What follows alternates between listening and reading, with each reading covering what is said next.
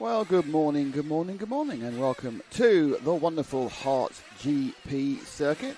We are RC Racing TV, and we're here for the rest of today.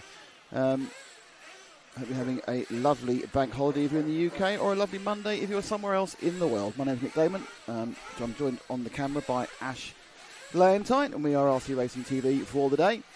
A packed programme of racing at the Herts GP. I think it's the fourth or the fifth time we've been there. I think 2021. I think it's the sixth time. This is the sixth time we've been at the event. Just one day this year. Apologies for not covering yesterday. Some logistical issues got in our way, but we are now here and we're live and with you. So we've had a couple of races so far already. Just won the first leg of the Ebuggy A main, and we had the won the first of the 1/16th finals. We're going to come in with some live action in the next couple of minutes, which will be the 1/16th A final. Just to give you an idea of how the day is panning out, there will be all the finals in Nitro half an hour. So we've got the second of the 16th, so we have 2/8 finals in half hour. Then we have the second of the Ebuggy mains. There's 3 Ebuggy mains, A, B and C. Then we have the quarterfinals. Then we have the quarterfinals, then we have semi-practice, then we have the Truggy A final, which is also half an hour. The E-Buggy is 10 minutes, of course. Then we have the junior race, the last chance final, and the main final currently is due to go off at about 20 past 4. So 20 past 4 UK time, that's 3 past 5 in most of mainland Europe, and different times are available rest around the world. It's interesting that the A final is not the last race of the day. We actually have an E-Buggy final after the main final. So the last race of the day will be the third leg of the E-Buggy race. So plenty of racing. So this is the 16th on the A side of the Christmas tree, which of course what we run in Europe, these Christmas tree finals.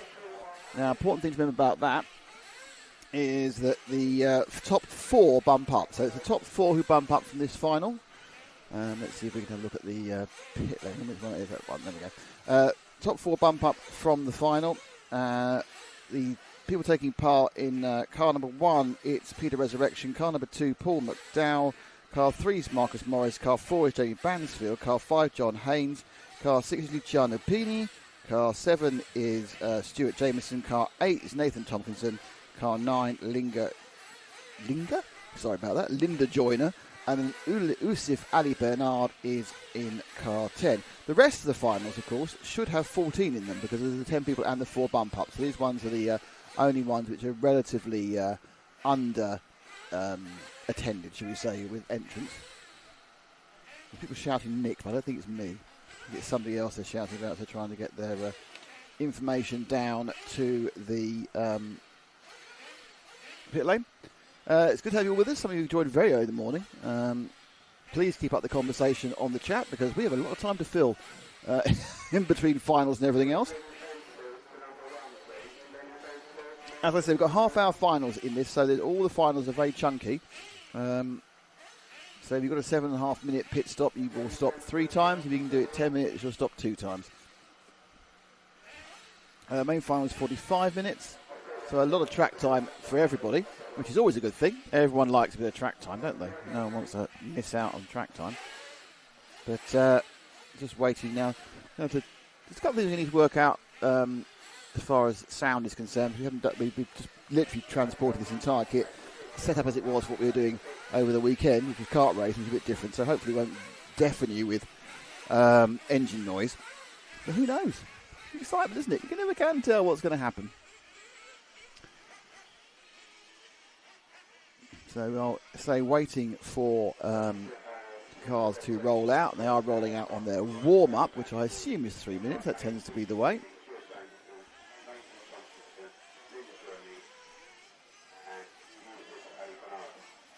Hello to all you on Facebook as well. Got a good sprinkling of people on Facebook.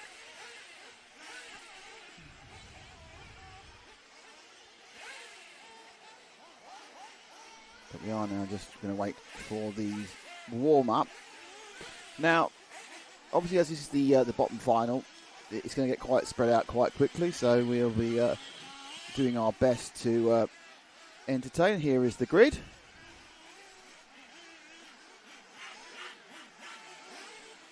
I said, Resurrection, McDowell, Morris, Bansfield, Haynes, Luciano, Pini, Jameson, Tompkinson, Linda Joyner, and Yusuf Ali Bernard.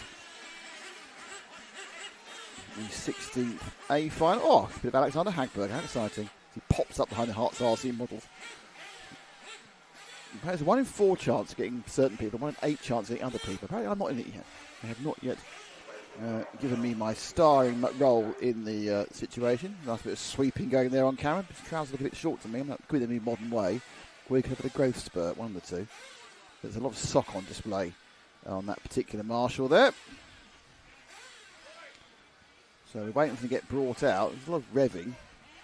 Good luck to Marco Paul, who I assume is Paul McDowell. He's in this one. No, it says Kyosha next to him. Good luck, Henry Tompkinson. It's Nathan Tompkinson's in this race. Let's go, Linda Joyner. Nitro Nanny is her name. Only grandmother in the UK racing Nitro. I can't believe that's true. I'm sure there's another grandmother somewhere. Right, cars being brought out. Let's have a look down on them. Still in shadow. It's going to change. It's quite cool at the moment. It's apparently going to get roasting today.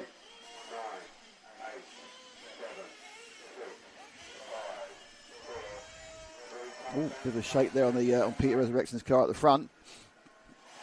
So it's 4th and 5th is important, but I think because they're going to spread out this particular one, we'll just kind of look at the cars, and also obviously we all need to work out where the track's going, because this is my first view of cars going around the track as we've been here and setting up, and of course it's a very, very different circuit to the one to the one we've been used to over the past few years, and I wasn't at the over 40 final. 2 cars there not quite enjoying themselves, man, upside down.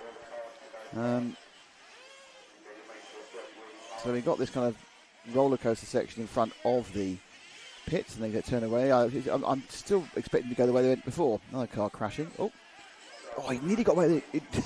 He nearly got away with that one, and then he stopped somebody else. So I'm really hoping they've got numbers on the cars, because this could get quite disappointing. Oh, the car slowing down. So we've decided this green and red car is our hero as such. See as he comes past. That is actually car number 1 of Peter Resurrection. So we'll just follow him around whilst we get used to the track. So down the main straight, and then got this bank left-hander. It's like a berm, actually, isn't it? So they go around the berm, make the hairpin, at the far right of the track now. Well, some reasonable flat bits, and then you've got a light double there. And they're switching back here before they go over the AstroTurf roller coaster. Whee! And then come back again. This is shortened back again. You can see the oil that's gone down the track to hold it together, that dark coloration. Top left in the middle of the circuit, and they're going round now around the top. And they go all the way to, is that the far end or the middle end? Yeah, it's the far end. They go all the way to the far end and then come back round again. Yeah, that's the interesting. That's very different at the top of the track. I must get used to that. I was watching there and going, why haven't they turned left yet? And then it's that famous tiled section that the Herts Nitro always said. This is now very, very quick. It used to be a 180 came back. Now it's just a berm. So Peter Resurrection. He's currently in second place. I think Marcus is leading the 3. I'm not sure that's 3 just gone past. This could be a battle for the lead here. He's very excited. I think he is the 3. So we've got a battle for the lead. Not that it matters, of course. Stick with the white car now. We've given Peter a bit of time. Which is the white car's Marcus Morris, who officially, according to this, hasn't got his chassis down. So they go all the way over the back now, which they never used to do. And then they come back into the sort of stadium section. It's got the tiled section, really. I need to work out where the second camera is, because I haven't worked that out yet, because we've got the selection of views. So, a couple of minutes down. Where is the bit? Ash has been busy like a little busy bee setting up cameras. I'm not actually sure where this second camera is, which is slightly concerning.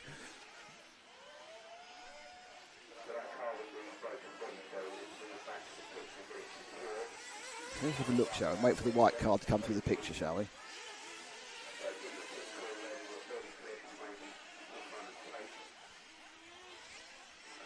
Okay. Have I missed him already? Okay, he's beat through already. Okay, that's not worked. I'll find it in a second, don't worry. Oh, it's there. No, it's not. It's there. It's always fun working out what you're doing first thing in the morning. Oh, it's early in the morning. Don't know what I'm doing. So Jameson's taken the lead now from Resurrection and Morris, who's on camera at the moment. Bansfield's in fourth, and that's not the greatest couple of corners there by Marcus Morris at the end of the track. Just drop back one to whoever it may be, Ash. We'll see what we can pick up moving forward.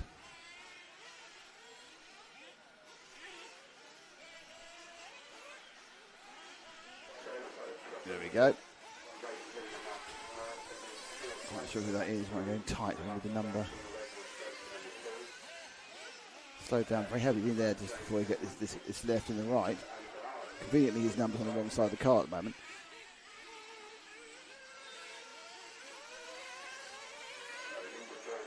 Looks like the 8. I'm not betting the house. It could be the 6 actually. No, I think that's the 8. Oh, if it's the 8, it's Nathan Tompkins. We've lost 2 already. Oh, good. He's crashed now. I can't see the number. No, it's the 6, isn't it? So it's a 6. That is Luciano Pini. Doing a bit of a tank snapper on.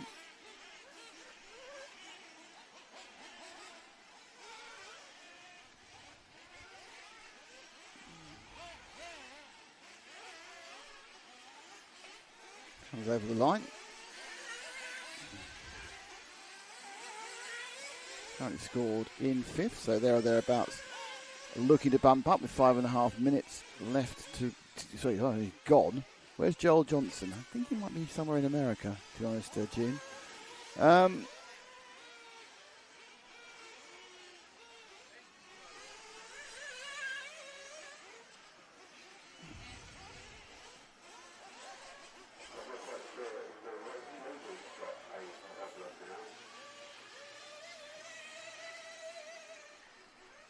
Nope, it's 3 of them in an accident. That's the 10 car of Uli Az. I think that's a change for 3rd and 4th there. I think that was Usif Ali Bernard in the 10 car. So, drop back 1, Ash. Is that the 10 or is that another number? That's a 4. That's the 4 of Jamie Bansfield, who's also battling for him. Bansfield's got a bit of a hurry up, hasn't he? Wow. So Bansfield looking very racy on those last couple of corners. Sprints down the straight. Currently scored. I thought this was kind of coming together, wasn't it? The last lap between the cars in 4th, 5th, and 6th. And it's Bansfield who's pinged through in the 4th. The key point about that, of course, that means he's currently bumping up. There's 23 minutes to go of this final, so who knows? Looks like we've lost McDowell and Haynes. I think we've lost Linda Joyner as well, which is unfortunate. I know she's got some support. June, is this in the UK? It certainly is in the UK. It's in Hertfordshire, which is about 20 miles north of London. It's the Herts GP.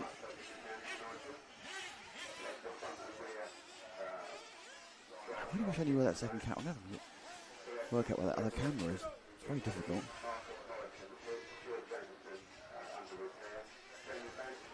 So a few cars. If you can try and show me where it is. Oh, it's there. Oh, thanks, Ash. Didn't know where it was. This is the, right. Thank you. This is the help old people need. They need their cameraman to show them where the other cameras are. Oh dear, who's that with? It's the 6 again of Luca Pini. Okay, it's not. I think we've lost 3. I'm not quite sure. Let's have a look and see what the work on the pits is like at the moment. There's an engine there on the left-hand side being run. 1, 2, 3, 4, 5. There's 7 people up there now, so that's kind of indicative 3 cars are broken down. Pini scored in 4th. Tremendous oversteer. It's the 4, not the 8, isn't it? Could have Nathan Tompkins. I don't know. It's the 6. Whoever that got has got horrendous oversteer. It has no rear grip whatsoever. If that car's not broken, it's set up appallingly badly.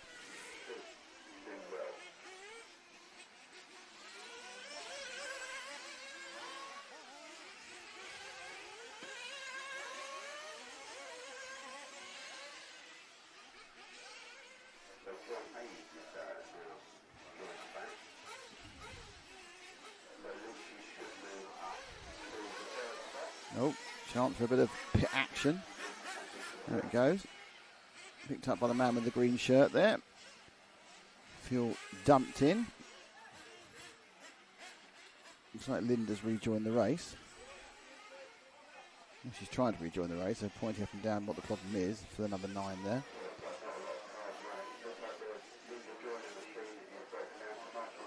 They're back with the 4. He's Jamie Bansfield.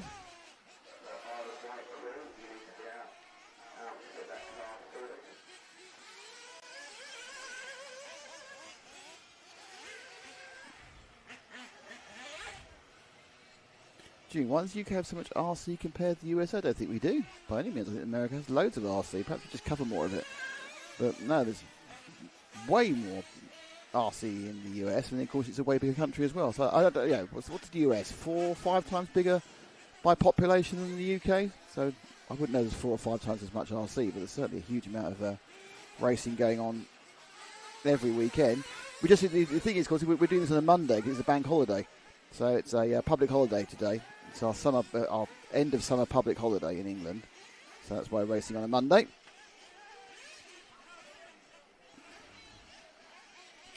So Bansfield is second at the moment. Pinney's third. And he's got a decent lead over Usavali Bernard. See if we can have a look. How many people are running at the moment? It's 1, 2... I'm not sure Pinney's running anymore, actually. 1, 2, 3, 4, 5, 6, 7. Not really 6 cars running, not quite sure. It's all going a bit unfortunate at the moment for several people involved. But it's not going wrong at the moment for Jamie Bansford with very 10 minutes down, 20 minutes to go. So this could be quite a long race. Oh, because there's only 2 cars. And Opini's on the lead lap. There's only 3 cars sort of on the lead lap. Opini's actually about a lap and a bit down. There's a car with bright pink wheels is running now. Ash, I'm trying to tell you where it is. It's just gone at the far end of the track. It's bright pink with bright pink wheels. We've definitely not covered it before. That's the baby. I'm wondering who that is as it goes over the top of the circuit. That's not that camera either. Is it this bit? Oh. Oh, it is there. There we go. So this is pink. There it goes. Coming around here. And it goes into that section. There we are. And that is very carefully driven. I believe that is Linda Joyner in the 9, back in the race again. So this is Granny Linda. I suppose you wouldn't be called that. Sure, that's RC's Granny. Hello, Chris Willits. How you doing, mate? One of the RCTV heroes.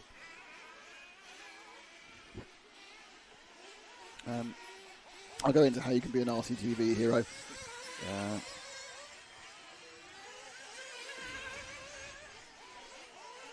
Oh, let's try a replay. So I haven't done the replay yet. So it's time for a first replay of the day. With my new replay wipe I've just used for today. Still isn't quite quick even on the slow motion. Florida's nothing like this, where it's organised in such a large track. They all dried up years ago. I think there's something. I know there's quite a few tracks in Florida, but then Florida's massive. It's like saying there's a few tracks in the UK. That's how big Florida is. There are a number of big indoor tracks, I think, in Florida, but they tend to run 1/10 rather than 1/8. So Linda carries on going. Currently scored 8th, but a lot of that is because she missed a number of laps earlier. So if she can keep it on the island, she's going to gain position. I think a number of cars have rejoined the race. 1, 2, 3, 4, 5, 6, 7, 8. Yeah, back up to 9 people back up and running again. So there's been a number of cars that have stopped and now got going again. And none of them are necessarily out of it. Mainly due to the fact that outside of Resurrection and Bansfield, they've all had problems. This is a carnage, yeah, not far off, Henry.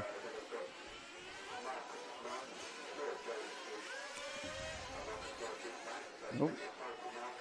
Nope. Linda's coming off with some strange angles here. I mean, I think, again, you don't know whether there's actually some issues with the car.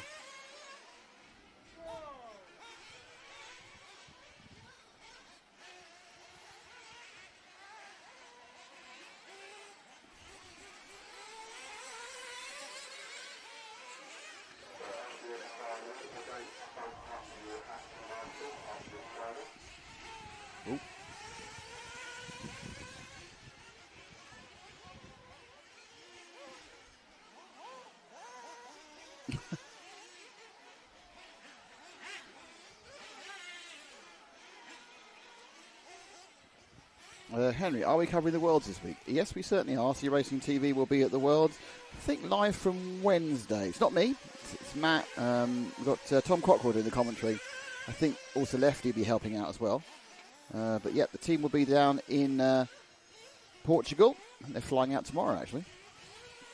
Hence the reason why we'll be Todd here doing this. Yes, so we are covering the Ebuggy Worlds. It's a good entry. You've got all the big names from the States have come over. It's a small but perfectly formed team from America. So you've got Fender Mayfield, you've got Wiggins, you've got a couple of Chase Lemieux, you've got a number of their top racers. Brandon Rose is coming. So there's not many general American races, but all the top pros are going to be there.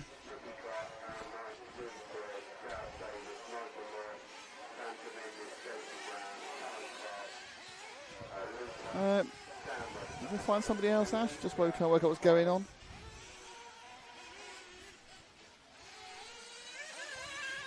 Junior used to race 12th carpet in Ohio in the 80s. Best fun ever. 10 heats for 10 each race. I mean, I did a lot of 12th racing. Originally in the 80s, believe it or not, with you, but not with you, not in Ohio. But I also did quite a lot of racing in the early 2000s in British Nationals, and they had entries of 100 quite easily. They had to cap them because of the length of the race. I think they had to cap them at 96, I think. Or was it, could have been, it was 10, 12, yeah, something like that. 8, 12, 96, yes. Just for time purposes, but yeah, a big 12th meeting is great fun. Yeah, I think we're all looking forward to the Barcelos Ebuggy meeting. RC12, that's right, Jim. I aspired to an RC12. I couldn't be afford one at the time. I was very, very young and very poor in the 80s.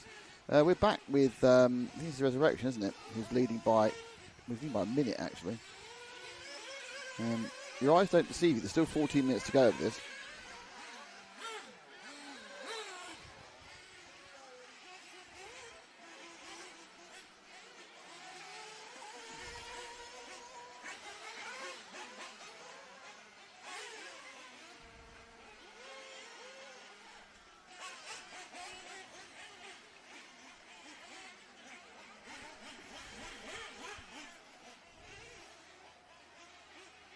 So it's Pini and Usif Ali Bernard who currently have the next bump up position.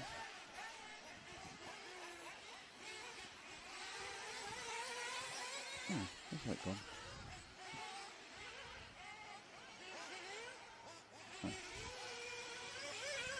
The only person not running at the moment is Stuart Jameson. I think Paul McDowell didn't really start. So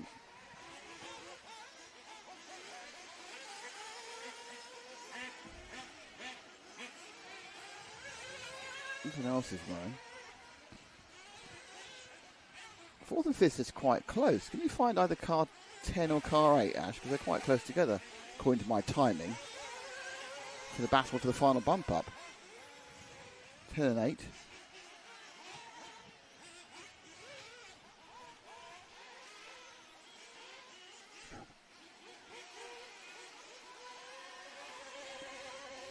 This is the good thing, but I have no idea whether this is 10 or 8. But that's 8. It's very well written, that one. So that is the 8 of Nathan Tompkinson, currently scored in 5th. So not bumping up, but not massively behind Usif Ali Bernard. Last time round, he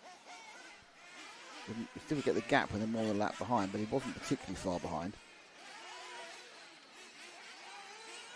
In fact, he's not far behind at all now. He's gone past Bernard. So whilst we were finding him, there's been a change of position. Bernard's broken down. He's overdue. So Tompkinson now takes 4th place and is bumping up to the 1/8 final, which will be in about an hour and a quarter's time. Oh, don't break your car, though.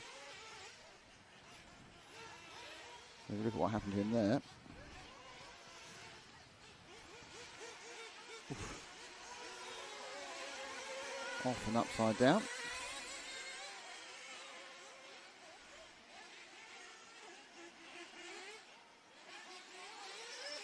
And now goes out the top of the track all the way to the far left. And this kind of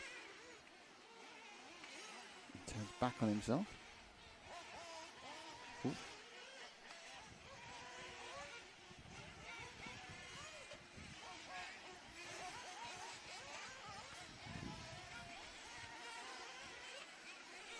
wayward. That's your leader, Peter Resurrection, putting another lap on Tomkinson. Tomkinson still happily ensconced. Now, interestingly, Bernard is running again. He's a little bit behind Tomkinson, so he lost a few seconds. So you've got Resurrection from Bansfield, from Peeney, from Tomkinson, from Bernard, from Morris, from Joyner, from Haynes. And then Jameson and McDowell are not competitively running anymore.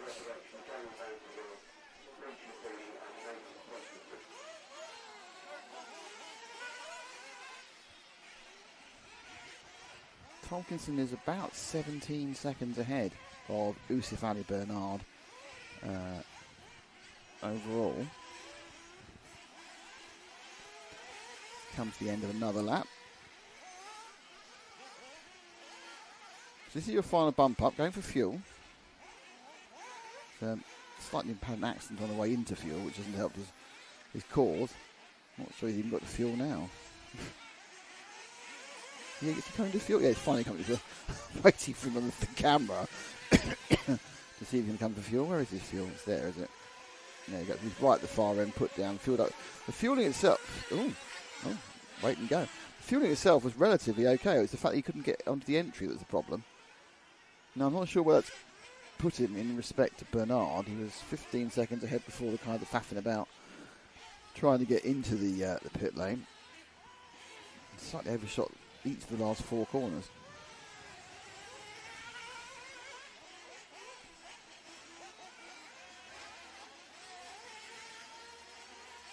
So when they come to the line in a second, we'll see what the gap between Tomkinson and Bernard is. Oh, Bernard puts in a... Oh!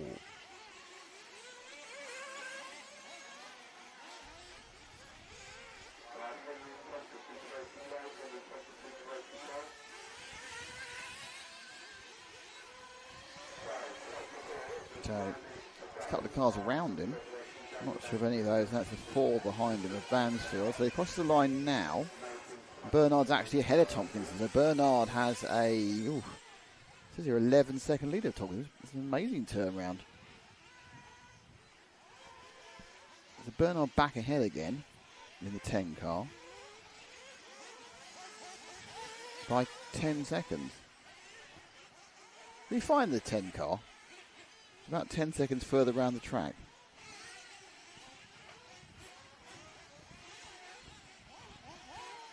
Probably best to wait there and hope for the best.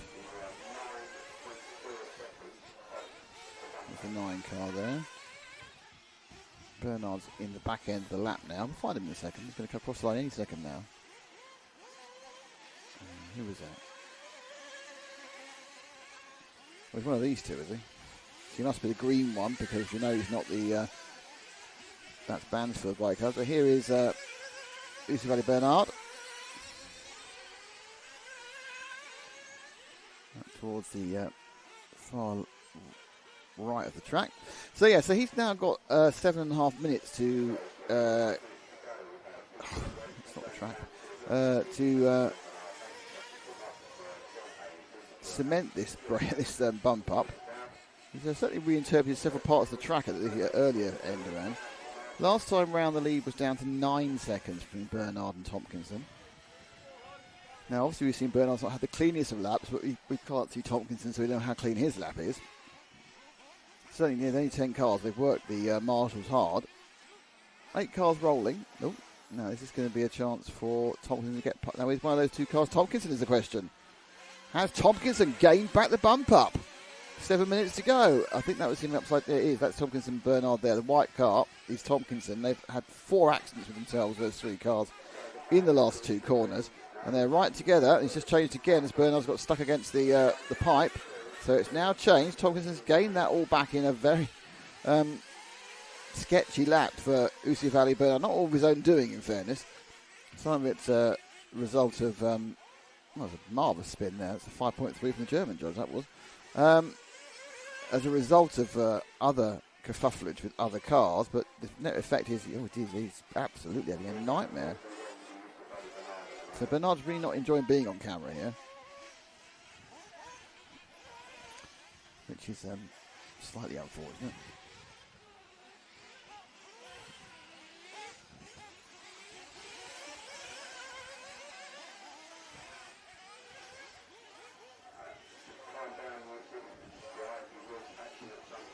Hi Frederick, I don't know about. I don't think YouTube allows links. It's in the chat, Frederick RC. I don't think YouTube allows links from people who are just viewing. So you put it into the chat, so it can't be done on YouTube, I'm afraid, from memory.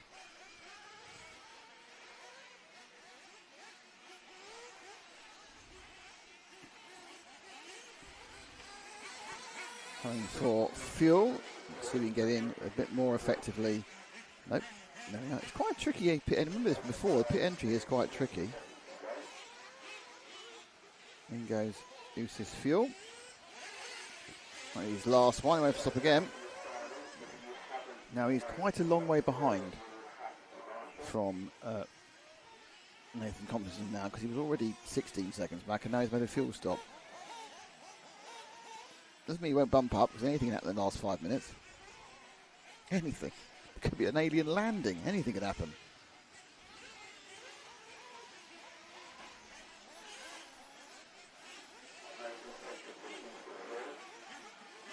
Seems like the right to drive away from the rostrum. Now going all the way along the top of the track here. Turning back on himself.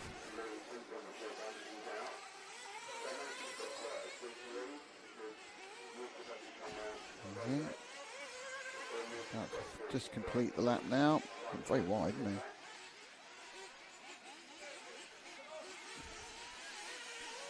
So Bernard, who's in 5th, is 30-something seconds behind Tompkinson, so it's gone wrong for him. It was going okay. Bumper-uppers are Resurrection, Bansfield and Peeney. Non-runners are McDowell and Jameson. The rest are all running at various different levels of competitiveness. Semi-final number 8 is coming into the lap, Ash. Who's the other person in the bumper? I think it's the all-white one, I think, isn't it? It's the 8. He hops around far loop. I think it's coming over the line now, I think. Over the line now? Is it 8? It might not be. It might be. There's more than one all-white one. That's thrown me straight away. Oh, it's Tompkinson's overdue. He's had a bad lap now. There he goes, over the line. I wonder whether he took fuel, because he's quite a long lap on that one. Oh, the gap's down to 4 seconds. How exciting. Tompkinson is 4 seconds ahead of Bernard, or was as they crossed the line. Obviously been 2 corners since then.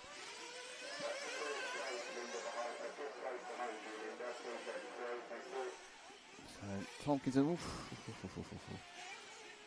now even though he scored at 4 seconds apart, I can't actually see Bernard in any of the shots. Just to remind you, Resurrection, Peter Resurrection, Jamie Bansfield and Luciano Pini, they're going to have no issue whatsoever bumping up. Thoughts of having a chance of double bumping, I think it's quite low, though Resurrection's gone very well, so possibly.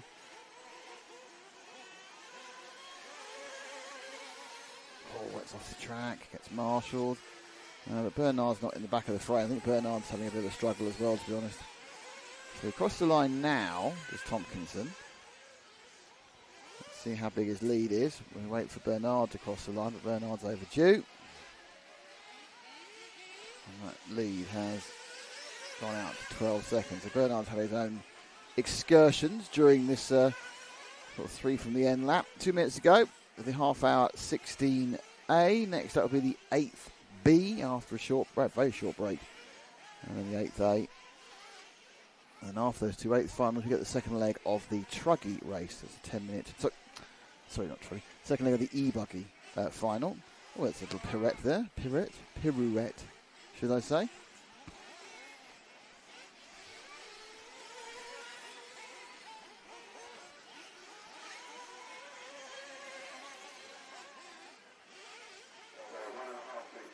Hello to Lutach, how you doing?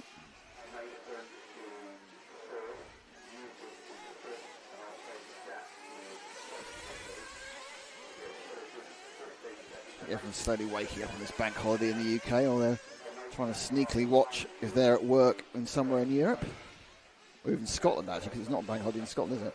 Scotland have a different summer bank holiday to the UK because that's just what we do around here. So the Scots are all at work. I think Scotland has their bank holiday like the first weekend of August, where we have our bank holiday the last weekend of August. It's a weird old country, or countries, or kingdom, whatever you want to call it. So Resurrection is he missing? Resurrection is missing, actually. So it looks like the guy in the one car had a problem. I'm sure we can see anyone in the pits there. Could just be very overdue because of a fuel stop.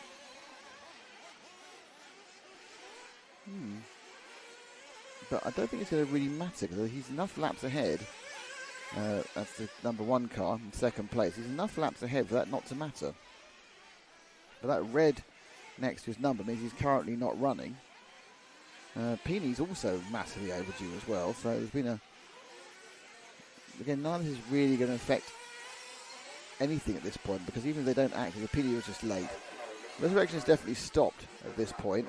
But as you can see, with only 2 seconds to go, the worst that happened for Peter is he is going to drop to third, even though he's not running at the time. There's no rule like there's at Le Mans where you have to be running at the end of the race.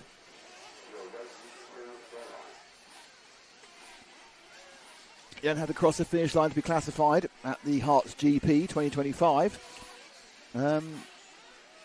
However, you do have to...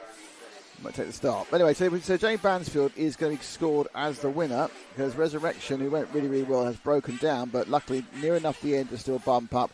Luciano Pini is going to come in third. This man, Nathan Tompkinson, just needs to kind of navigate the next three corners and he will be scored in fourth as time is up. He qualifies. Someone's walked across the line there, weren't they, with the Morris possibly. So yes, it's Bansfield from Resurrection from Peeney, from Tomlinson, from Uzif Ali Bernard, who's the first person to miss out. Obviously, of course, might be a situation where someone gets kicked out in scrutineering. Possibly. Let's find out. Anyway, so that is where we're at for the 16th A final. Here's the results. And Resurrection qualifies despite not running towards the end, or even quite close to the end, to be honest.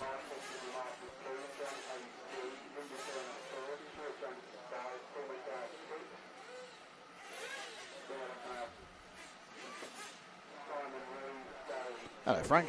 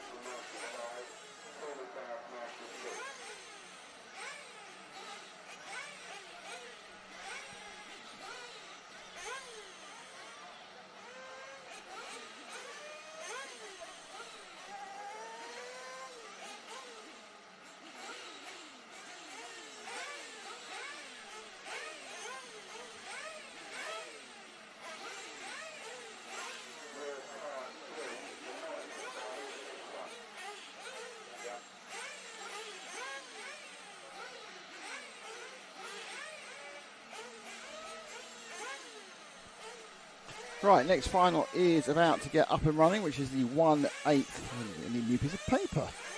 For it is the 1/8 B final.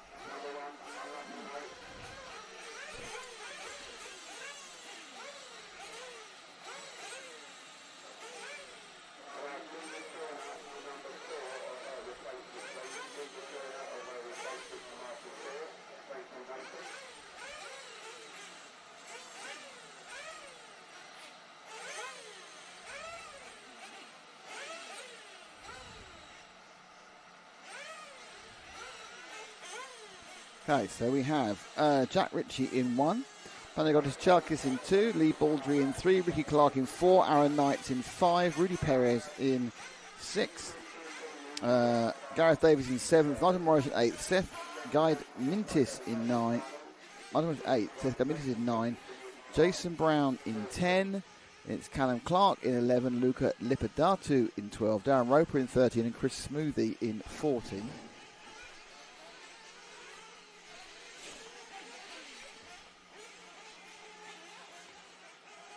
That just remind you that is top 4 to bump up. The cars in 11, 12, 13 and 14 bumped up from this morning's 1/16th A, which we didn't quite get on time online in time to show, but that is a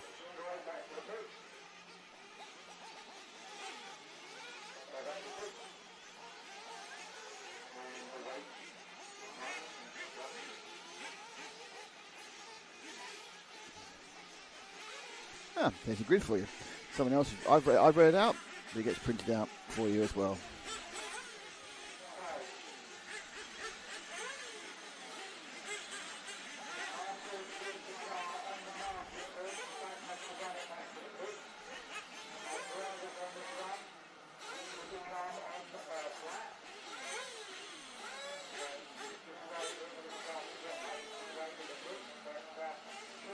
Having to watch them work Pro League Carlton. A sunny day at LBA. Where's LBA? Lee, where's LBA? I don't know where LBA is. Tell me where LBA is. I've no idea. Okay, as you can see, everyone's revving up and getting ready. We should be starting this at 10 past 10, so we're fine. We're on time. We're not falling behind time. This can happen so easily sometimes. Jim runs a very, very tight ship here at Herts.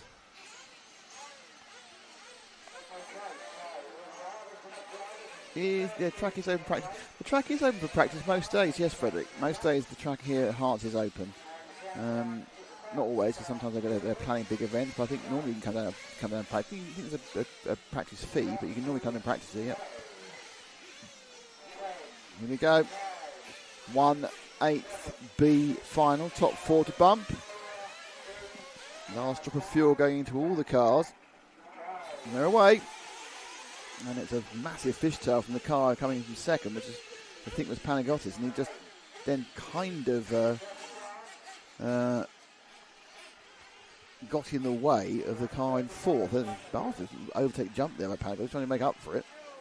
So immediately this bunch look a little bit more at home on the track than the people we were watching earlier.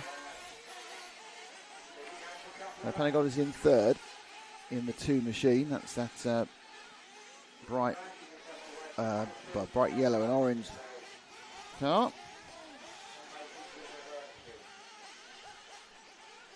And they all come. Field will flow through. Already a little bit spread out, as you can see. Top 6 minute band. There's this 8th place falling off.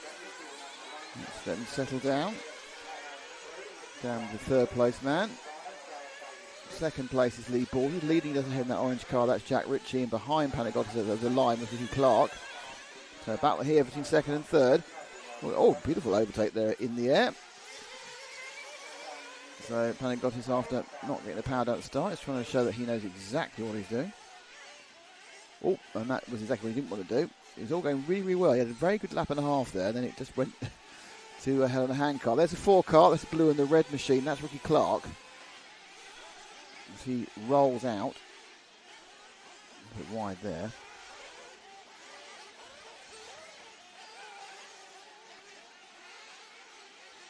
Some more Marshall-based adjustments. So Baldry, it was Ritchie just who got Marshall. It's Ritchie now ahead of Clark, 2nd and 3rd. Baldry's gone through into the lead. All settling down now. Seem to have got everyone rolling, which is pretty good.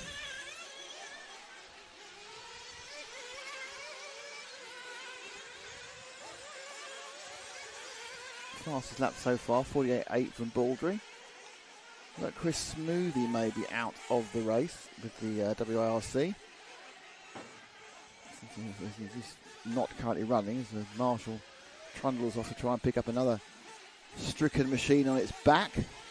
Turn Turtle. This is the 8 car with?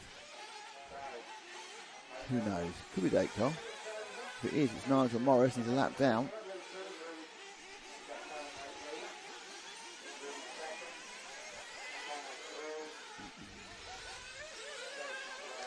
They stuck the sticker on the wrong side here, haven't they? It's very nice he stuck a sticker on, but it's the wrong side. Well, this is the 6. This is probably the 8 and the 6 are really similar. I think this is the 6 of really Perez in second.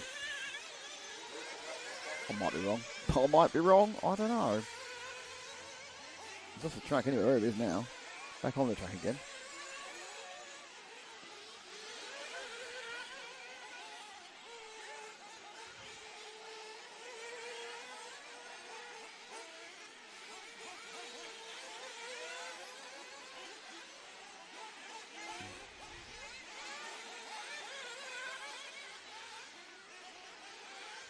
So this is Perez in the 6th. In third now, as Panagos has got past him. According to my sheet.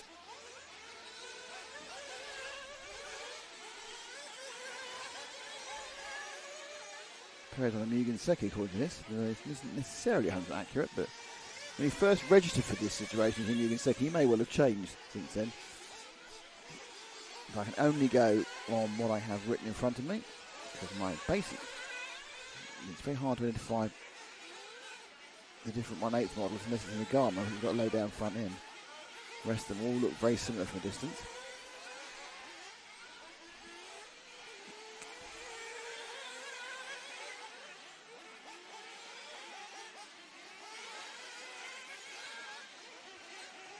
Excuse me, now that finished, and that's Perez in third. Just waiting for the next car, Ash. Let's see who turns up. I think it should be Jason Brown in the 10. No, it's going to be Jack Ritchie in the 4th, in the 1 apparently. There we are. That's Ritchie in the 1, who's got himself back into 4th place. In fact, Jason Brown's terrible, I've got 2 places. So 4.5 minutes in, so we're not really anywhere yet, getting close to fueling up. That's not done him any good. So that's going to drop Ritchie behind Davis, I think. As you can see by looking at the gaps at the front, it's all spreading out. Aaron Knights already is 45 seconds behind the leader. Luca Lepatadu is the best of the bumper uppers, currently in 8th, half minute off the lead.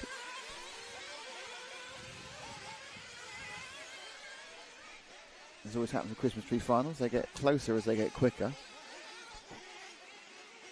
Talent pool spread is less and less. There goes. So Ritchie now absolutely chasing down Gareth Davis. It's Davis just ahead of him with the kind of very yellow machine. It's a flory yellow with, you can see, just hopping out of frame to the right hand side there. Oh, you don't want to do that. So that's a very expensive error, as you saw, even though the marshal got as quick as he could. It's 4 or 5 seconds gone straight away. I think in another position too. I think he's dropped behind. I'm guessing that was Jason Brown who just rolled out the way, having been overtaken him. So I think the net effect of Ritchie will stay in 5th, but will drop a little bit of time as he disappears up in that far right of the corner. Overshoots the corner as he comes into the lower camera. Powers away. Goes under the rostrum. So we're now, 6 minutes, 10 seconds in.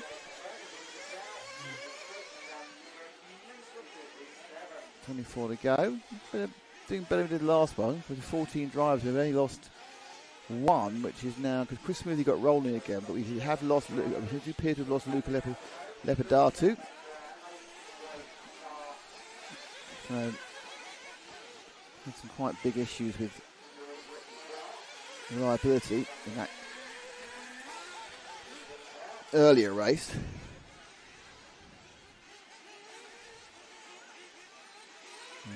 Left looking. Oh, he's just tipped the 14 of Chris Smoothy there. It wasn't deliberate by any means.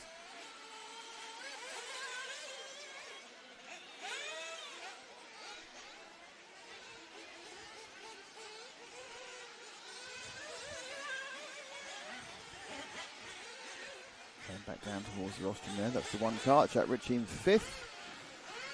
7 minutes and 12 seconds down. So is he going to stop at the end of this lap, or is he going to try and run 10 minutes? Because there's no point running 9 minutes. It's the same number of stops.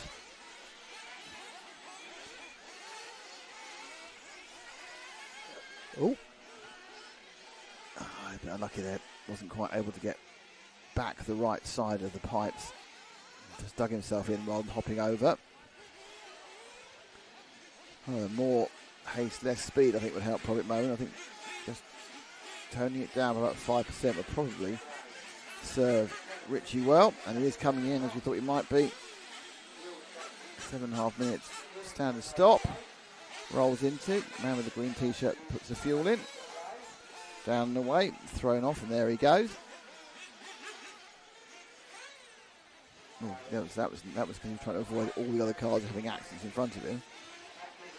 So it's still Baldry, Panagotis, Perez, Davis, and Ritchie watching at the moment. Now we'll work out who to look at in a bit when the stagger unwinds. The 11 just ahead of him, and that is Callum Clark, who rolled out the way there with the purple and black.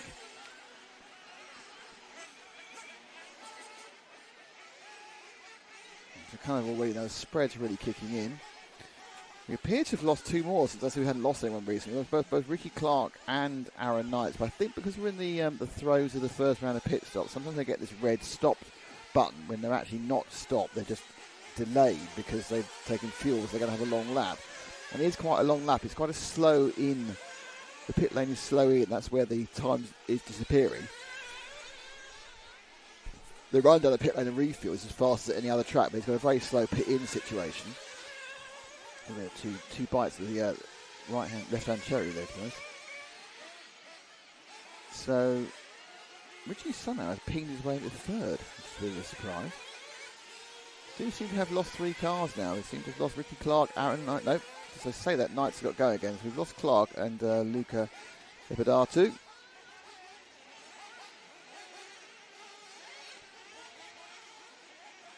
Okay, so theoretically, and this is a big theoretically, if you wait a few seconds, there should be another car along, which should be number 7 of Gareth Davis. Now, my information obviously is a lap out of date. Now, he has crossed the line now, so it should be Gareth Davis next. There we go. I'm saying that's not Gareth Davis. So we're looking for the 7. I'm wondering if someone's come out of the pit. Oh, yeah, so that's the 7. There we go. That was an interloper who was a lap down. That was Darren Roper. So that should be the 7. Oof. Got a hell of a spring out of that, didn't he? And then behind him is the 8. But the 8 of Nigel Morris is another lap back, I think. It's a little bit confusing now they're running over multiple laps. But this is certainly the 7 of Gareth Davis in 4th, currently bumping up.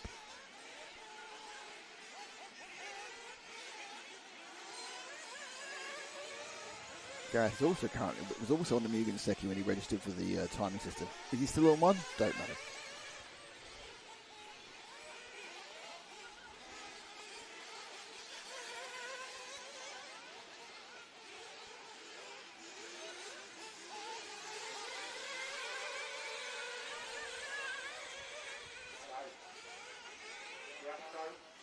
Seen a couple of 46-second laps in this one, but the best lap from Gareth Davis is 47.8, who we're watching at the moment.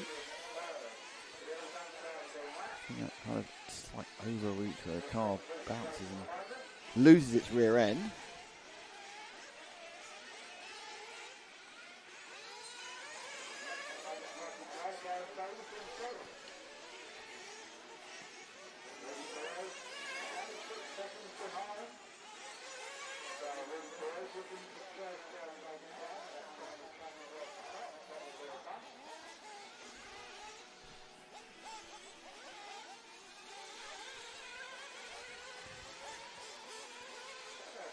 So it's still Baldry, Panagotis, Jack Ritchie, Gareth Davis is in 3rd. So 4th. Then Rudy Perez, who's 6 seconds back. Sam Guide-Mintis is running in 6th. Let's just drop back 1 and see what happens. We've got 18 minutes of this to go. Always a lot of search for the car. And that is the 6 again, isn't it? That is Rudy Perez running in 5th.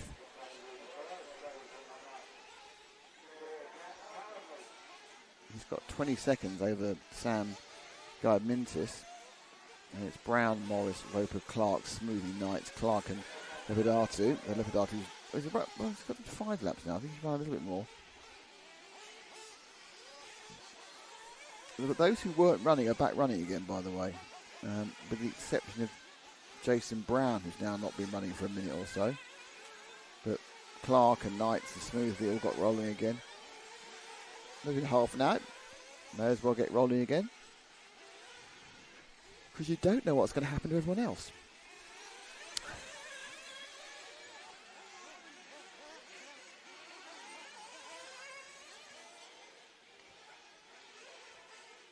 So Perez remains in 5th place. Wasn't he particularly quicker or slower? 49. Well, he gained 3 seconds on Gareth Davis that time. He's a 49 to a 52, but most of the gains are a number of minor errors compared to your driver you're chasing.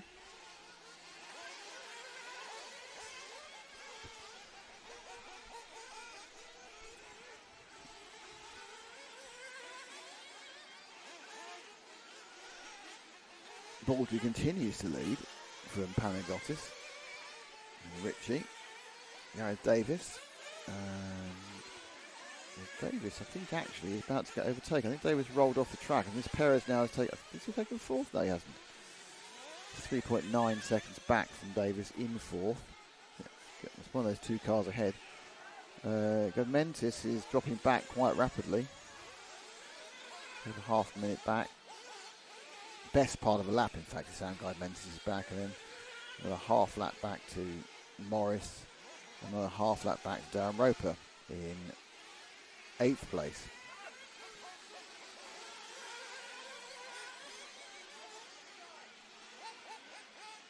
So I'm not sure whether this is going to get a bit closer now. It's not going to get close if he does that, so he's got away with it.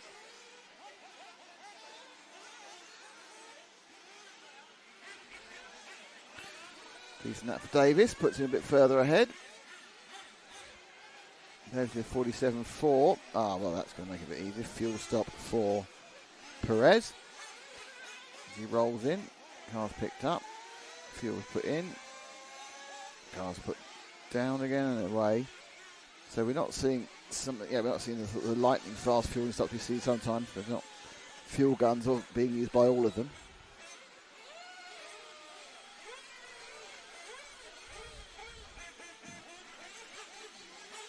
So annoying. The little run rounds, you get stuck slightly on the pipe. It's so annoying.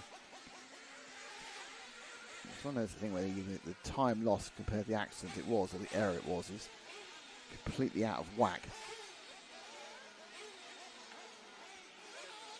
So Perez remains in 5th. Well, I say remains in 5th. We haven't actually got to the point where everyone's now stopped. See if Perez can do anything about it. He's hopping about with him, upping on top of it actually. Let's have a look. He's going to cross the road now.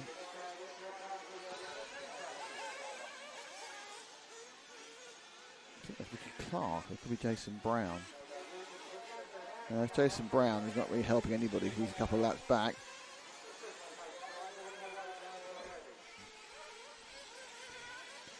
Luca Lepidatu's got going again. So there's a lot of attempt to keep all these cars running.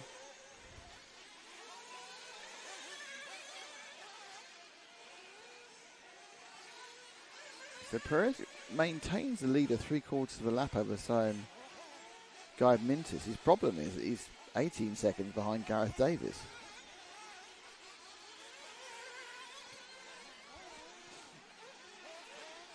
Still halfway to go, so it's under half the race to go.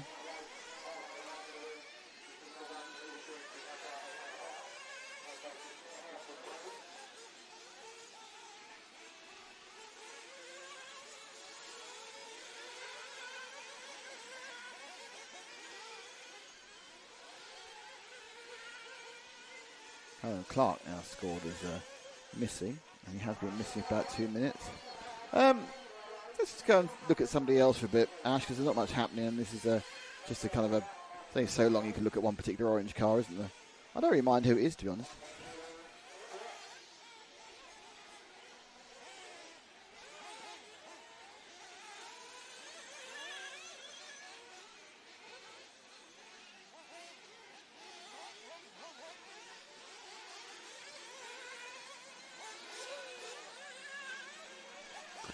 So we now moved up to the 7 car again. So this is Gareth Davis in 4th.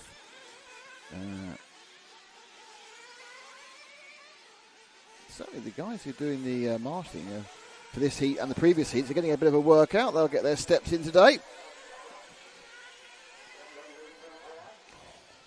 Oh, well, he's going to get away with it. He almost got away with that, didn't he? Rolled, bang, bish, and sort of fell onto the front of the car, but then it just rolled into the barrier. So Davis is a lap. That one was a 58.2. So not one of his better ones.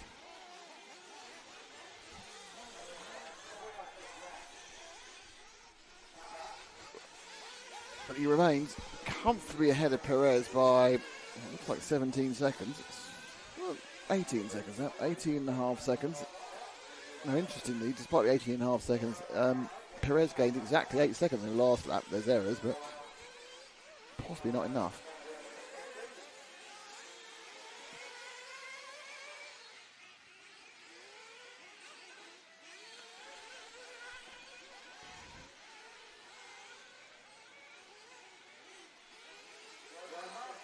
Over the line again. This time much more exceptional, 48.6.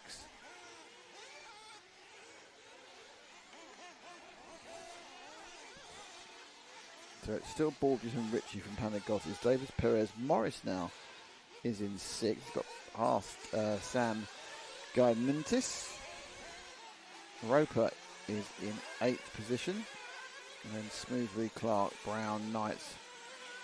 Callum Clark is, I don't think he's running anymore. And Luca Evidati didn't run a lot at the start. Let's find somebody else, Ash.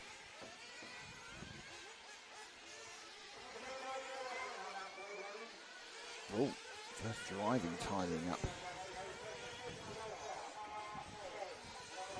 This is the one, I think, of Ritchie running in 2nd.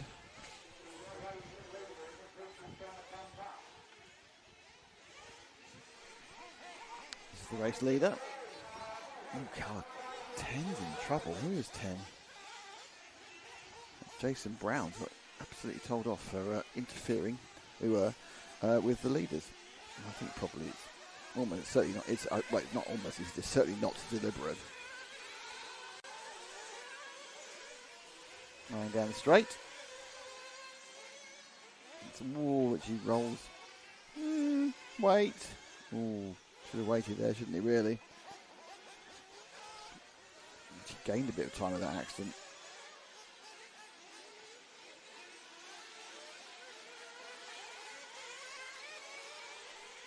Gap between 4th and 5th dropped out to 15 seconds.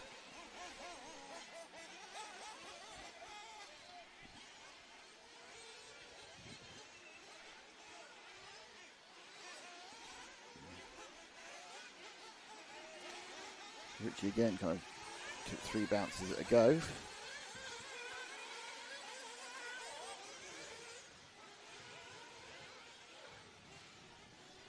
Nine minutes left, virtually just under 9 minutes. Really, Perez and Gareth Davis are trying to make something out of this. It's not happening, really. Top 2 are quite close together, that matters. There's only a second or so between this man, Ritchie, and Lee Baldry. Can you move forward one? Is that our leader, kind of 3, Ash? Not saying it is. Might be the purple car. I think it is actually, yeah. Oh, look at that. So that's the purple car of Baldry, which was in the Garma when he signed into the system. Looks like in the Garma now, given the lay down front shocks. So it was one of the M1s. Nemo. You're actually going full whack round the berm. You don't want to see kind of a car having its own axis at the bottom, thinking about moving upwards.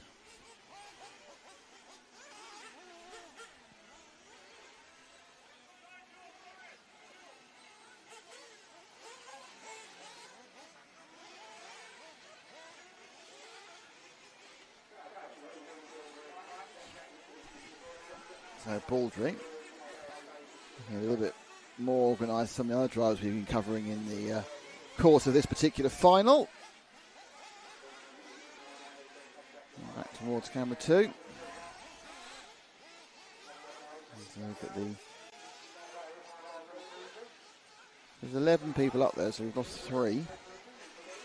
During the course this one, as in for fuel comes with 3. Oh, that surprised all of us there, stopping so early.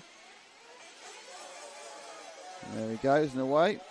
Nice little dodge to the left there to avoid the car behind him who's getting fuel as well. I think it's Richie. It's a battle for the lead. Doesn't really matter. They're both bumping up.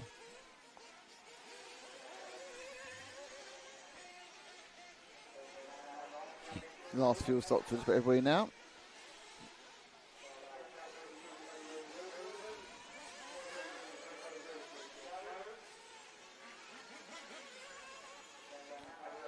Before bump up to these two, which is Baldry and Richie, plus Panagotis Charkias and Gareth Davis. Davis is sort of eking out a bigger lead over Rudy Perez, that final bump up position.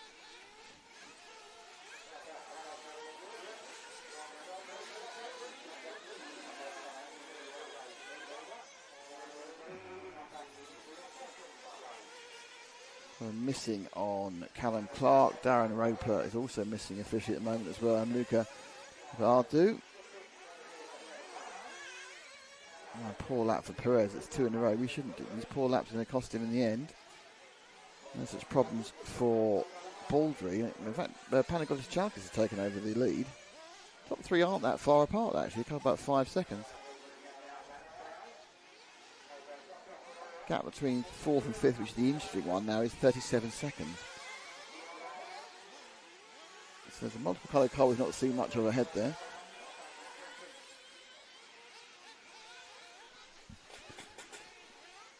That was the 10 car, that's the car that's been told off a couple of times of Jason Brown that's been overtaken. Let's go somewhere else, Ash, for a minute or so.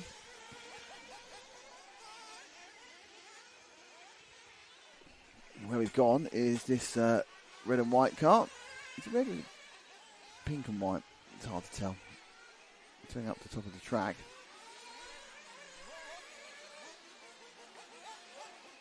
Hops are sort of slow over. There's a bit of AstroTurf. Oh, facing the wrong way down the bottom of the hill.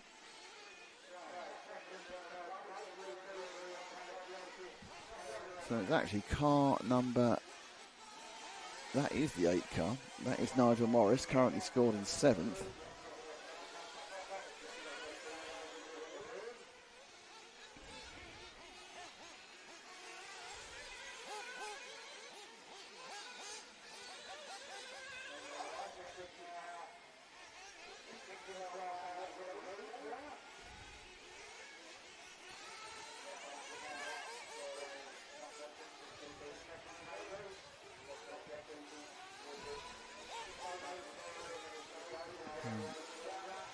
A couple of minutes left or so, or for 4 minutes actually. The gap between the important gap, which is the gap between Davis and Perez, which is the gap between bumping up and not bumping. It's almost a minute. Sorry, it's almost a lap now. So that's kind of disappeared into a non-entity. Morris is 7th. Sorry, now he's got Guy Mintis behind him, ahead of him, Smooth behind him. Unfortunately, Darren Roper, Carolyn Clark, and Luca Lepidatu are not running. Clark retired about 6 minutes ago. So we've got 11 still rotating, 4 still bumping, which is Richie, Charkias, Baldry and Davis.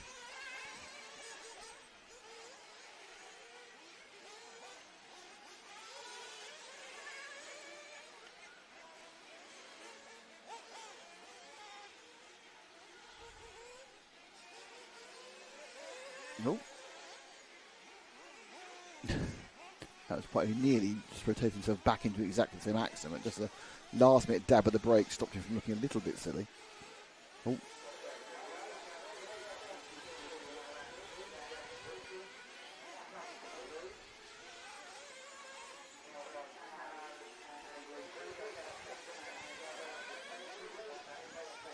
Davis actually in 4th, put in a reasonably good second half of the race. Hasn't really lost much distance to the leaders. Perez, unfortunately, has been a little bit less effective. Have fallen off that potential bump up. Not seen much from Smoothie or Clark or Knights at any point in this race.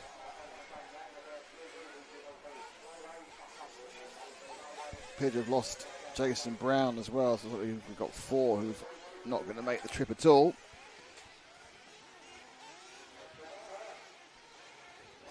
Oh. It's going up that hill, if you get it wrong, and once it begins to go, it stays gone, doesn't it? It doesn't say, go, oh, it's fine, we'll come back and I'll be slightly more effective.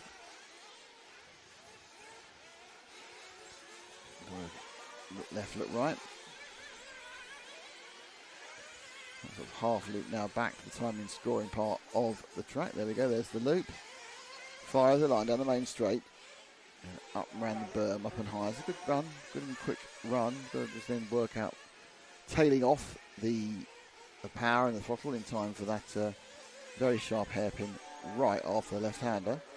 90-degree left hairpin right. Over the roller coaster of AstroTurf.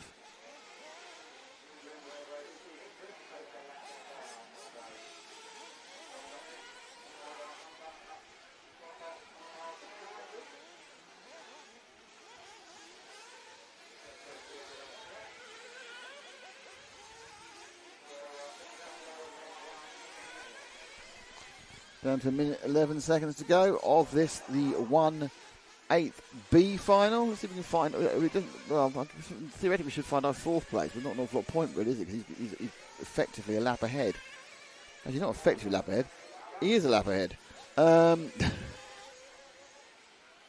So, let's find our leader, car number 1. About halfway, towards the end of the lap, I should think. Almost like probably finishing it now, I think, car 1. Maybe, well, obviously, he may have had 17 accidents in the point. In that he's over. No, he started the next lap according to this. Is that him? All the way up there. Wow. Oh. His celebration on his last lap. Jack Ritchie, the multicoloured machine. And he's going to take home the spoils of winning the 1/8 B final, which doesn't really spoil anything apart from the fact you get to go into 1/4. We have a longer break this time because we've got an Ebuggy race in between this and the next. Sorry, the next up is the even side of the A side, shall I say, of the the A final side of the Christmas tree. So we've got the 1/8 A final coming up next, and then we have the second leg of the Ebuggy. There we go. All finished. Jack Ritchie takes the win. It's going to be Lee Baldry and well, maybe second and third's quite close, but it doesn't really matter. So Baldry comes in second.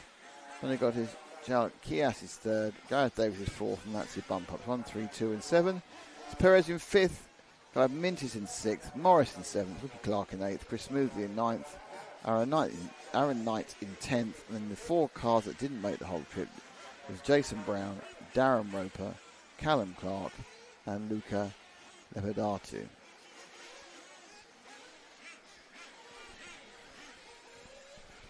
So we have a short little breakette before we move into, well, you can celebrate with the results we've written down in front of you. Short break before we get to the 1/8 A side.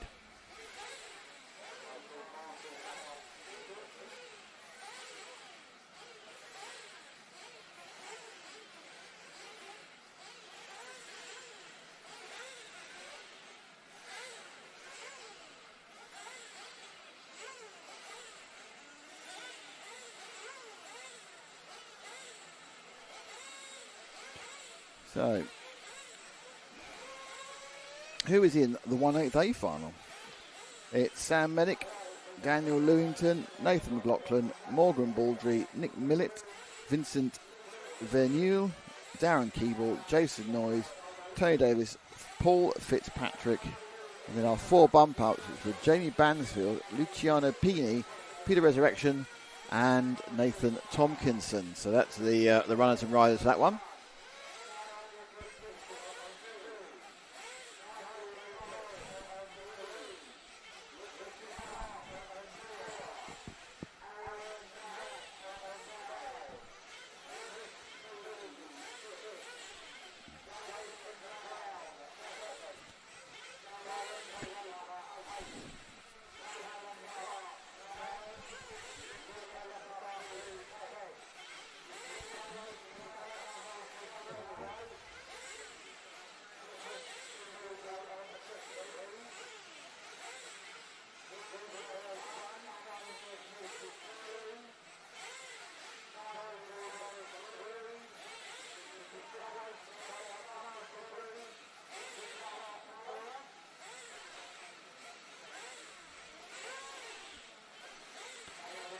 We're just getting the marshals out and arranged.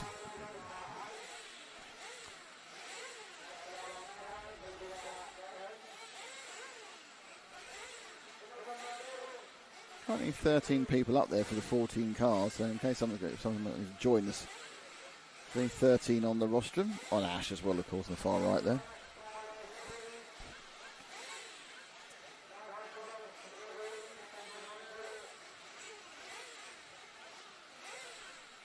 So in fact, one driver's not taking part.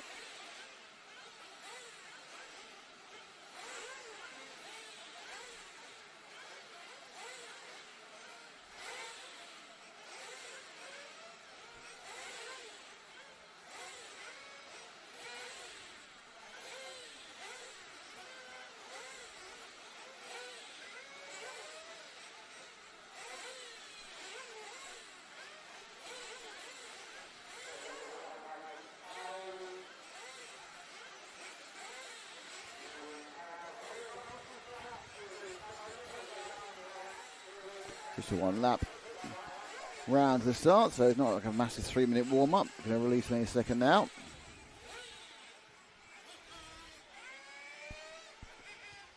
Top of the roster still resplendent in the Euro 40s A logoing and banner. Held back, 4 weeks ago, won by Lee Martin, who became the over 40s champion. Still very young as far as I'm concerned, over 40. Well, over 60s championship, much better.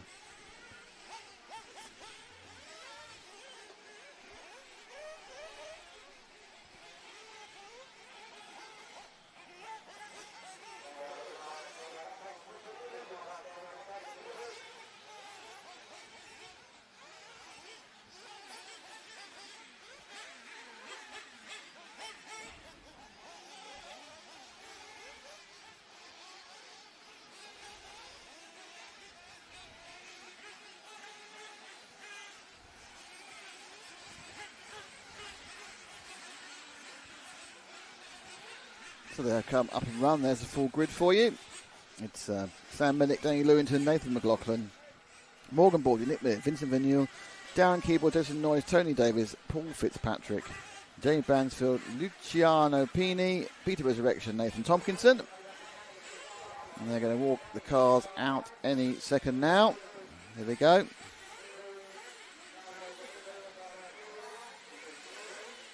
And again, it'll be the top 4 who will bump up.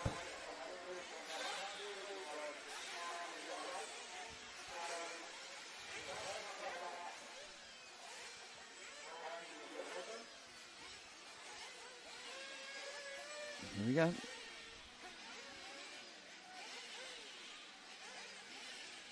A bit of a spot cleaning there by the car in 7th.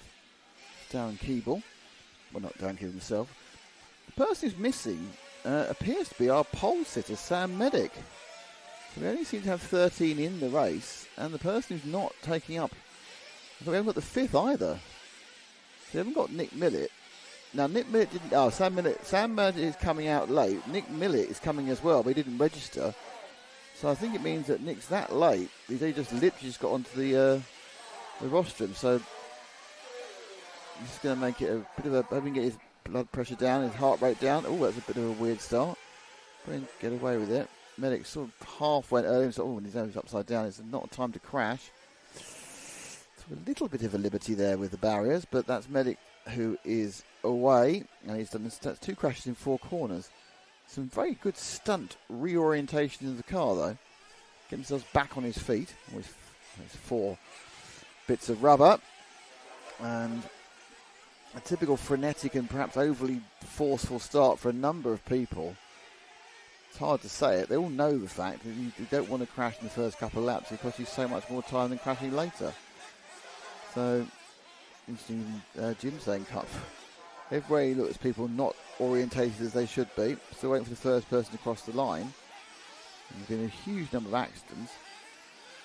It is going to be 9th place, Tony Dover. Tony Dover, 9th on the grid, cut through all the over-exuberance and, I would say, just lack of maturity to pull himself into the lead. Second, it's Morgan Baldry, who started 4th. Frenchman Vincent Verneuil, he's in third, and then Jerry Bansford. Bansford is looking for another bump up from 11th to 4th. But all the top three had difficult first laps.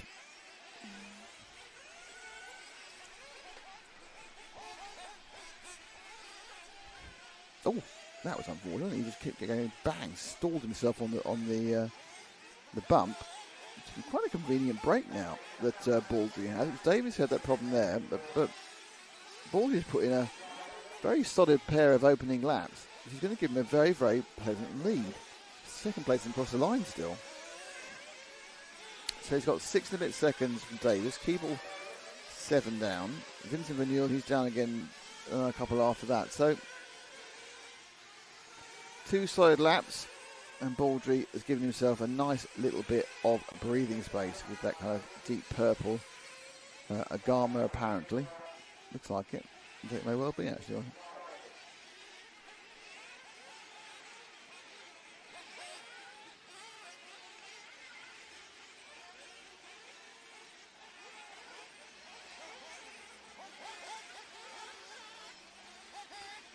So 2.5 minutes down. Top 4 are this man, Baldry, Davis, Keeble and Verneuil. He's dropped back 1, which is about 6 seconds, Ash, and that should be quite a relatively close fight, theoretically, between Keeble and Davis. Keeble now in second and Davis in third. There they are. And then behind them, it's Medic, who's recovering after a rather too exuberant opening lap. Looks like got problems for a couple of the drivers who have very long laps. They've dropped right back down, including Vincent Verneuil, who's dropped down to 10th.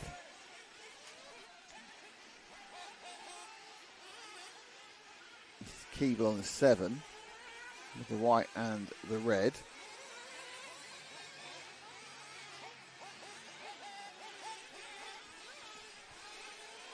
Trying to keep it all 4 wheels on to the dirt. And that'll give them a good. Oh, behind them, there's still micro accidents going on the whole time. So that's Keeble's going to get scored second. Let's drop back 1 more, Ash. So it's going to be Nathan McLaughlin now who's going to pick up a third place with the 3 car in this Kyosho. That's McLaughlin, another one of the that's painted various shades of green and yellow and a bit of white. There's a lot of cars with those 3 particular cans of paint.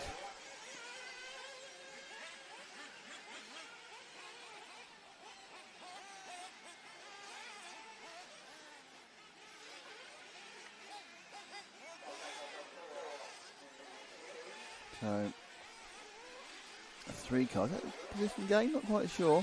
They haven't quite got the point where they're lapping it. It's coming close though. Let's wait 1 more. Ash, let's see who's going to come next through. It should be.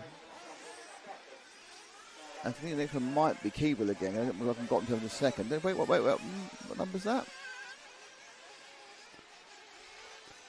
I think you've seen this person before. Yeah, wait 1 more. That's a 7. And there's our leader, there's our pole sitter. So Sam Medic with the multiple coloured, looks like flame effects included on the body shell there. He's not registered any particular chassis in the entry form, so could be anything. Going past a stricken machine. At this point, you don't know whether that stricken machine is someone who's overtaking position or just someone who's overtaking because they are stricken and have been there for a while. So Sam stays in 4th, so the person he was stricken with wasn't particularly involved in the situation. Okay, let's wait 1 more and see what we get. This should be Lewington or Davis we should get next. I think it is. The 2 car. Yeah. We've got a 12 car actually. Actually, a 12 car, I think it was Peony. Yeah, take the car that went past him. Peony is actually already a lap down. I don't know who's done that number, but there's no way anyone can read that. I think it's the 2, but it's just an unreadable selection of numbers there. I'm going to have a serious word with someone about it.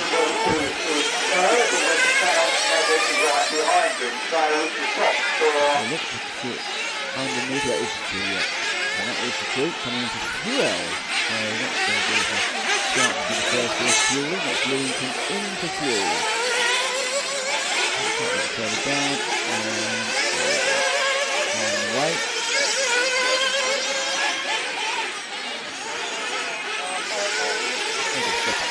It is a slow pit entry here, so you are going to set the under pit time, so it will measure the pit entry. Nice pick up, nice refuel, nice pit down.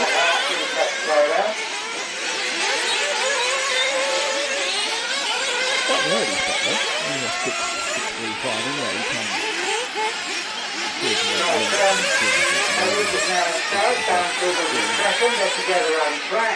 early on. Now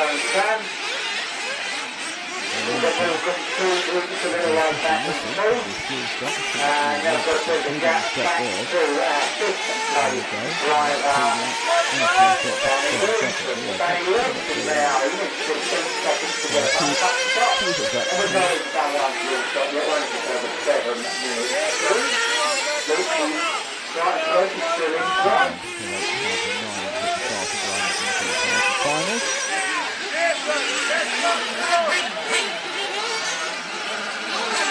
So in front station, our race to that's good.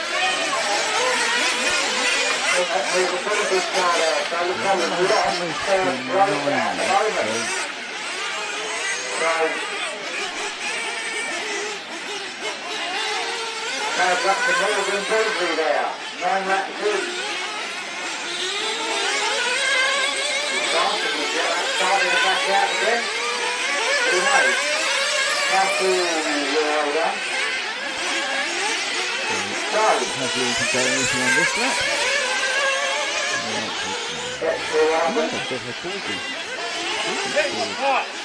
Steady. Quick.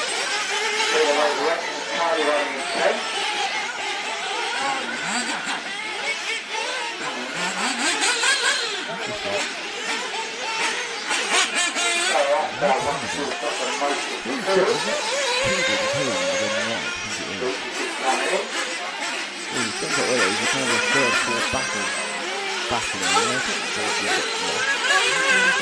The Buggy's missing, that's really unfortunate. Buggy, who was only fourth, is missing.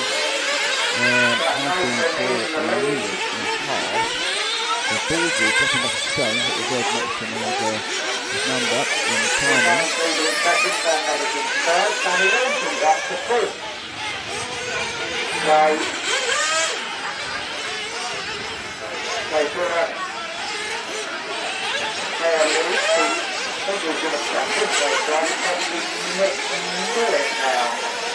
They're together, not proving this one. It's fun position. That was a battle for second, third and fourth. And fourth didn't have to all of them bumping up. The gap now being fourth and fifth. The bumpers are not bumping up.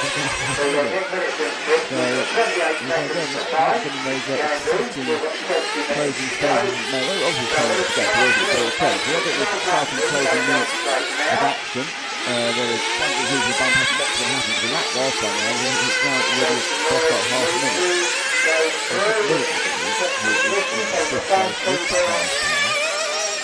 If you can clear stagger, open and close and make things get closer and a bit further away. I think in between steps at the moment, definitely step one.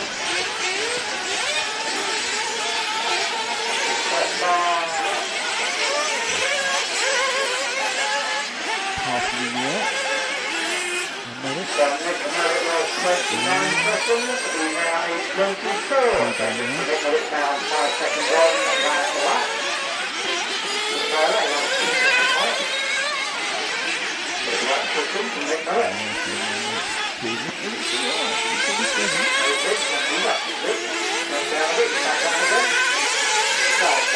Final car 5, unfortunately somewhere in the middle of the track.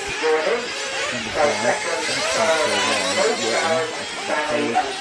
might be one of those ones out there, far low behind these two that's coming towards us now on the winner. Very long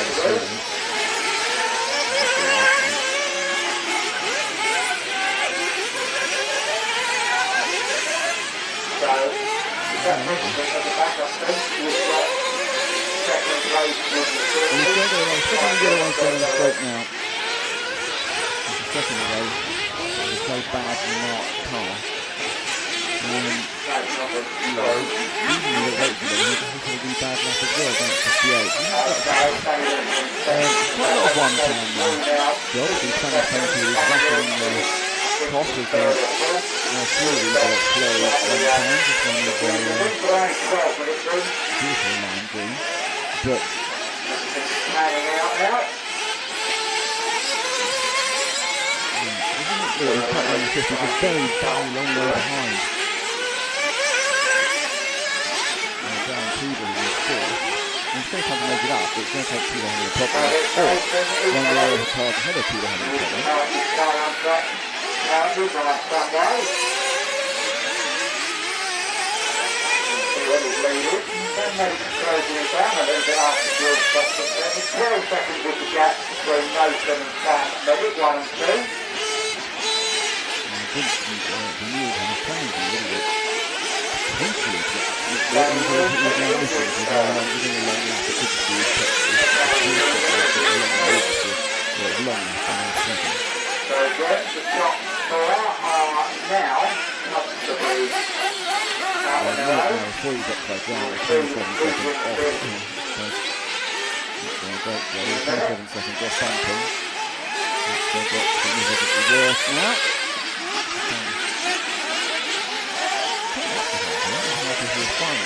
Spreads out. These are very long finals for the lower five, half an hour. We need to get up the skill level and bring them a lot closer. So half an hour at this level.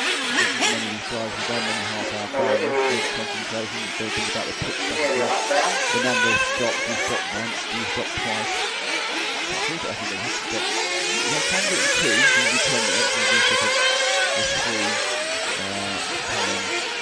time.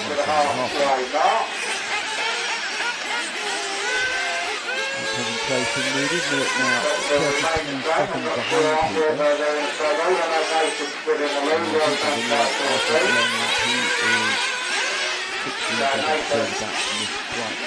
Yellow car, entirely excellent. So it's not just that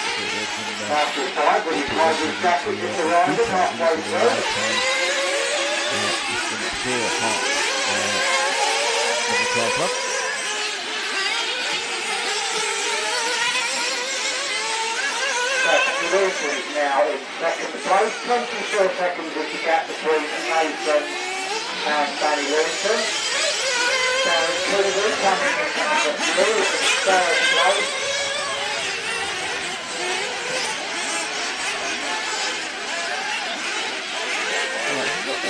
Backwards going. This is going round about and look at something else down there. So he's running fourth. He's currently missing there. Well, actually is missing. So they're next to number 1 in fourth place. Not been seen for a minute and 8 seconds.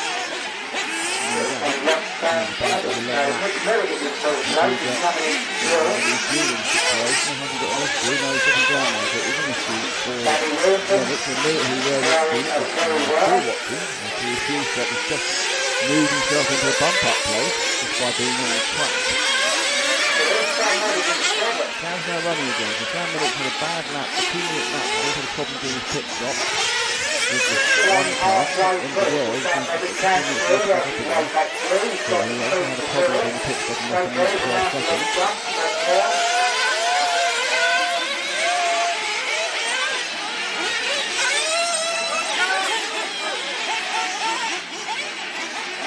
So car 8 He's about 10 seconds behind this car, could be in 5th. You can even find him. I think he might be a bit closer because the petrol was shooting, isn't he? Jason Mary is in car number 8.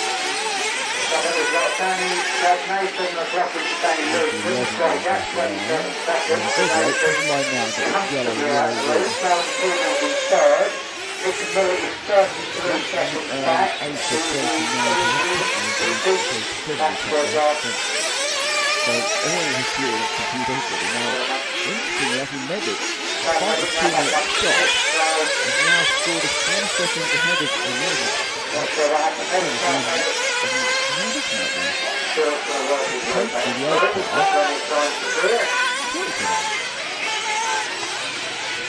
according to this, he's going to be crossed around.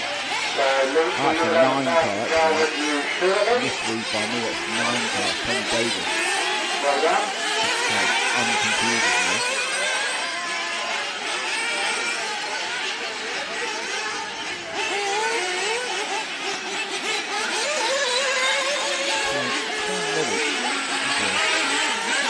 In the 1 car, he had a flaming, dropping in constant bumping up position to not come on. He's got 17 seconds behind. Truggy 1, he's the first two of the lap of the time car. My car runs the start of that.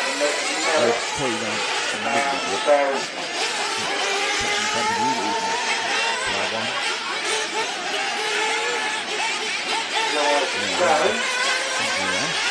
That's Medic. Right on pole, just constantly bumping up. And then had a problem with the 2 seconds on the road. That drops him down to 6 or 7. He's really careful of the other fuel-based staggers unwind. But he's going to try and catch up Nick Millett. Nick Millett was last time round with 70 here. So, in terms of Millett, he's got 47 fourths down Millett here on camera. And he has about 15 seconds to make up on Millett. So it's going to be, hopefully it might be an exciting battle till the end. 11 minutes to go. But Millett has been recovering on the real trouble spinning that through. But 2 or 3 leaders up down the last few minutes. But Millett from Medic, he's not making any particular battle with the time assistant. So he's got a Medic. It's on the full on with the body. Playing the blue, got the orange, got the red, then he's got the green.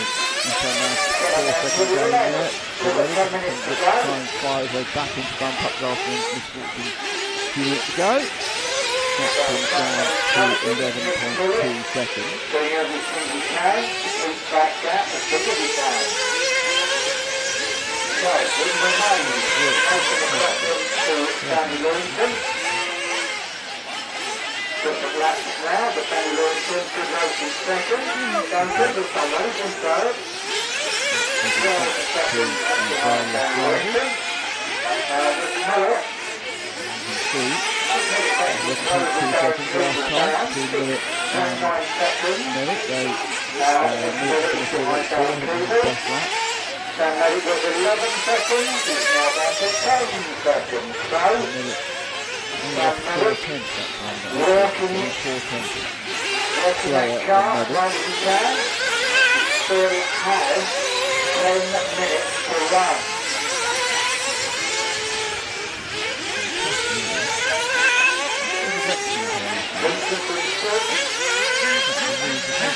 Outside Morgan Baldwin, you see the 4 bump ups after at the bottom there in terms of left 12 and 13.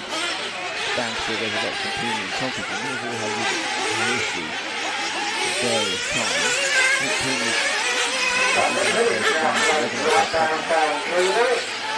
So right, so last time round, Luke around 4.9, 46.3 minutes into the previous nails on camera. It's all been on focus here. They've got the far right circuit. Then another 2.6 seconds over Millett. It's only time, 10 minutes to do it. There's not really 4 minutes. He's now fused at the camera. Fill him with dread. Given the fact that he flamed out last time. There at the back end of the roller coaster. Master, just saw they lost a couple of seconds. If Millet hasn't quite been over the line yet. If you don't know whether he's having a no, still at 9, they'll give that to Millet. He's got the rhythm now. Yep. Lorry card he saw earlier, still yellow. Orange is still and half a second. Absolutely fixing the back start, which is the AstroTurf roller coaster. He's got that now and change to his right. That final landing. Pushing away towards the evolution of the corner and far left.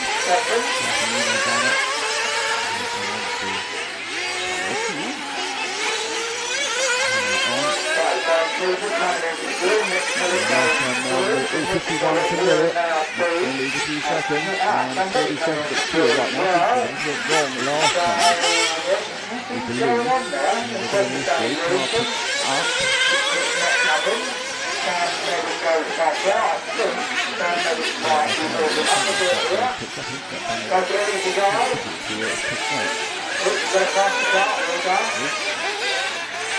There he goes. Has Millet to make up that minute and left. 4.5 seconds of Millet. He's going to be good down people, so it's not necessarily a one-way fight between Millet and Millet. There's a down people involved in that. All of it is slightly skewed by some of the games their last shots. So it's still on where people are. Push you up.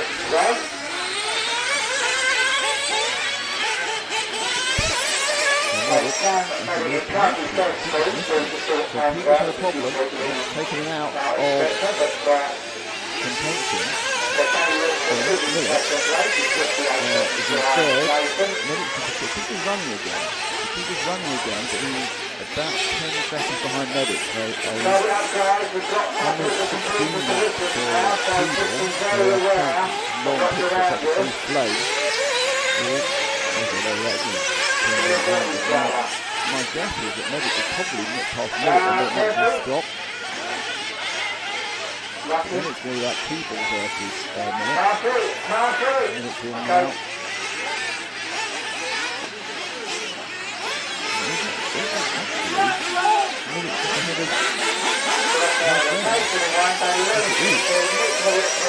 You've got Millet directly in here with Millet. They're both currently bumping up. They're putting it 2 versus 1. They're both bumping up. So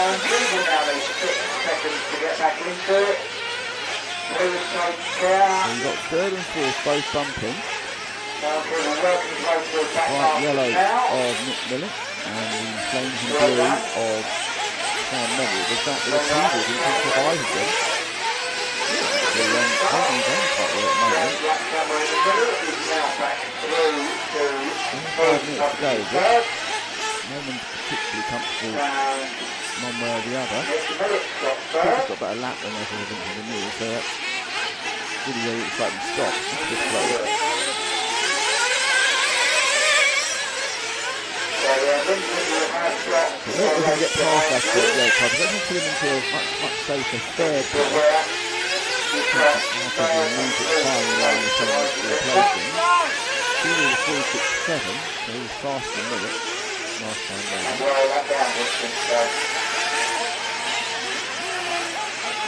Didn't really see that. It wasn't quite obvious in how long time early. He was really taking down. It was a good time. Newton and Nathan was watching a long way going now. A lap around over the field. Millet's going to cross the line now.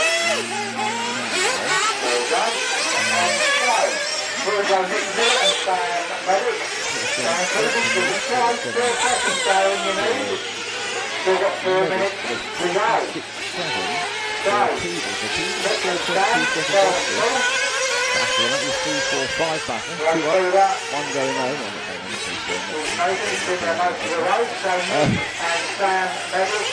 A little bit of a lost momentum there for Millett. Behind their other two wheels. Not a huge amount of difference between them. To go. Is that Peeble or is it car 2 behind Peeble? Interesting. There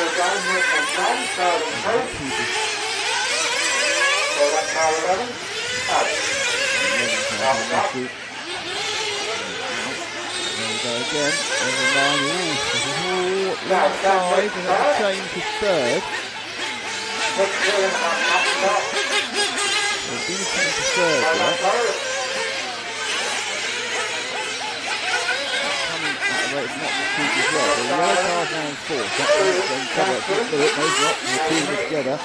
Turn the back together then. Millett has changed again. It's the third time change in this lap. So it's the back car there under pressure, possibly from Keeler. I think she's got a self-help problem this lap. The yellow one is more focused on the left. The team's got 2 minutes to hold on to fourth place.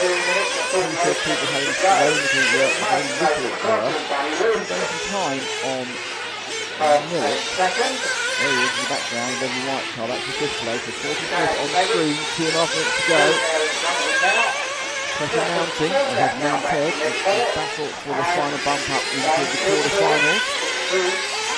And the last section back of the turn left and arrow straight away from the rostrum. The white car just does not really pass and go. I think that people no, he's right behind that. I think there's just people right there now. The Peeble poor drive out of there, losing half a second. 2 minutes to go. He's got back on that, so a couple of minors have. But Medic's had a problem, so Medic's out. The Peeble's back in again, Medic dropped behind them both. Where's Medic? The Peeble is back in. This is now your fourth place now, Peeble is in. Medic had a big error we didn't see. Oh, now that's a problem for both of them. Back with the yellow car, that's the one that's in fourth, that's Millett. So Millett's got Medic behind him. No. Peeble made a mistake, so it's Peeble now there to 7. That's the red and white car, it's back behind fourth. It has Medic there to catch up. Can't get the background too much.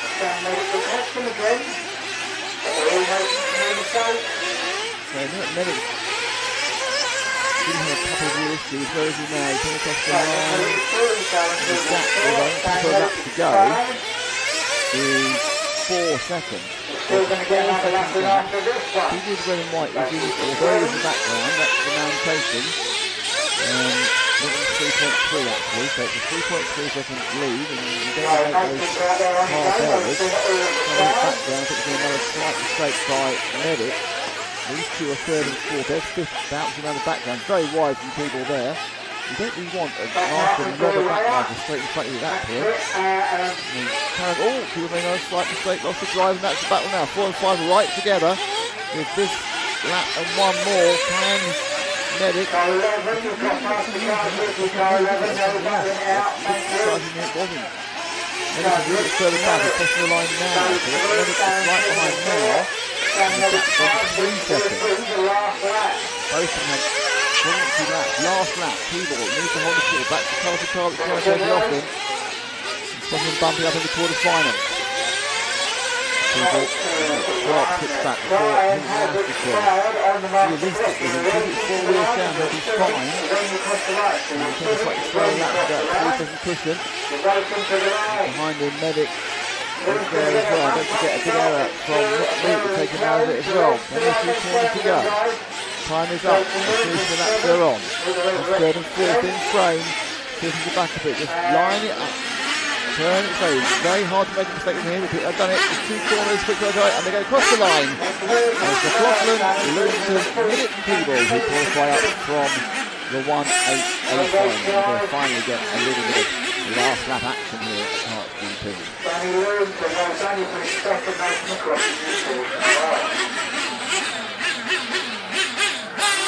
So next up will be the second leg of the Buggy farm. First leg is going to be Ridley. What a race that was for the bump up spots.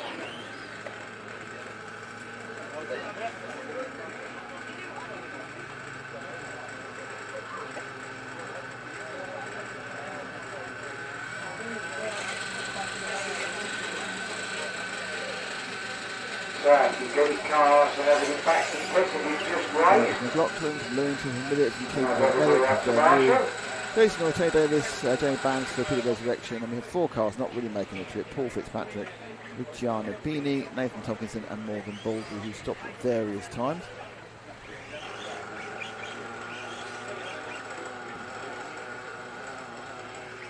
Morning, this Team KSRC.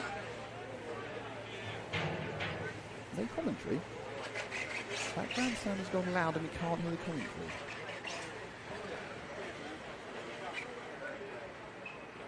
Oh, okay, what's going on here then? Background sound's gone loud and you can't hear the commentary. Is that still the situation? Is that still... Okay, so that's weird. The second leg of the Ebuggy. Oh, I see what's And the happened. marshals are... How's that happened?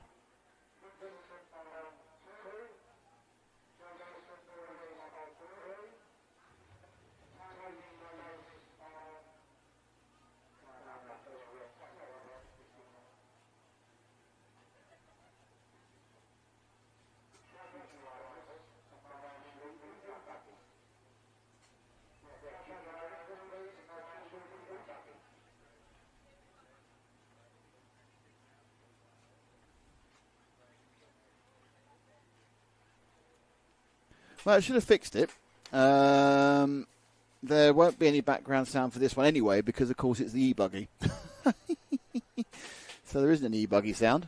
I'm not quite sure how that ran away with itself. I'm looking at my my control systems, and that makes no sense how that decided to do itself on its own there. But it did. You're right. It just boosted itself on its own. So we can't really tell what, but the overall. It's like for 20 minutes while I was concentrating on calling the race, Andrew, so I couldn't see that one, but that's slightly irritating. Sorry about that. Hopefully you still got the general excitement that race actually had there. Yeah, okay. Well, we won't really know about the sound levels until we get the nitro running again. The next one, of course, is the Ebuggy, but there we go.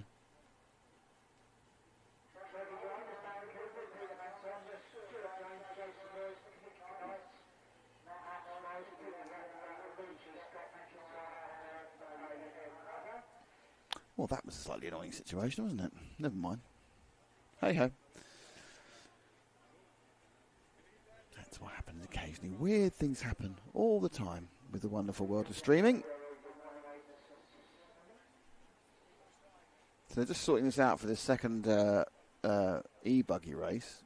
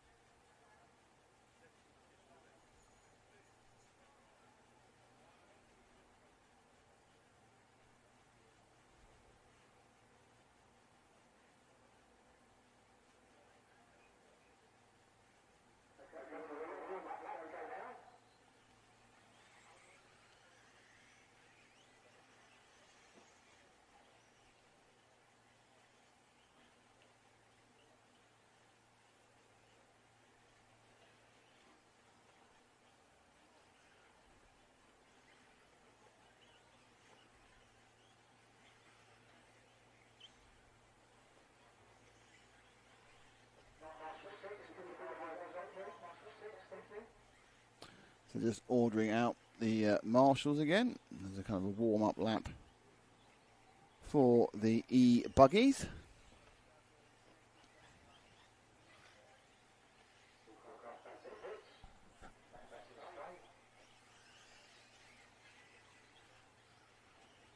Okay. Here's your entry. So it's Billy Grinley in 1, Caden Stenhouse in 2, Henry Tompkinson's in 3, Peter Van Tonder is 4, James Clark is 5, Nigel Morris is 6, S.J. Chandler, Stephen Chandler is 7, Nick Miller is 8, Clayton Collins is 9, and Craig Homer is 10. This is leg 2. It's a straight race, so it's about who wins. It's 10 minutes. And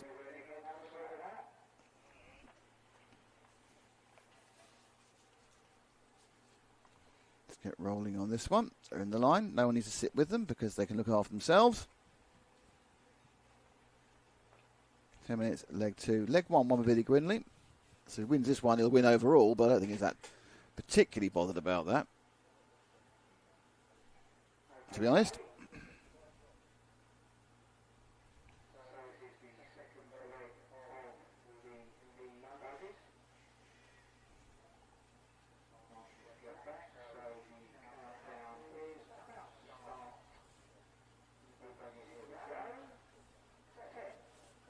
Oh, countdown going on.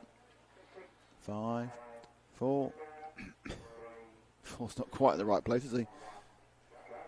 They're away for a very quiet few minutes. So don't forget, we have the Ebuggy World Championship live on RC Racing TV from Barcelos in Portugal. That'll be starting on Wednesday, I believe. The final day is Saturday, so Wednesday, Thursday, Friday, Saturday. But the big finals for the World Championship, the IFMAR World Championship for Ebuggy, first ever, the inaugural Ebuggy World Championship will be on Saturday coming. So just 5 days away from the finals, and a new world champion being crowned. Big preview show on RCTV News on Wednesday.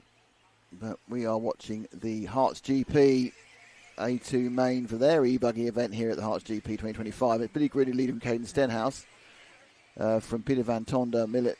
So we got on camera the top two, Grinley and Stenhouse.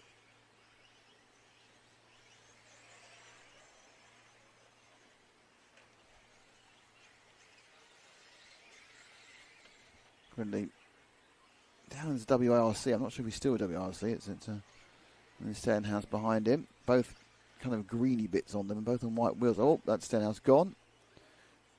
So they're already eking out a large lead, and Stenhouse, oh dear, that's not a great couple of corners. So Caden running in second place already. Grinley has got himself 2 laps in the books. Now that's a big error there, isn't it? Sort of 6 seconds. Interesting, we've been looking at 46-second laps. Grinley just put down a 43 flat. On the whole, it depends really on the layout of the track. It's interesting that most of the time Ebuggy is a very, very similar lap speed to a nitro buggy. In fairness, the tighter the track, the faster in comparison the Ebuggies are, because they can use their instant torque of the electric motors. They haven't got to spin things up in the clutch. The more wide-rangey the track is, it tends to favour the nitro machines, because they do tend to be able to get up to a higher maximum speed. But anything that needs a lot of drive, a lot of power, that is the advantage is with these electric machines. Whilst the ultimate overall amount of horsepower may be less, it's just the access you have to the torque and the power of the electric motors is so much easier. It's much more flexible. It's there from nothing to something.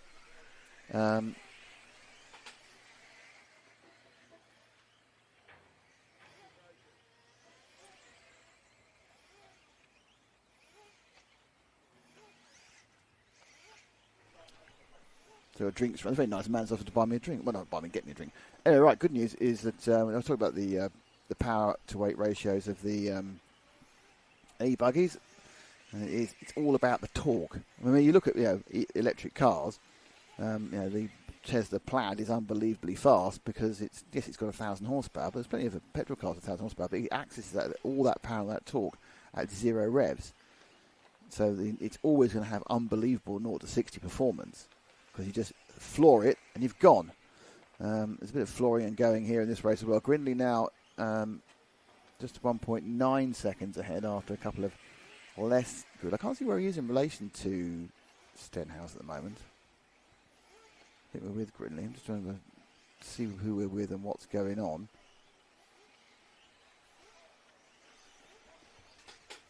We're with the 2 of Stenhouse. Yeah, Grinley's out. I did see a car being picked up a minute ago, and that was Grinley. So Grinley's actually not in this final anymore. Well, he is. He is in this final, but he's behind, so he's had a problem. So the gap now between the two of them is 3.5 seconds. So Stenhouse is leading. Gridley, who won the first leg, is second. It's weird. Someone got picked up. Must have been a slow marshal. Is in second. Stenhouse is a 43.6 to a 49. Oh, and he's then got himself really confused by the back marker. And the top two are together again in the same frame with half the race and a bit more to go. Back marker again causing some problems. I think he's a little bit pushed out of the way there, but that's Stenhouse in the lead. Two annoyingly similar paint schemes. But the pink at the front, that's Stenhouse, and the more reddy yellow at the front, that is Grindley. So they're right together as they scrap for the lead of the second leg of Ebuggy. Up and over the roller coaster carpet section. Sharp right-hander off the paving slabs and up and far vertically away from the track. It's going to get inside. Oh, a lovely little move there. That was just taking advantage of Stenhouse being a little bit more flamboyant. And really went straight arrow up. And then it's changed again. So it's the second change of the lead this lap. Stenhouse going up the inside there. And it's going to be a third change of the lead. Stenhouse lands poorly. So the lead changed 3 times in about 5 corners then. Stenhouse remains, or goes back into second place. The gap's 0.9. Grindy's come back into lead after that problem he had 2 or 3 laps ago with some, looks like it's just a difficult action with difficult marshalling. But Grindley pulled a good move, then got out Fox himself. It was Stenhouse who made a mistake coming off the bumps before the start finish. They're right together again. We'll have a fishtail there as Grindley tries to control. But it seems to be a difficult surface here at Herts. And by that, I don't mean the grip's difficult. I mean, if you look at it, the landing is difficult. The cars, on the whole, are landing and then getting nasty kickbacks, and it's not a very consistent kickback. So that's the challenge, and these off-road tracks should be challenging. You've not got the usual challenge you'd have of a breaking up surface or a pothole somewhere, but you've got a real sort of uneven landing environment. You're seeing a lot of cars getting kicked up and not quite settling as you'd want them to do. Good corner there by Stenhouse going into the switchback. 3 minutes 50 seconds to go. These two nailed together. Third place is 22 seconds further back, and that's Peter Van Tonder. So if Gridley wins this, he will have won both legs and have won the Ebuggy, and I think he'll probably make his mind up whether to be in the final leg, which is the last thing of the day, actually. The final leg of the Ebuggy is taking place after the main Nitro final.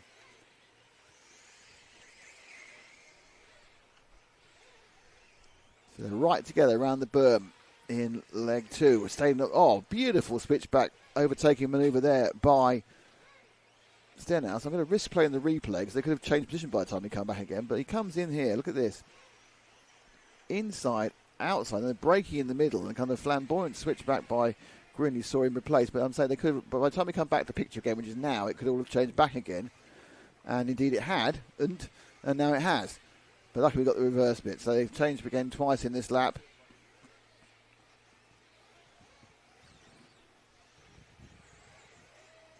A bit more help from the back markers this time around than we saw a bit earlier. And after all that action, the end result was that Stenhouse was 3/10 closer to Grindley. Grindley makes a little bit of an error coming off that ultra-sharp hairpin off the berm. Oh, Stenhouse made a big mistake. Got it back on its wheels, but that's a big mistake for Stenhouse with 2 minutes to go. Just landed back. It's just landing badly. The cars aren't landing in a predictable manner a lot of the time. More martial action. I don't think that was for Grindley. We'll see the gap when they finish the lap in a moment. It's going to be 2 or 3 seconds. He didn't need marshalling, but he was facing the wrong way and upside down, and all ends he managed to use the wheels and the torque to get things back in position again, and the gap has moved out to 2.6 seconds. Now Grindley's in a little bit of traffic, which might be advantageous for Stenhouse. The purple car with the yellow wheels, that's one of the back markers. And Stenhouse be praying he gets out of the way, which he doesn't do. Oh dear, oh dear, oh dear. Purple car with white wheels, that was silly. I think in fairness, there wasn't any help from the referees there. Jim normally calls the gap, didn't call the gap time, but really you must know where you are in relation to other people.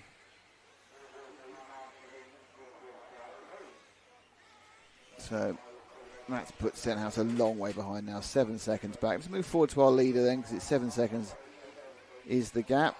Back with the number 1. Where is he? He's Mars, isn't he? There he is. Different postcode. So Grindley got the lead. Small error by Stenhouse, and then Stenhouse got badly blocked by one of the other machines.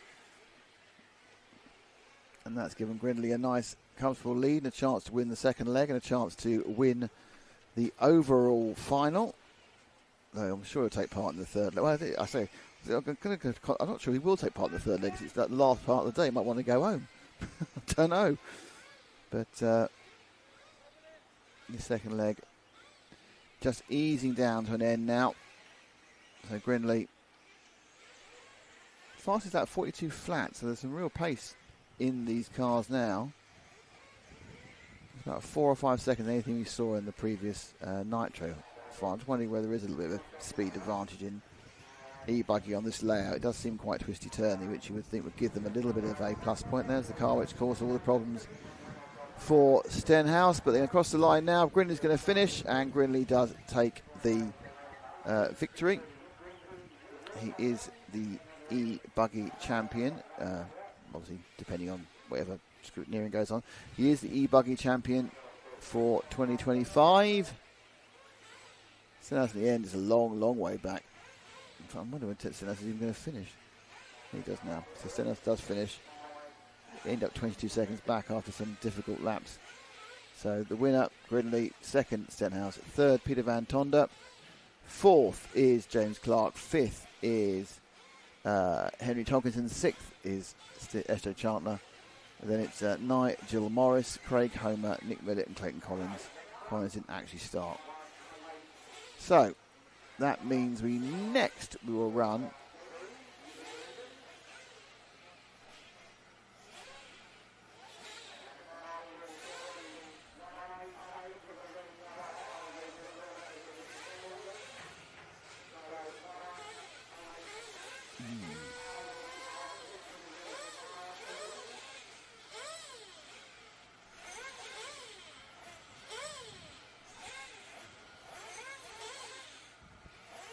for 006 is listening to it live.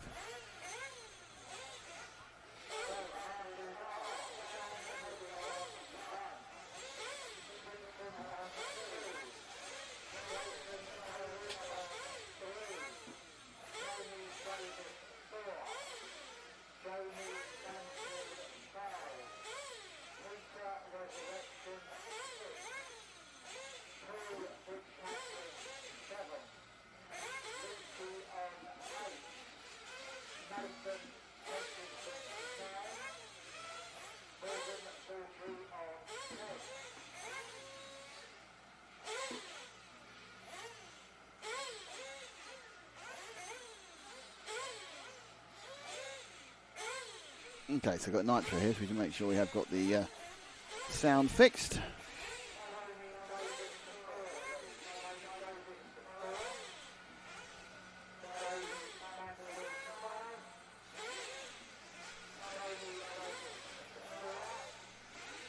We have a bit of a sort out, so here we go. So it's the quarterfinals of the Buggy.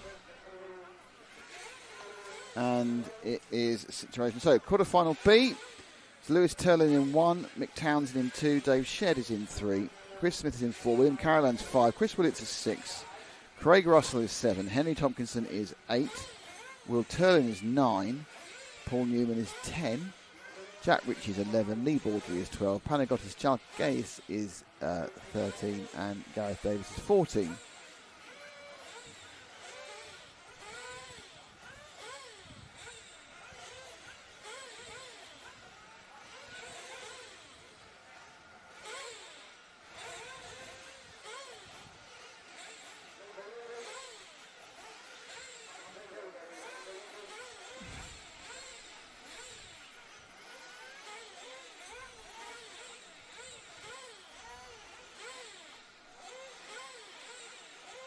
So the car's waiting to be released. I'll get a lap.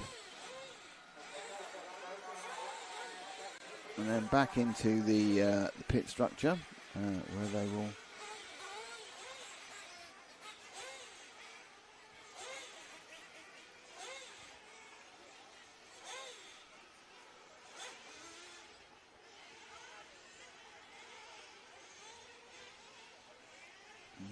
watching the cars go round on the warm-up lap. A half-hour final.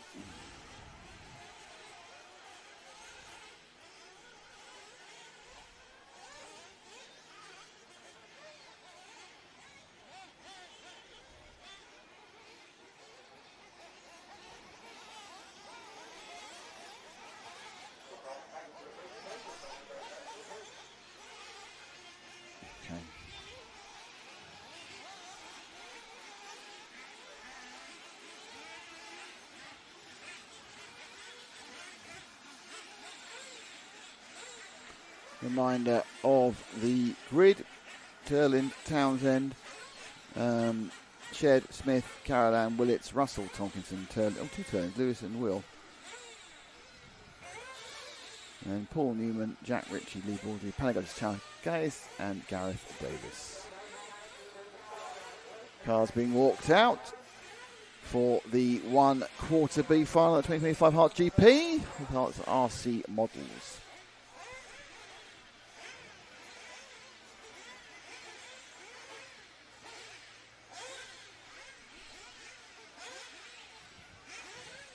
A picnic over there, which is quite nice. Crowd of children watching their tents. The environs of the Herts circuit. No problem for the fourth place car. Chris Smith. So he'll be starting from the pit lane. Seems like it's flamed whilst he was holding it. No 10-minute timeouts at the Herts GP. Not this far down in the finals. And they're away. And a bit of a fishtail again from Lewis Turlin. He's got onto it, but he's lost the lead temporarily. Got the lead back again. Quite bad luck there for the blue. I think it was a 3 car. I think it may have been Dave Shed. It might have been Townsend in the 2 because he's lost so many places right at the start. So 2 cars actually tried to avoid each other there. Wow. It's quite rare. But we saw in the last heat that a couple of cars were able to make massive gains at the start of the race and really, really get themselves way up the field.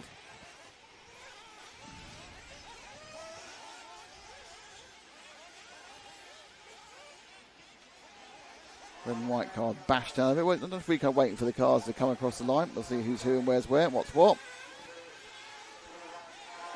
So it's Turlin from Tomkinson from the 8, from Russell from the 7, and Shed, Will Turlin. Yeah, it was the number 2 car of Mick Townsend. He got absolutely pummeled at the start of the race. That's the 3 machine of Dave Shed in 4th place on camera as he comes over the AstroTurf roller coaster section, then across the tiles and turns, and he got the away. I'm not sure about going quite that far right. I saw some good speed from Gwynley on the left hand side of that. And at the far edge of the corner and back again. And then on to camera 2. There we go. So this is Shed, just take us down a lap there. Onto the famous paving section finish of the Herts GP down the straight onto the berm. And Shed's now in 2nd. That was a 45.9. So he's actually gained about a 2nd on Tomkinson, took the lead. Lewis Turlin took about a 4th after accident off camera on that one. So everyone's still settling down, trying to get themselves a little bit balanced of brain. Yet to see a double bump up yet, and that's done a problem for Tomkinson. So Shed moves into the lead, celebrates by going off the track, and back in the lead goes Tomkinson with the all-white car. So these top 2 arguing about who should be in the lead, not in a positive way, more like you. But no, I don't want to. I was going to. No, I'm not going to lead anymore.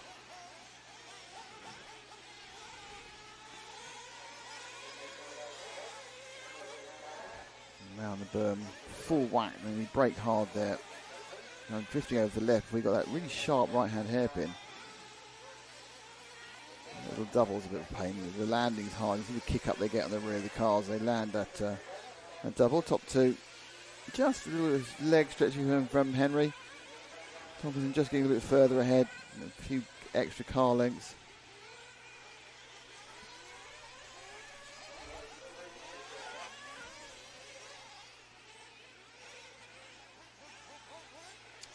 So yes, this one's settling down. Oh, I said this one's settling down. As soon as I said it's settling down, but there's been a lot of self-marshalling already in these first few hours of today. Cars spinning dramatically, but then landing on their wheels, or then being able to rev themselves back flat again, or that one rolling off and then rolling back on again. So the top two are, as you can see, on the same frame. And it's 3.5 seconds back to William Carolan. And the pole man is now 5 seconds back. Richie, who's looking to come our first double bump up of the day, is another mistake by Shed on the AstroTurf section. Richie's in 5th. And then it's Chris Smith in 6th. Craig Russ in 7th. Panagotis in 8th. Nick Townsend, who just had a terrible time from 2nd on the grid, is down in 12th now. Quite close, in fairness, in a number of the cars. We're not seeing as you would expect now. Got the quarterfinals, massive spreads. Chris Willits, unfortunately, got a problem. Appears to have been in the pits for some time at the moment. Yeah, it's just about 12, 13 seconds. So Willits has been dropped to the back of this. Everyone else doing well. Oh, and another. The top 3 are together now. That is the 3 car of Dave Shed back again. Tomkinson leading. I think Carolan's there or thereabouts as well.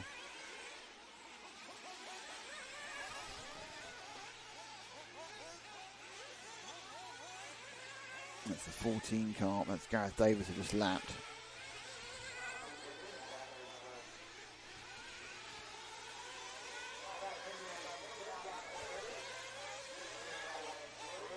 I think Willits as well is towards the back.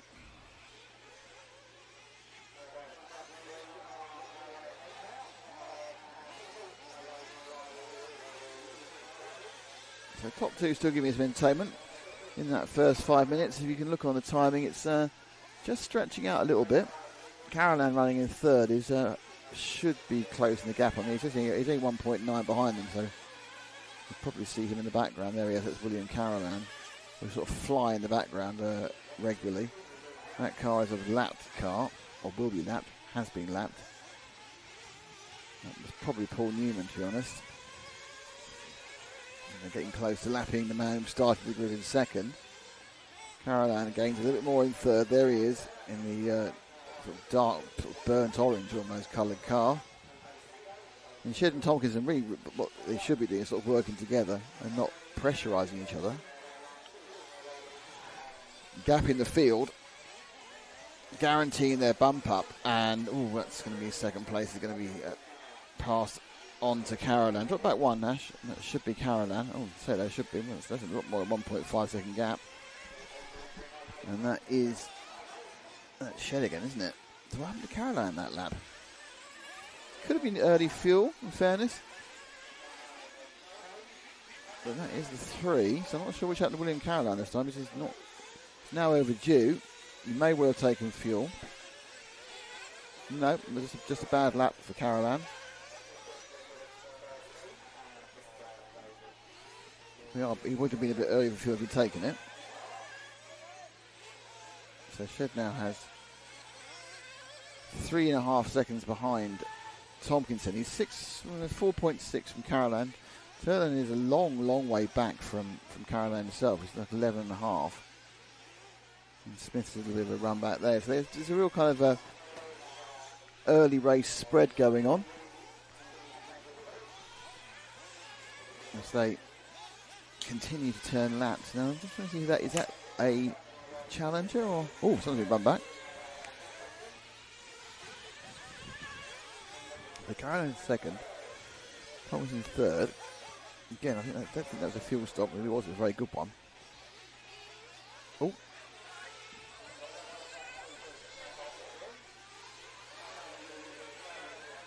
So the 4 car, Smith, sort of involved with Shed as well. I'm not quite sure how that's happened. Making the fuel stop.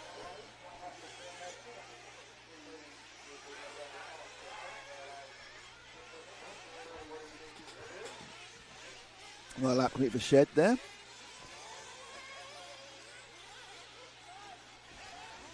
just behind him was Carolan, but I wasn't sure the Carolan trolley was in fuel there. So Tompkinson running in third, still with a very healthy lead over Lewis Turlin. Shed needs to come in for fuel in a second. He's run 8 minutes, 8 seconds so far. A little bit far away. Kind of come back, this kind of looping on itself. Yeah, a little 1-2. Left and out the frame. Can you take some fuel this time, Dave, or are you going to carry on going? No, it's fuel time. It's fuel time for Dave. He's picked up there about 2/3 of the way down. Out and away. And Shed leads from Tompkinson, from Carolan, from Turlin. It's going to be interesting to see where people are. So can we try and pick up Carnival 1, which is Lewis Turlin. He should just finish the lap now. Should have just finished it, literally speak. We'll be on the first couple of corners, I would think, Carnival 1. Well, he's overdue, actually. He hasn't finished the lap yet. Must take him fuel, so he's not finished the lap. So Turlin and Smith are supposed to be finishing the lap about now. So they'll be going underneath you. I don't know where Turlin's gone, actually. Okay, no, Turlin's had a problem, that's why the fuel. You can pick up the 4 or the 11 or the 7. They'll be to the start at the top of the track. You won't get Turlin, he's broken down. Oh, he's just got to go in again, actually.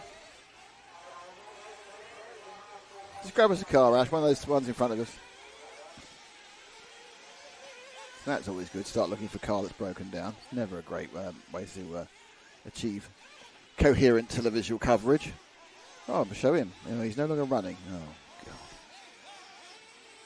So I think this is the 11. This might be Jack Ritchie in the 11. That is. So that's Ritchie in the 11. He's the only person who's on the edge of doing it. No one's double bumped so far, but he is in 5th. He's on the edge of double bumping. He's 7 seconds behind Smith. And the issue is we've got 3 cars doing all right at the front, which is Tompkinson, Carolan and Shed. They're covered by 5 seconds. Now it's 35 seconds to 4th place Chris Smith, and another 7 back to Jack Ritchie, which is who we're looking at now in 5th. So he needs to put in a clear couple of laps, at least, and see what he can do regarding Smith. It seems kind of like car lands, and you see quite a kind of twists itself on itself as the rear goes around. You kind of wrench it back up with a bit of heavy lock, and yeah, you don't think of it as an error, but it costs you half a second each time it's done. And there's a lot of the cars doing it in a lot of different places here at the track. Seems like a much less predictable track than the one we've been used to running here at Herts. It is obviously, of course, it's very, very dry, and of course the track itself was designed for the over 40s Euro, so it's it's got a different thing in mind. It had a lot of wear during that long weekend as well. So it is in remarkably good condition, to be honest.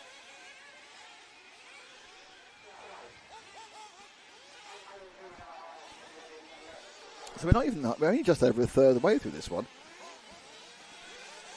Let's see what Ritchie can do in relation to Smith. Last time round he gained about 3/4 of a second. This time round he's gained a second, so he is gaining on Smith. His best time is 4/10 faster than the best time that Smith's has. Mick Townsend coming back from that dreadful first lap is up to 6th in the 2 car.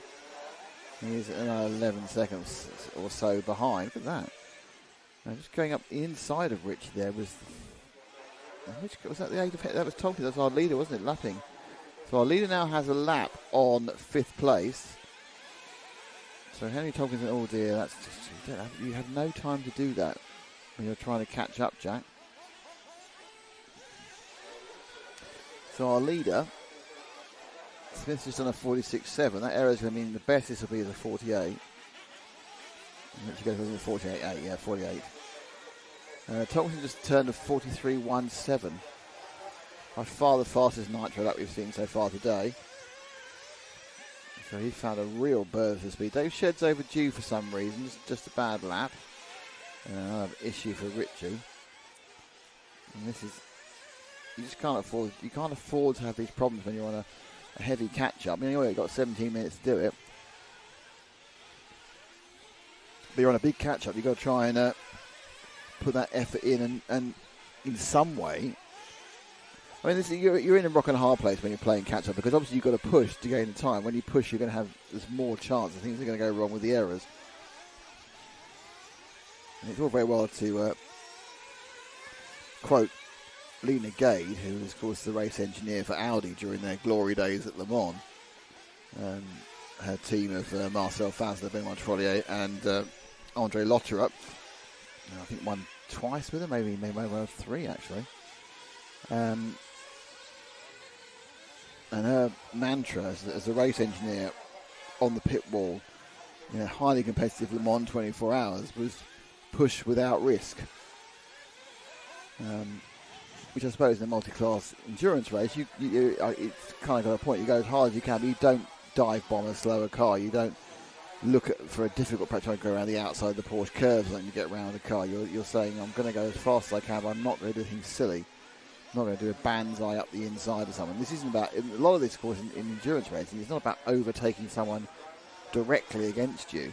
In multi-class racing, how you overtake the people in different classes. So if you don't get past them quickly, we'll hold you up and slow you down.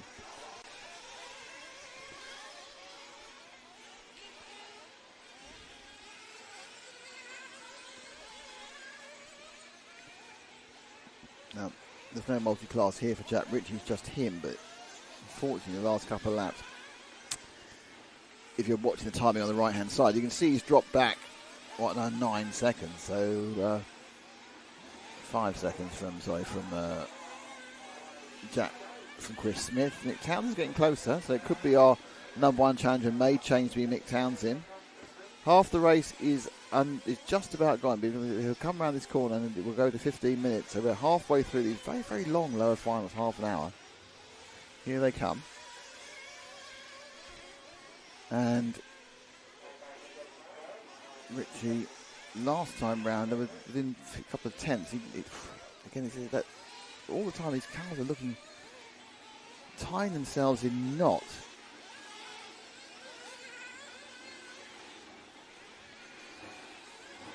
But they've de-knotted themselves now. Anyway, so you look at it and you go, come on, and you think, this is a very difficult job to try and go fast without making any errors.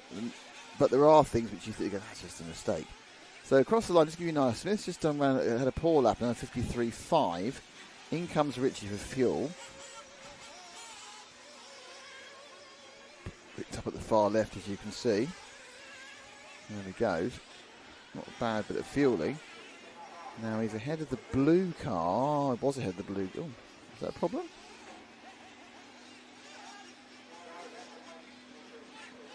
No. Oh dear, oh dear, oh dear. Driveline problems. Flamed out. It's always the most vulnerable time for a nitro car. They're in or out of the pits. Oh, very sporty running there by the Marshal. Don't drop your phone. Marshall very concerned about his phone from his pocket there. And that one's run back. Okay. Let's have that 2 car will do right in front of you. Yeah, that's the one going away from us now. That is the 2 machine of Mick Townsend. No, that's a 7 actually. It's a 7 car of Craig Russell, isn't it? So is that 7 or 2? I think it's a 7 car of Craig Russell. I can't tell. Oh wait, they come. Yeah, that's a 7 car. That's Craig Russell in 7th place. Not seen him so far, so let's give him a little bit of love. I think he's got the leader car behind him.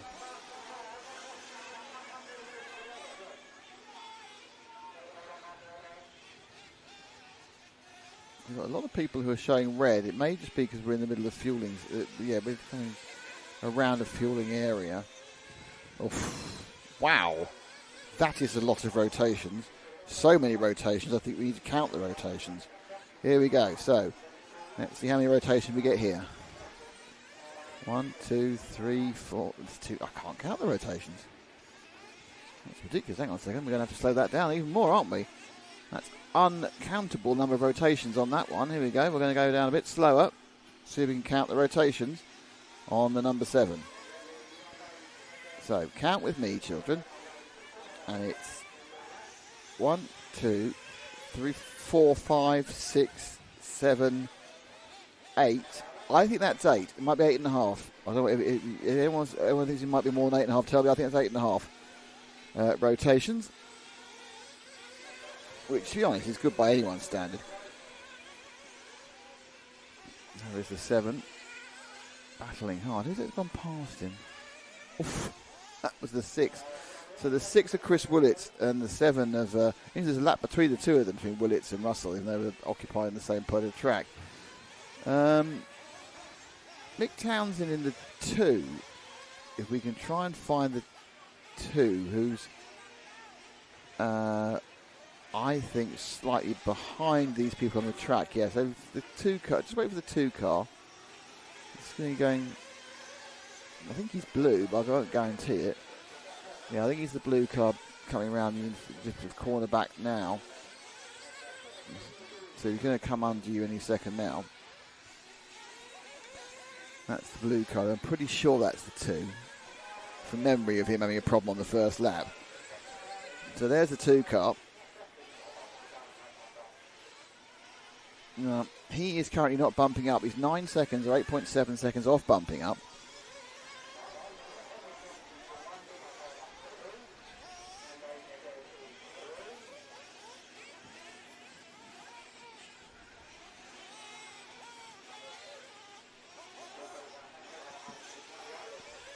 Just over a third of the race to run now. We've lost both the Turlins, which is very unlucky for that family. They're both out and have been for a few minutes. Jack Ritchie, after his problem flaming, he's got running again, but he's down in 11th and about 2 laps off.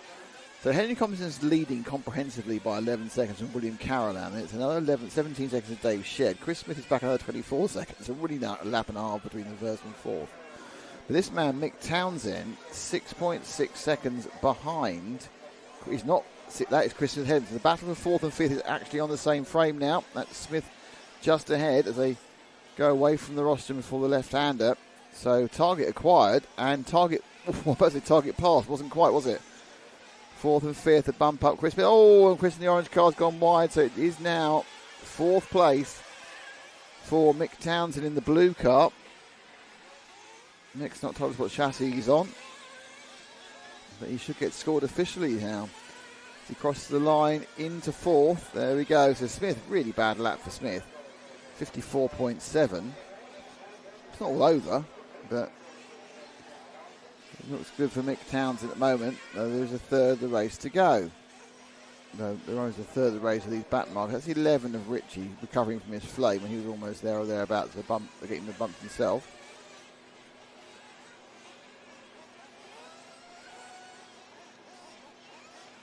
And they've now come together, which I think is the interesting about that is, oh, he's done it again. Wow, landed on him twice. Oh, this is not a great lap for Lewis, is he? He's been landed on twice, and now he's fallen down. So he's actually lost the position because I'm pretty sure that Chris Smith's gone past now. Yep, Smith had a horrible lap as well, but Townsend had an even more horrible lap.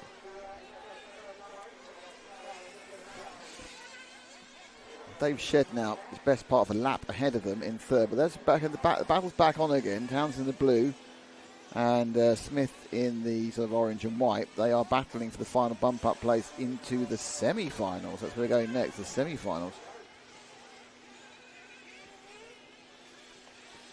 A lot of that was caused by back markery situation.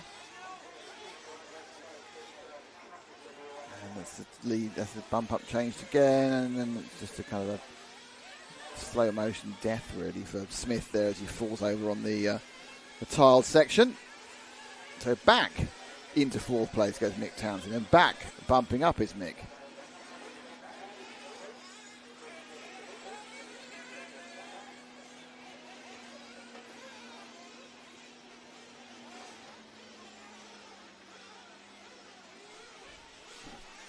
So trying to stay ahead.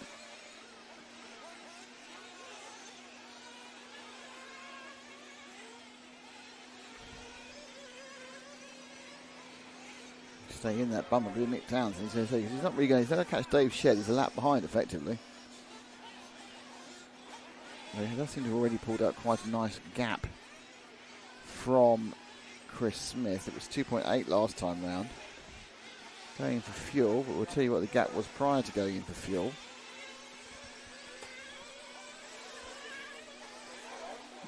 Up to 4.9.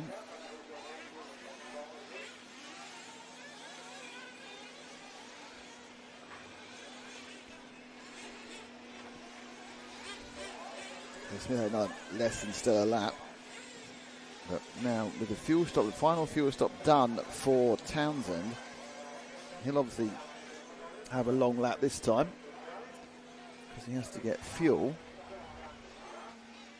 And the question is 6.5 what Smith's going to do. Obviously he needs to fuel in one more time as well. Chris Willits behind them is over a lap back from them. As you can see, 1 minute and 12. Craig Russell back 21 seconds. So Smith is in, but only 3.2 seconds. So that's not enough time to get yourself in and out for fuel, is it? So Townsend looking to have very much the net 4th place here.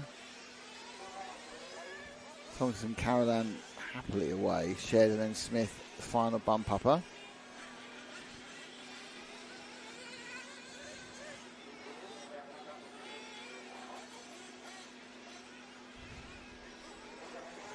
So Will Smith must need more fuel, surely. He can't get to the end from where he was.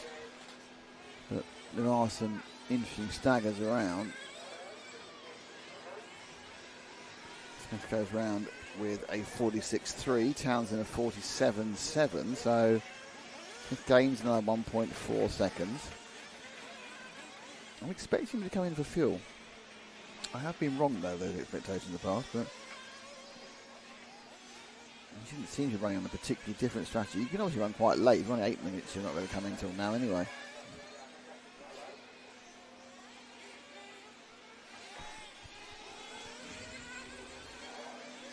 Oh, you don't want to do that. So, I'm watching Smith. Is he coming in for fuel? Yes, so Smith's fueling now, which will be helped by the fact that it's not been a great lap, to put it mildly, for Mick Townsend. 2 errors. He goes across with a 50.7. Townsend now is ahead of Smith. Now, Smith did have 9 seconds for his pit stop. It's taken a bit longer than that, unfortunately, for Smith fans.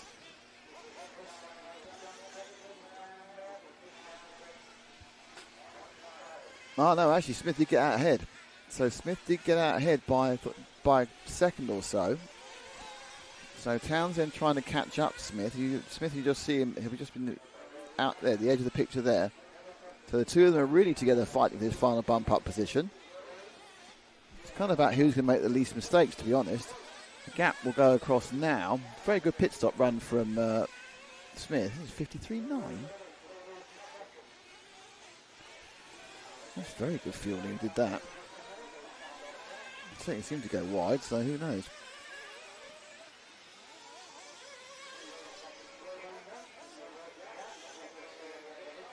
Townsend 47.3.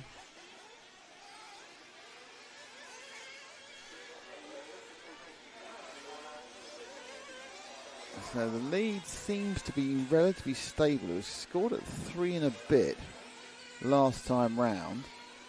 It's just the point where you can't quite see on the camera both cars, but I can, if I'm looking out the window, I can see both cars on the same quite easily. A bit of a showboating there. Smith 45.9, 46.5. Townsend lost another half second. 2 minutes and 50 seconds to go. The thing is, it's very much in the realms of one error. In the realms of half an error, actually, to be honest, for either of them. Let's move forward one car, pick up the 4. Going away from us now. That's him. Just to say that the car, just watching it now, the sun's come out. It's actually got kind of sort of some silver on it, which is very reflective at the rear end. It kind of looks a little bit, doesn't quite work on the cameras, obviously, but if you're looking in real life, it's got a right old shininess to it. Iridescence, you would say, at the back end of the car. He goes underneath the rostrum. 2 minutes 11 seconds to go. Lead, I think, got a bit longer again that time. Did he have 4.09, only 4/10. So it's now really within the fingers and the thumbs of Chris Smith to bump up to the semi-finals. Tomlinson, Caroline and Shed, barring really nasty disasters in the next few seconds, they're going to be fine going into the semis, but it's down to Chris Smith whether he's got quite the application to hold it together for the next minute and 45 seconds. There's going to be a hero just to keep going round, really. The back markers are so, they take off your concentration, take your edge off what you can do. And there the risks. Townsend's not finished. I think Townsend's a long way back now. 7 seconds. Yeah, 3 more lost by Townsend. So it's Mick who's having the issues. Mick had the issue at the start of the race as well when he got very heavily disadvantaged by a bit of bad luck. Ran right down the field. It's always worse to have an accident. Blimey.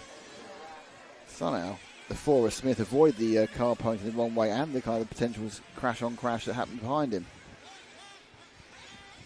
So not only is he 7 seconds ahead now, he's got cars in between himself and Townsend. So he's about to start the last lap for him. The clock will have finished by the time he comes across again. So he's got 1 more to go to bump up into the semi-final and join Dave Shedd, William Carolan and Henry Tompkinson. The gap has come down by a second, 0.3, but it would take an error by Smith now to make this not him bumping up.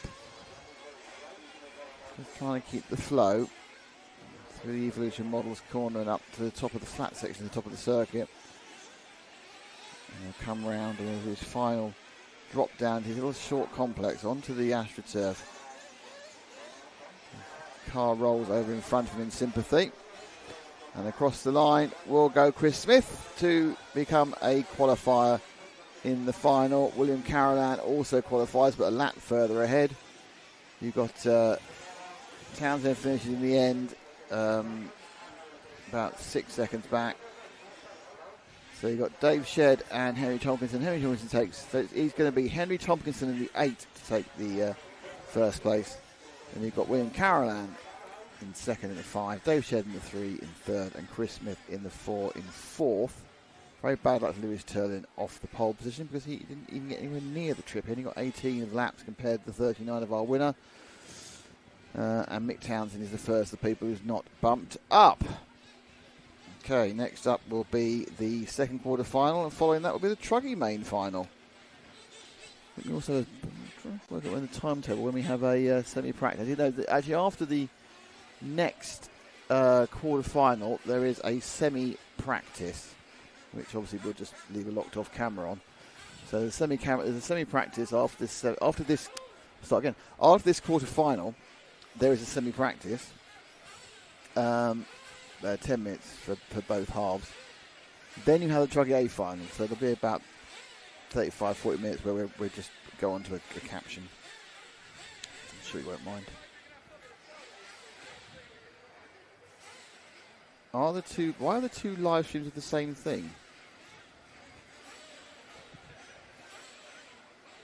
Are there? There's one on Facebook and there's one on YouTube. There's not 2 YouTube streams of the same thing, are there? I don't think why there would be.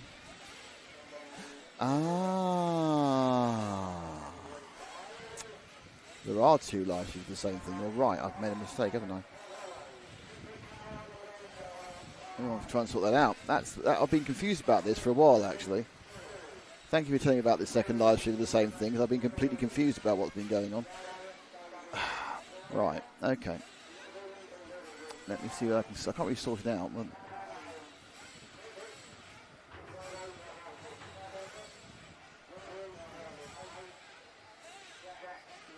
Yeah, I think what's happened is a button's been pressed that shouldn't be pressed. You really shouldn't put me in charge of this stuff when I've been working all weekend on something else. There's a limit to the amount of things I can flexibly do and not make a slight error. Okay, bear with me a second. Hold on, everybody. Hold on. I've got 5 minutes to sort this out, haven't I, really, whilst we wait for this next final to start off. And if not, right, let's just get... Let's have a look. We've got 2 lives.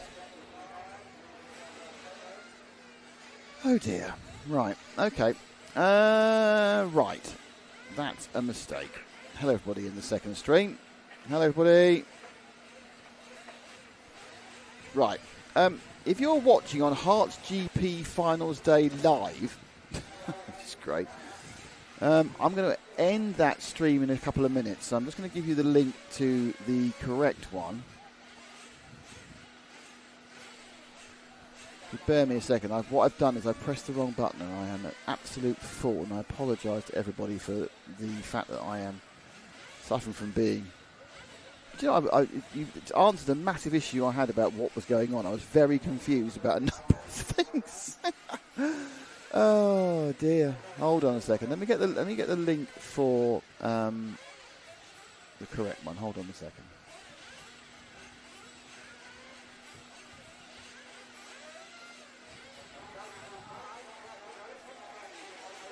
Okay, we might be able to do it till afterwards. Okay, what we're going to do, I'll let this. We'll carry on running with two for this semi-final. It's quarter-final. What we'll do after the quarter-final is because we've got a bit of a break then while the semi-practice is on, is I will shut down one of them, but I will also give the one I've shut down the link to the one that's going to carry on running, if that makes sense. So if you're watching on the one that's got about 30 views, that's the wrong one. And I will sort that one out. So I apologise for the confusion, which is entirely caused by me, and the fact that I don't normally use this system recently. But I will give you the link to the correct one, and if we wait for the second quarter final to go underway, and we'll do it at the end of the second quarter final, I will close down one of the streams, and I'll do what I meant to do, which is start a Facebook stream. What a fool. Here we are. That's the runners for the A final. A side of it is Ashley Evans, Thomas Russell, Mick Craddock in 3, David Rose, Darren Wilby, Dan Hancock, Harry Douglas, James Baxter, Wayne Buckhorn, James Clark, and the 4 bump-ups are Nathan McLaughlin, Danny Lewington, Nick Millett and Darren Keeble.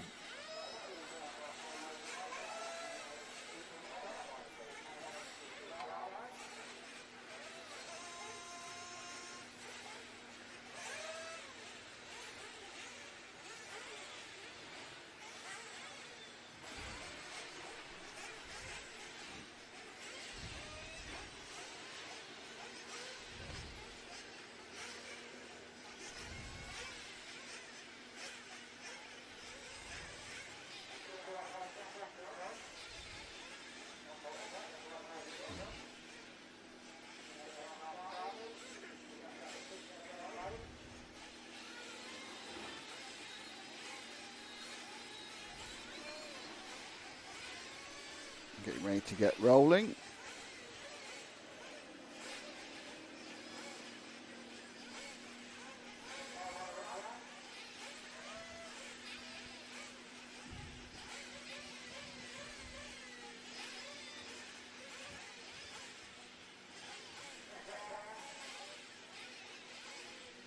Any second now.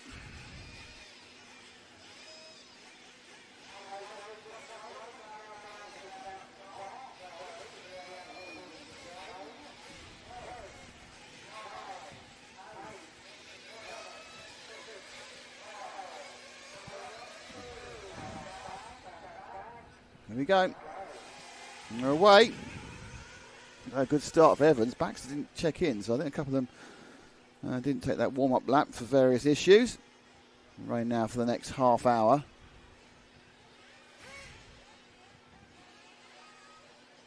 Oh, car broken down already. The car 2, I think he's flamed. A little bit flat-footed, but I think this is a flame for the 2 of Thomas Russell. So already he's going to be under major challenge to get himself back into contention. There's about 3 or 4 cars crashing left, right and centre. This is sort of about third and fourth place I think we're at the moment. Nice turning inside. Oh, again, you just take the first couple laps really easy.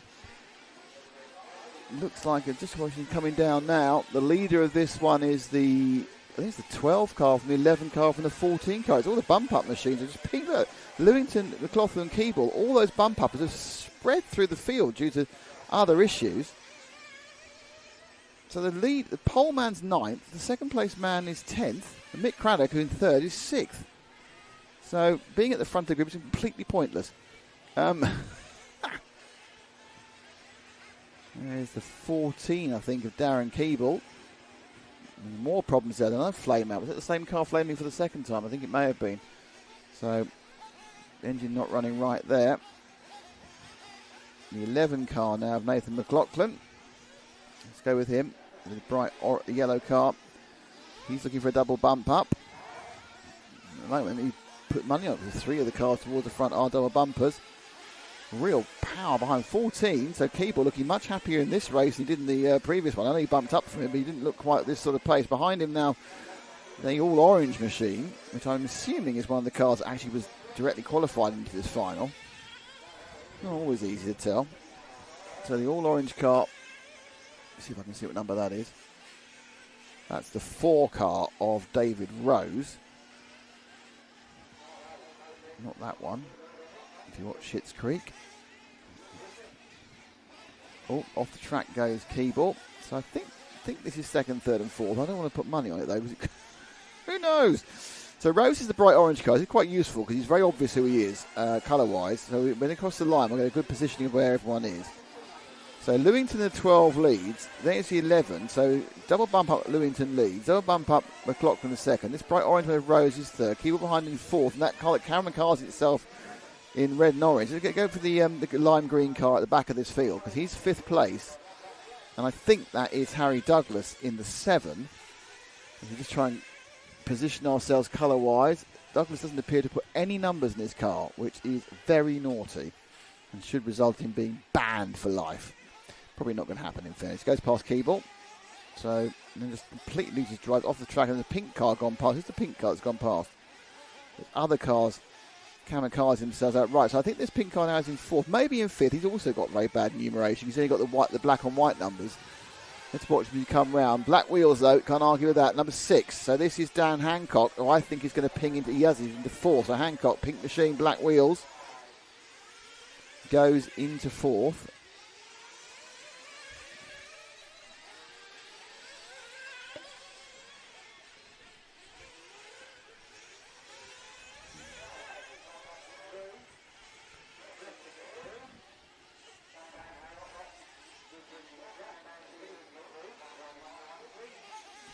Left and right. So, Lewington from McLaughlin. That's quite close. And it's David Rose is close as well. Top 3 are very close at the moment. Though not quite as close as they were looking last that round. This man's in 4th. This is Rose.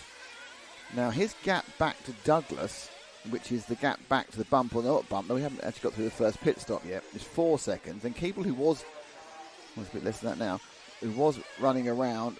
You've got Ashley Evans now ahead of Keeble. So Ashley Evans, who started on pole, sort of beginning to move himself up the field slightly. 2 cars didn't start this one, did they? We've got 3 cars that didn't start this one. James Baxter, James Clark and Nick Millett didn't even start the race. Or didn't complete the first lap. I think that the 8 car didn't complete the first lap with the flame out. I think the other 2 may have actually not started. We saw a couple of cars hadn't checked in at the start. Yeah, Baxter and Millett didn't check in. I think James Clark broke down the first lap, so they were all having problems during the warm-up. Everyone racing hard. Rose now still running in 3rd. He's got up another position. He's got past Hancock. Let's drop back a car, Ash, and that should be that unmarked number 7. So I think that's the unmarked 7 of Douglas, which means we probably have started fuel stoppery. We think that shouldn't be allowed, that car, having no numbers. I'm assuming it's 7. I might be completely wrong, of course. Who knows? But that should be the 7. Just ahead of them is that the 11 who's dropped back a little bit. That is Nathan McLaughlin now. So McLaughlin's dropped back. So the black-winged Flory car, that's McLaughlin in the 11. And behind him, I think is the 7 of Douglas. It is. Hancock still remains in 3rd, Rose in 2nd. This is the bump up bite. Can Douglas? Oh, no. Again, you get these kind of weird bits where the chassis just bends itself in three, it seems.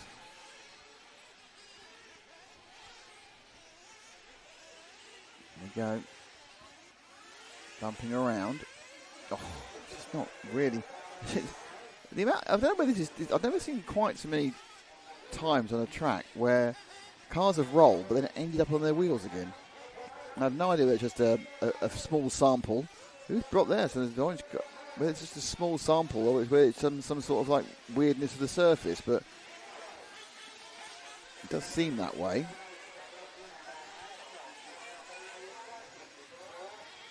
So Douglas is in fourth. Rose has got down to fifth. He was something was upside down earlier.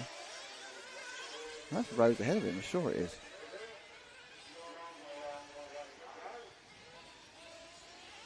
That's weird.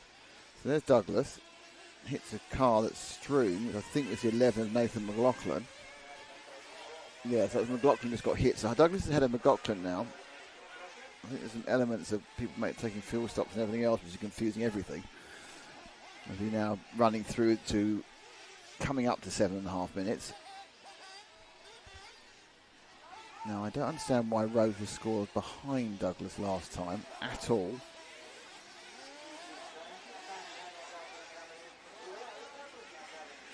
It's down Hancock, that's why there's two bright pink cars. It's all going on now, isn't it? So Hancock. Out and through. Oh, problems. Oh, they're doing a little tune-up. Prepared to take time during this pit stop for Harry Douglas to do a little bit of a tune-up. Wasn't happy with the situation the engine was running. He's got McLaughlin behind him now. It's going to be a real kind of position. Oh, dear, that doesn't help. McLaughlin will be fighting with him.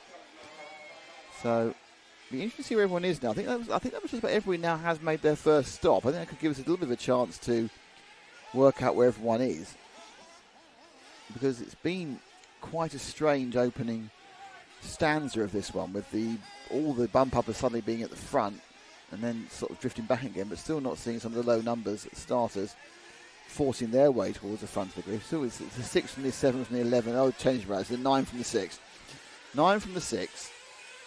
From Douglas, so Lewington, Douglas and McLaughlin now.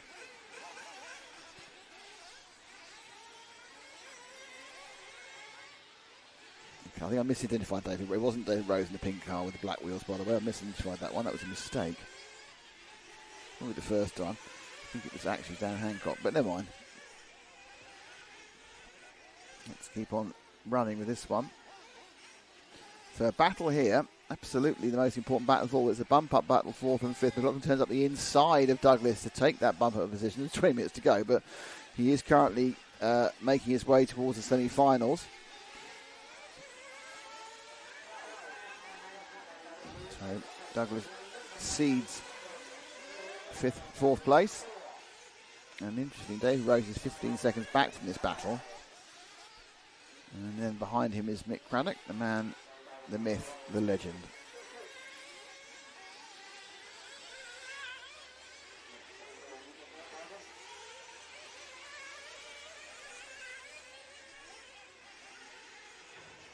So Douglas absolutely jumped him. That's quite a good bit of a movement there. Got past him. They're absolutely battling. Not necessarily helps either of them. Gap to interesting, they're both now scoring 3rd and 4th, so they are both bumping up. McLaughlin. Now, who's that behind? Is that the fast? No, that's a very late fuel step. Someone's doing 10-second stops. So Hancock drops down to 5th. So Douglas now is in 3rd. He's dropped back 1, Ash, to what should be the 9 car. Hello. It's one hell of an entry into the camera, isn't it? It is the 9 car. Then Hancock, who I misidentified as David Rosa, is actually Dan Hancock in the pink machine, the 6 car. So he is now running in 5th. This is the 4th and 5th battle. Wayne Buckingham in the pink into light blue machine, the 9, and then you've got the all pink with black wheels of Hancock. And behind him, I think, isn't involved in this battle. It's a car not involved in this battle at the moment. That's the car 2 of Russell, who's a lap back and trying to recover from a bad start. There's a bit of a, I'm pretty certain that bit of marshalling there was actually one of our cars that's involved. Not totally sure. I'll have to wait and see if it was a Marshall or the car. I think that was the 7 being Marshall's. That was Douglas, has dropped that 5th now.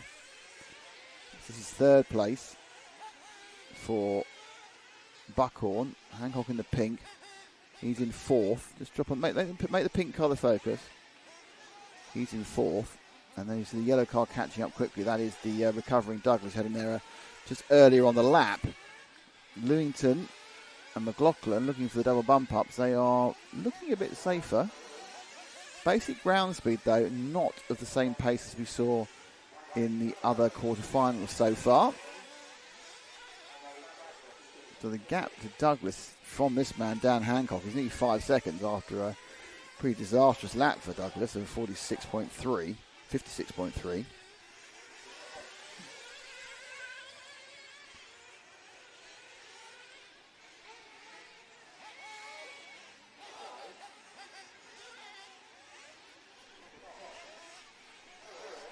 Oh, you don't want to do that.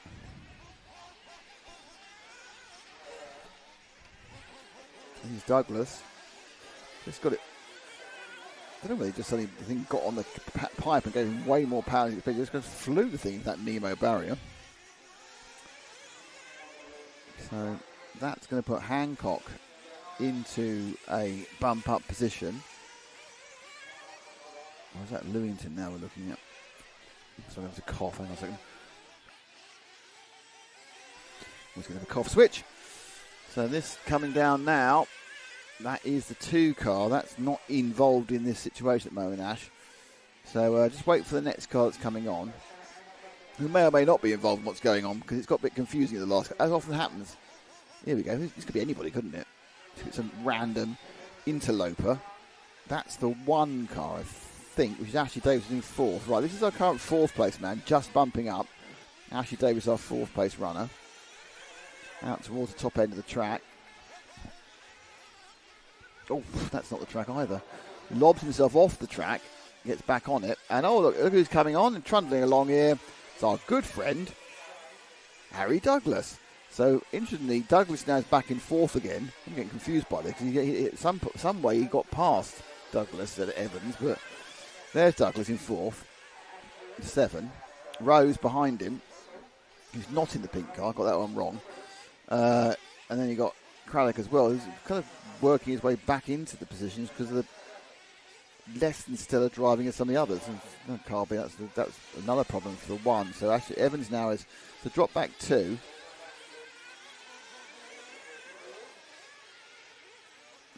So those 2, I'm not sure they're on. The second one, I think. So there's the 1 car. Yeah, so now you've got Dan I see right now, because Rose has got an all orange car rather than an all pink car. Right, so Rose in the all orange car with the yellow wheels. He's just coming across now. Right behind. He's in 5th. So he's right behind Ashley Evans in the 1. We haven't got to halfway in the race yet. These races are very... I think I've said this at least once every race. Whoa, look at that. No, you bounce into the bump-up position for a good metre and a half then. I do say it's every single time. These races are very long. So there's a lot of ebb and flow to go. 4 cars aren't running now. Will be Baxter, Clark and Millett, so it doesn't reduce the back markerage, which caused problems in the last quarterfinal. So the 1 can orange, that is David Rose. The 1 can pink, that's Dan Hancock. Rose currently 5th place, chasing down the 4th place man. It's time for fuel for both of them. They're both accepted. Nope, there's 5 cars here, and 2 of them are there's a tuning up. 2 of them are stalled. So that's going to really, I don't know who they were. I think Douglas may have stalled, but may have flamed out. I'm not certain. 2 cars flamed during that last set of pit stops. Don't know who it was because it was a bit distant, but it wasn't this one. It wasn't David Rose. He's carried on going. So Rose remains, worst case, in 5th. And my guess is may well have moved up. McLaughlin appears to be missing. No, just a bad lap. It's going to be difficult to tell now exactly what's going on, but it looks like Douglas has. There are 4 cars picked up third place. So Rose is in third, which would make me think that both Douglas and Evans had fuel issues. So Douglas and Evans both had flaming issues. Puts Mick Craddock now into a bump up position. Evans did a 107, which probably was a quick restart for a flame. Douglas is still missing. So those may be gone entirely. It's bad luck for the number 7. Oh. So let's just drop back 1, and it should be Mick Craddock in the 3. Is that the 3? A very colourful car for Michael. There we are. Pink and blue. It's Mick Craddock. I'm surprised that's going to be a Kyosho.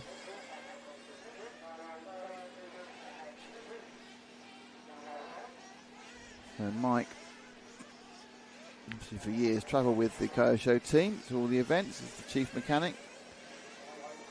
And he's under heavy pressure now from Dan Hancock for the last bump up. So Hancock in the all pink. It's the majority blue with a bit of pink for Mick, and they are effectively fighting over the last bump up position. The Evolution model section are on the top of the ridge. That sharp turn back before they go onto the little section, a bit of AstroTurf onto our camera. And they turn again. And Craddock, who has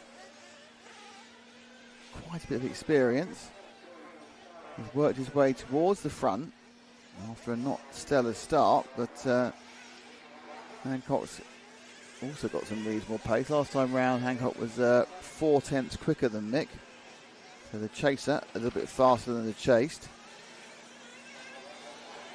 The gap was officially 0.8 of a second, a little bit less now. Well, actually, no, a little bit more now. Depending, it's kind of going in and out of that sort of gap, depending on the corner. It's very wide from down there. Got the run up he wanted though for the that little jump on the infield.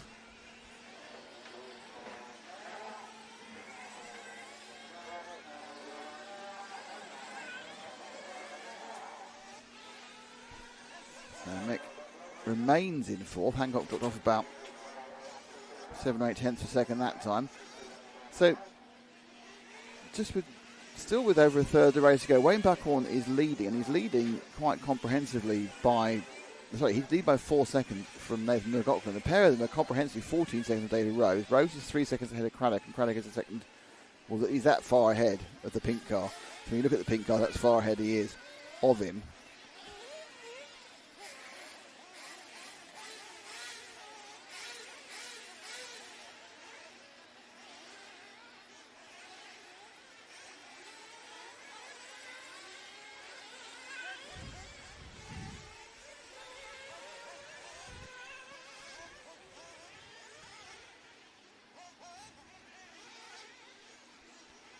Looking a bit further down, Keeble, who was briefly shown in the bump ups, he's dropped down to 7th.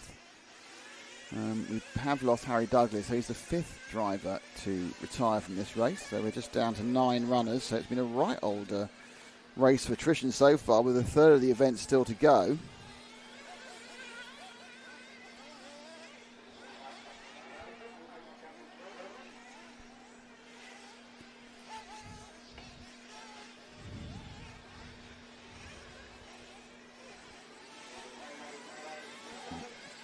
There's a 46.8.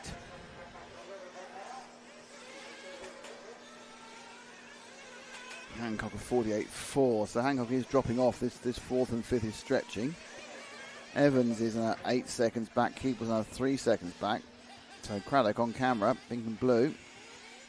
Is also catching up David Rose. So that all orange car is in 3rd, and I think Mick's about to go past him. So Mick now moves into 3rd. The orange car moves into 4th. That's Dan Hancock. So Dan's who we're looking at now, Ash. And in fact, he's lost the position, didn't he? That was Rose going past him. So he's now 5th. So Hancock, sorry, went past him in the pink car. This is Rose, sorry. Oh, Mark, I'm very confused. This is Rose. who's dropped badly. Yeah, so Rose dropped badly to 5th. Hancock's ahead of him. Behind him, that is not the same lap, the car behind him. He's either a lap ahead or a lap behind. So this is your 5th place man now, Dave Rose, in the all orange. He's trying to catch the, oh dear. He's trying to catch the all pink, which was just briefly in the shot there as we're about to turn onto the AstroTurf roller coaster. I can't. Throws itself under the...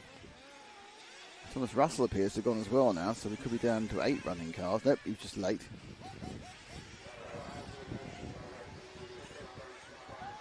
So Rose looking to... Oh, no.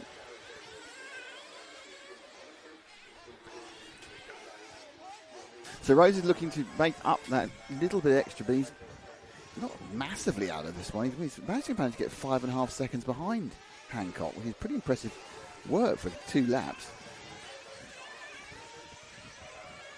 I mean, I know he's facing the wrong way last lap, but he's now got to try and make up 5.5 seconds. He's got 8 minutes to do it, so it's not like it can't be done.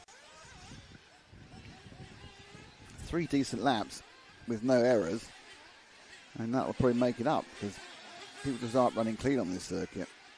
It's a tricky little thing. I don't think there's a lot of confidence in where you're landing when you're taking off.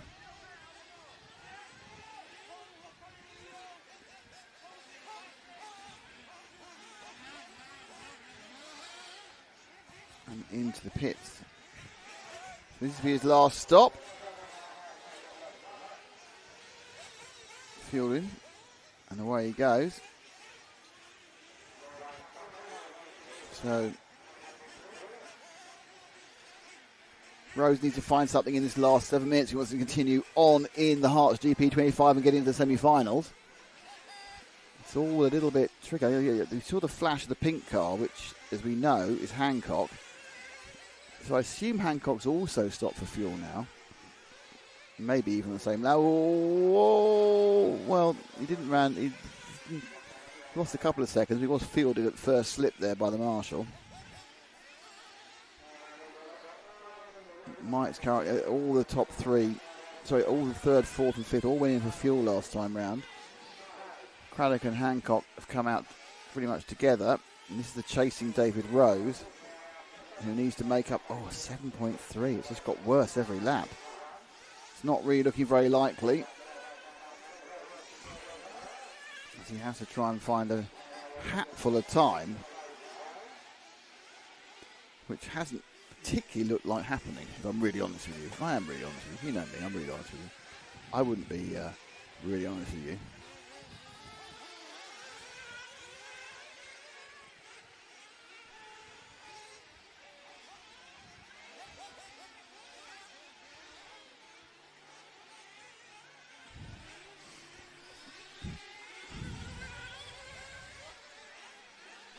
So just coming down the last 5 minutes, well, I don't say last 6 minutes, it's 5:52. That time round, he gained a second. That's good. So Rose gained a second that time round.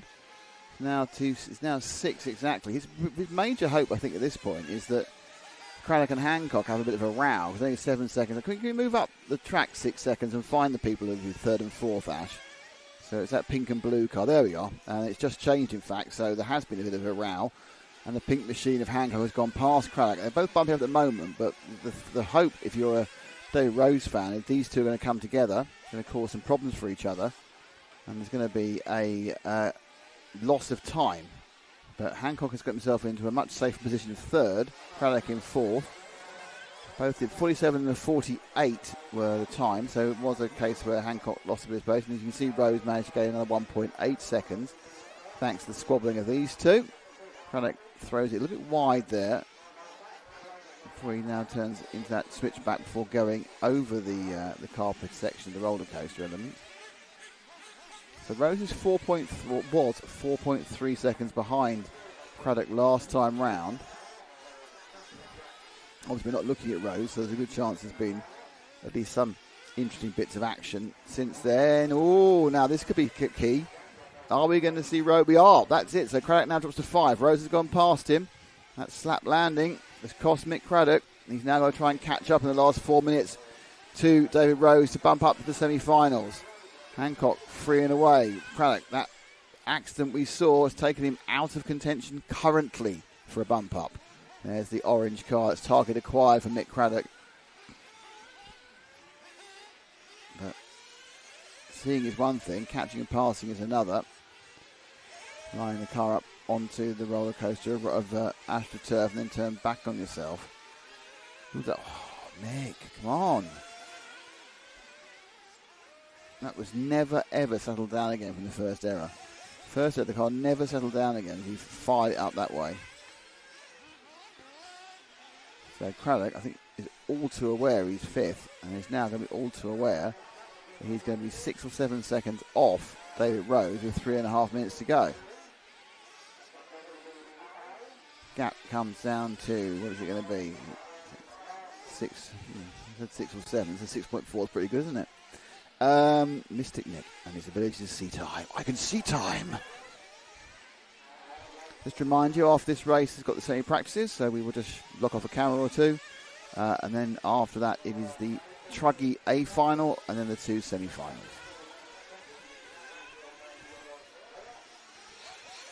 So Craddock has got it all to do. Ooh. There's not even a point. There's not a point at the moment when both of them are in the same frame, is there? And that's a worry for Mick. I mean, he can certainly see Rose through his peripheral vision. Your vision on the track. Oh, it's just not working for Craddock at the moment, is it? I think as he's trying to push, the track's really biting back at him. Oh, he's broken it. You can't need fuel. I think Craddock's broken the car and he's retiring.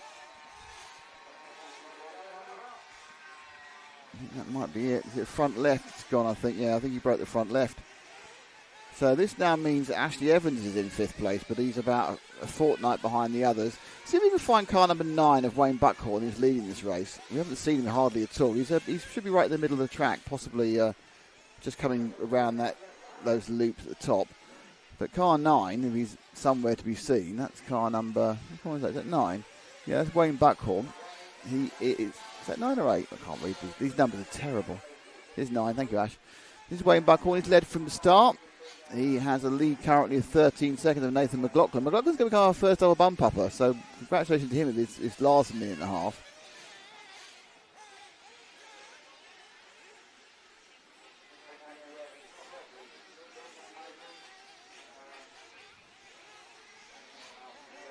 It's looking quite bad for. So we're going to see what Evans come across now and what the gap is between 4th and 5th, because Craddock's obviously it's 30 seconds, so that's not going to be a breach without breakdown. Craddock unfortunately there to break down as he pushed hard to catch David Rose. This is the guy who's leading the race.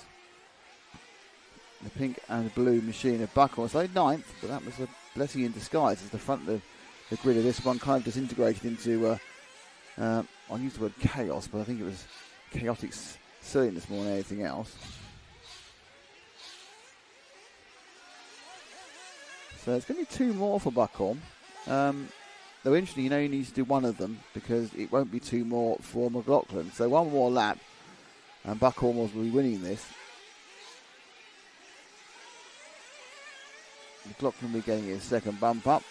Hancock will be bumping up and Rose will be bumping up. So the all orange and the all pink 1-cam machines are both going to bump up into the semi-final. 7 go up from the semi-final from each side, and there is the last chance as well. There's no excuse not making the A main.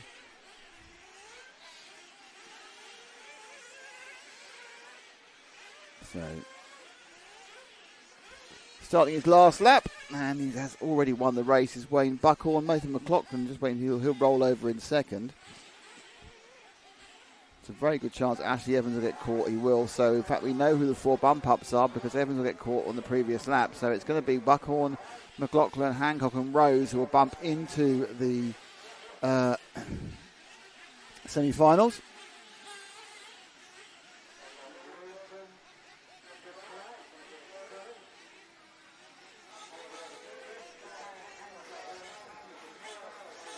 Here we go.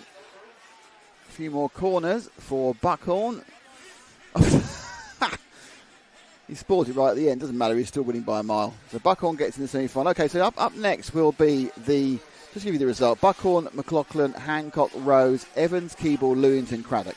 So up next will be the semi-final B. So I am going to end the erroneous stream, which I apologise for, which is the stream that currently has 39 viewers. The link is in the notes about where the correct stream is, and you shouldn't let me loose on things early in the morning when I've been working all weekend. So people like Jules Wynn, Nilsby, head of the UK, Frederick and the gang, Lee Carlston. We're going to, and Life in Cycling, who spotted this as well. This is all wrong. So ending that first stream now. That's the stream now, and the other stream, the link is in the description. If you're on the stream with 100 and something viewers, you're fine. Nothing's going on there. Or 80 viewers. Don't worry about that. That one's staying on, and we will do the stream ending now. So see you in the new stream, and see you after lunch.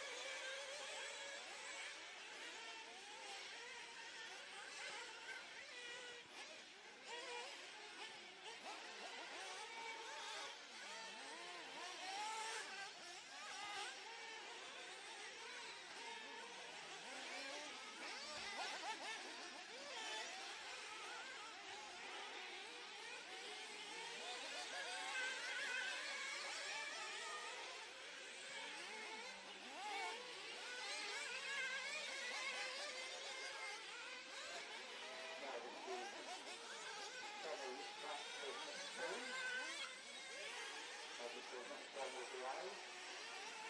And each breakfast session is 10 minutes long. So the session is roughly 3 minutes long.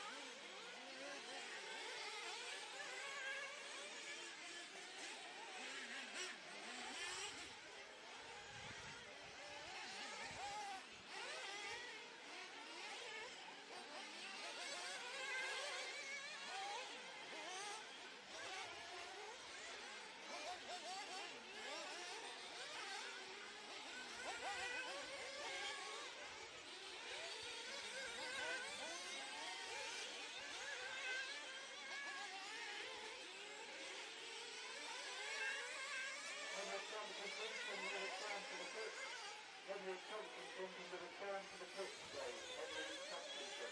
Straight back to the pitch.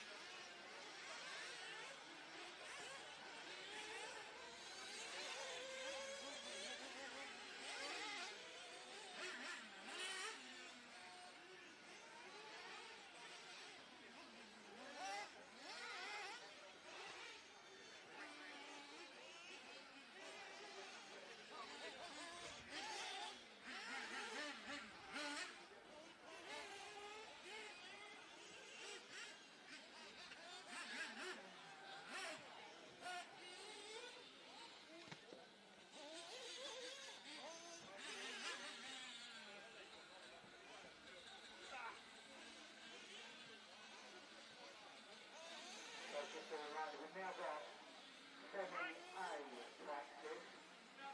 If you're thumbs up, you're not practice. It's only for the people that are qualified straight into that.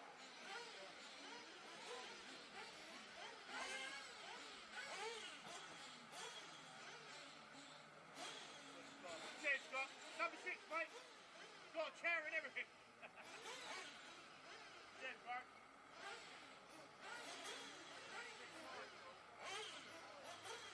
Timing. Time.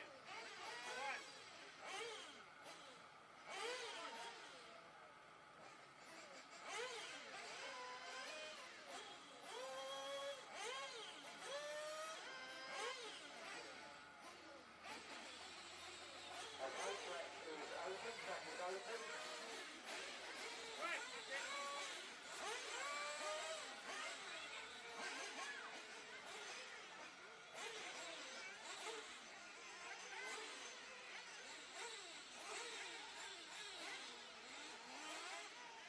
So, just a reminder, we need Truggy drivers to the rear of the Western. Truggy drivers are up next.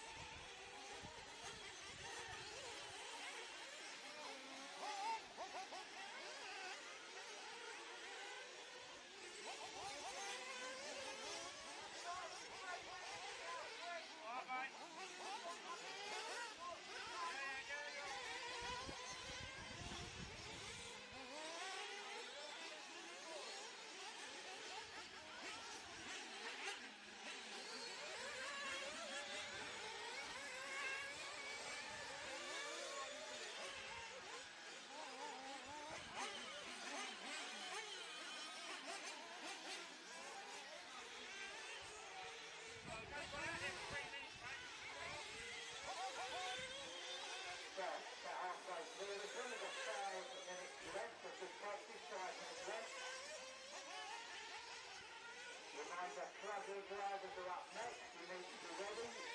Truggy drivers, you need to be ready. And Ebuggy drivers, you need to be ready to pass it.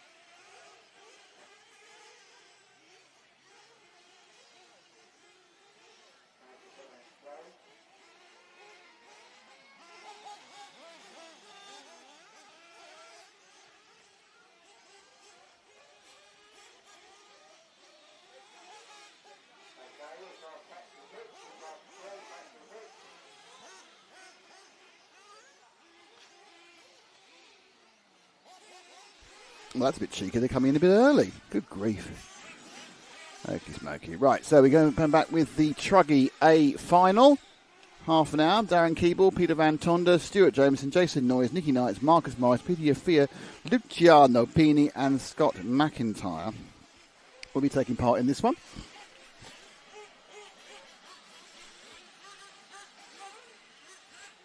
Just about to be walked out, I think. Yeah, about to be walked out. All good. 2 to 3 minutes ahead of schedule, honestly. Shocking.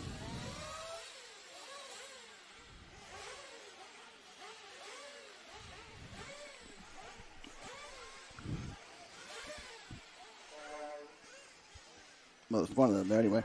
As they come out. So this is another half-hour extravaganza. Obviously, what about the winner? It's not particularly important where else anywhere come, because it's a final.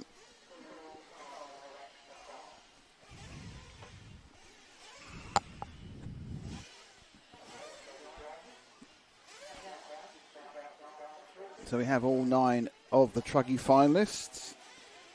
It's Keeble on pole, Van Tonder next to him, and then Jameson. That's the top 3. The bigger front-ended, big and bouncy Truggies. And they're away. Go Darren, says Nibbler RC. That's Darren Keeble. Well, he's leading off. He's got a good chance. Now, we see how these things land, because it's my guess is the wider track and slightly heavier weight will make them actually a hell of a lot easier to handle on this track, which does seem a little bit tricky to me today.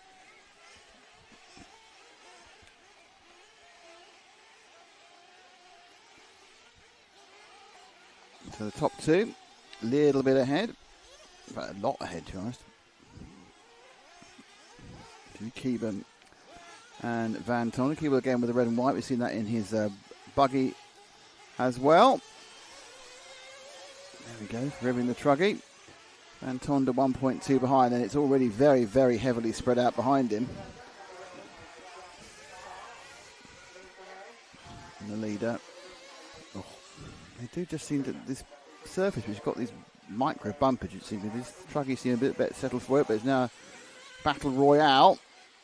There's Van Tonder in the blue and green machine, takes the lead temporarily, slips up the inside.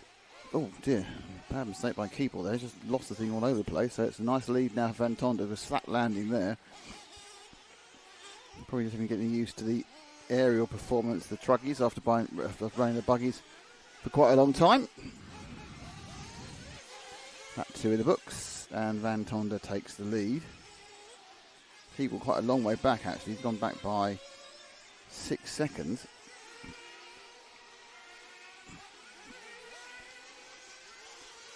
So, just waiting to see everyone put their second laps in. There's quite a big performance spread. 3 of the cars aren't even over the line yet for lap 2. So Keeble's qualified on pole, so he needs to now start pulling in the deficit he's got to Van Tonder after those accidents last lap round.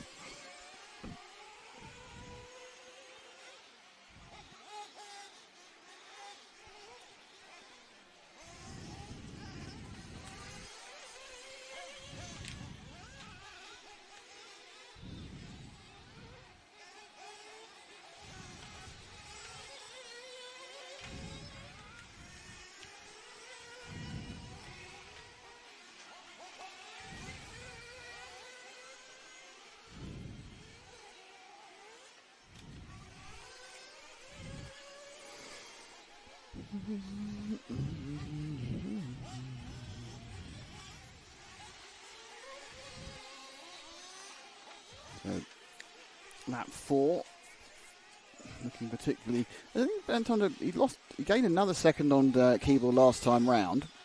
And now he's looking to extend that a bit more.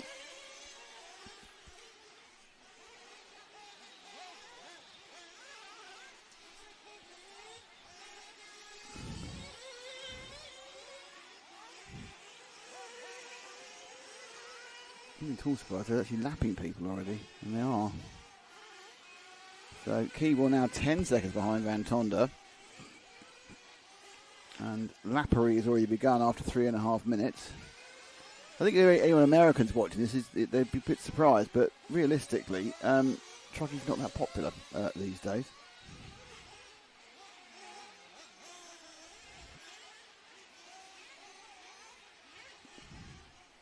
Oh, we were coming together there.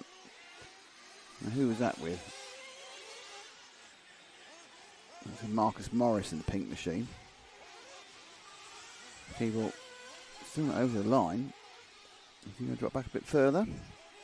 Looked fast, but he was starting from pole as well. This is a chance to make up some time.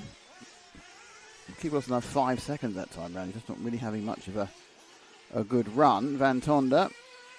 No, he'll have lost 4 or 5 seconds himself on this one.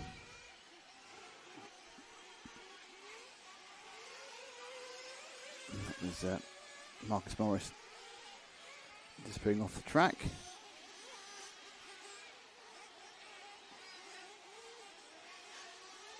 So this lap's going to be a little bit slower for Van Tonder because of that error coming into the switchback in the early part of the lap. He's going to 50, so it's still not as bad as Keeble's lap was a couple of laps ago. So there's we need to see some sort of concerted effort to stop Van Tonder just running away with this one. Doesn't make the same error as last time, coming over the AstroTurf section. Now, often we see these Truggies get much better mileage than some of the Buggies. Got slightly different engines, different tune, but not always.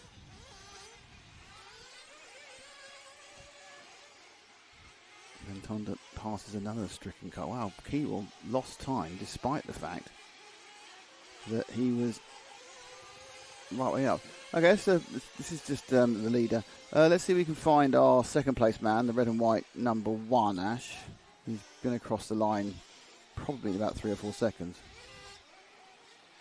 Yeah, nice slow pan, get there. There he is. Not crossing the line at all, nowhere near the. He's not having a great run this year. I'll be honest with you, I don't think Darren's having a great run here. That wasn't his. Oh, well done. Let's watch that again. He got knocked off and then knocked back again by the same car. So watch the car coming up the inside of the red machine. And he gets knocked off and then knocked back on again by the same car.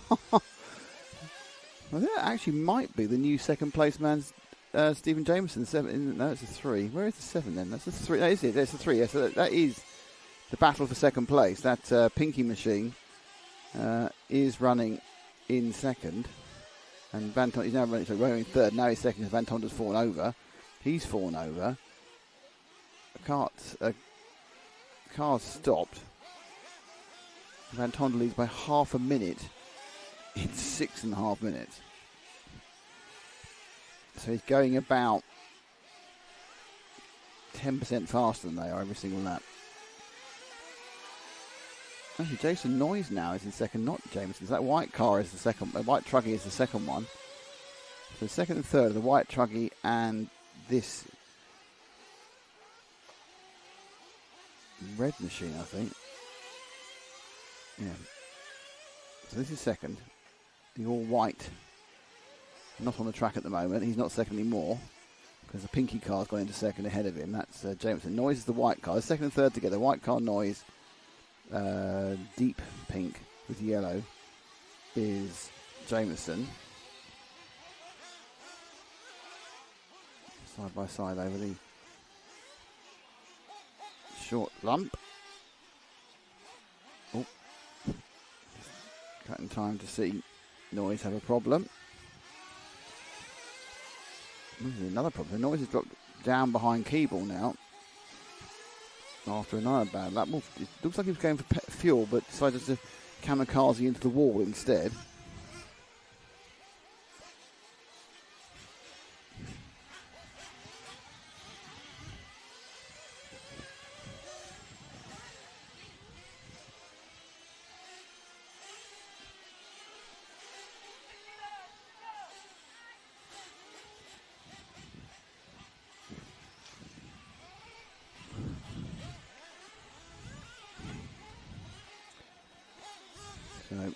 See how the stagger run winds as the fuel comes out. Well, the fuel goes back in again, in fairness.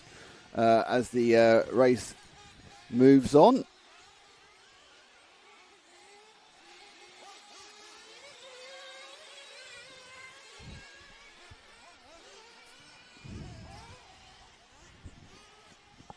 So this is Noise about to come and complete his lap. Oh dear. It's not. So we're now in a fluorescent car. Could be anybody.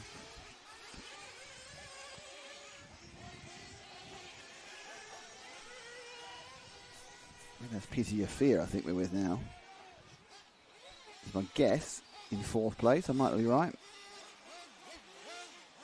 Can't see a number anywhere on that truck. It's the 7, it is Peter Yafir. He's stuck a number on the roof, which is minorly useful at best. So number on the roof for number 7, Yafir.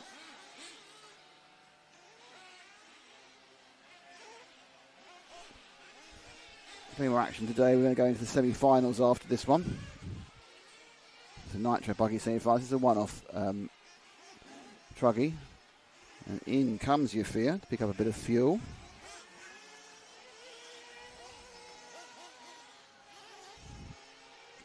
Very slow, deliberate. There it goes. He's certainly full. Revving up, and away he goes. And down the way. So Yafir, who was in third actually as he came in for fuel.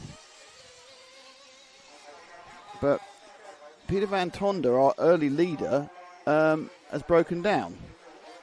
So that's quite unfortunate for the person who was half a minute ahead. So Van Tonder's broken down. So our leader now, Ash, is the red and white car we've seen beforehand, the number 1. So Darren Keeble's taken the lead in the 1. He is early in the lap. Is that him there? I think coming in. Yeah, there he is, coming into the switchback. So that's Van. So Keeble's back in the lead again because unfortunately Van Tonder broke down. So glory though it was very brief glory of Peter Van Tonder, and now it's been handed back to Keeble. He was over half a minute behind, but he's now, it doesn't really matter because to finish first you must finish. And after 8 minutes, unfortunately, Peter Van Tonder had an issue. For Keeble, he's leading from Jameson. Now, last time round, he was leading by 8 seconds, and there's another 8 seconds back, effectively 7.5 back to Noise.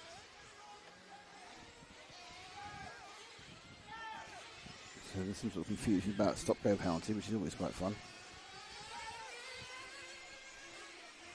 So bad news that we've lost the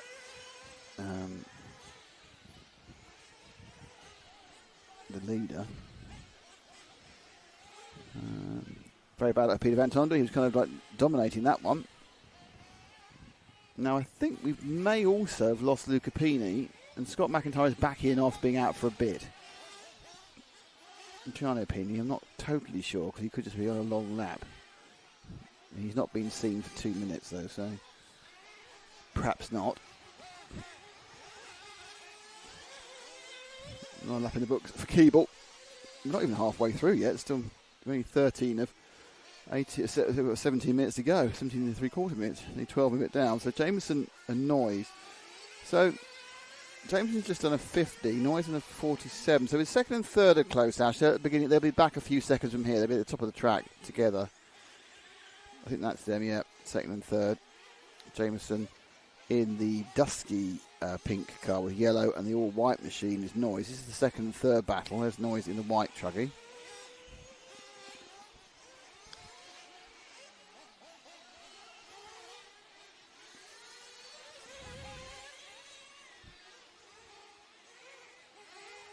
For those who don't know, Truggies are based on nitro buggies. The chassis is very similar. They've also got a bigger wheels and tyres, but wider track and a much wider front end. More stable, more predictable, not as darty or as lively, and sometimes as quick. And they also can have a slightly bigger engine. It's not always bothered to be fitted because of the difficulty of buying different engines. You can get a slightly different engine tuning as well. They're a little bit heavier. Massively popular in other countries like the US, just never really tickled and caught on. Oh, and now another problem. Our second place man's broken down as well. So Stuart Jameson's flamed. So the person who was winning and the person who was in second have both before an incident. Now they should get, if it's just a simple flame, they should get that one going again. Van Tonder's back out again, by the way, so he's back onto the track. This is now second place Noyes. Van Tonder, who is unfortunately too far behind to, I'd say, even make the podium. Who do you fear also has had a problem? I think Yafir's out. So we've got Yafir, who's currently scored 6th, is out, and Peeny, who's 9th, is definitely out. McIntyre and Van Tonder haven't run the entire period of the race, and they're in 7th and 8th. Yafir's going to get passed by Tonder quite soon as Noyes throws it, but I'm not sure about Jameson, whether he's going to rejoin. If it's just a simple stall, he should do. Simple flame, he should do. Nicky Knights is running in 4th. That should become 3rd quite soon.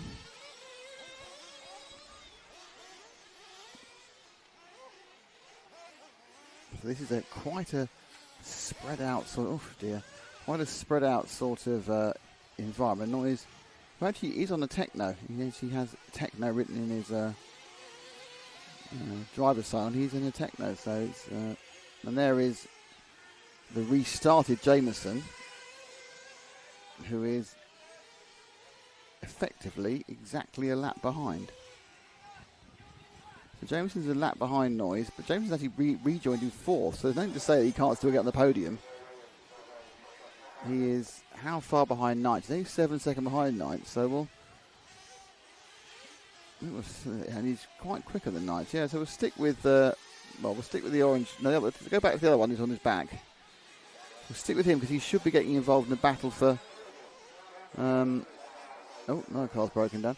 Should be getting involved in the battle for 3rd place with Nicky Knights. Obviously, he's kind of loused up a little bit by being upside down, but he wasn't that far behind last time round.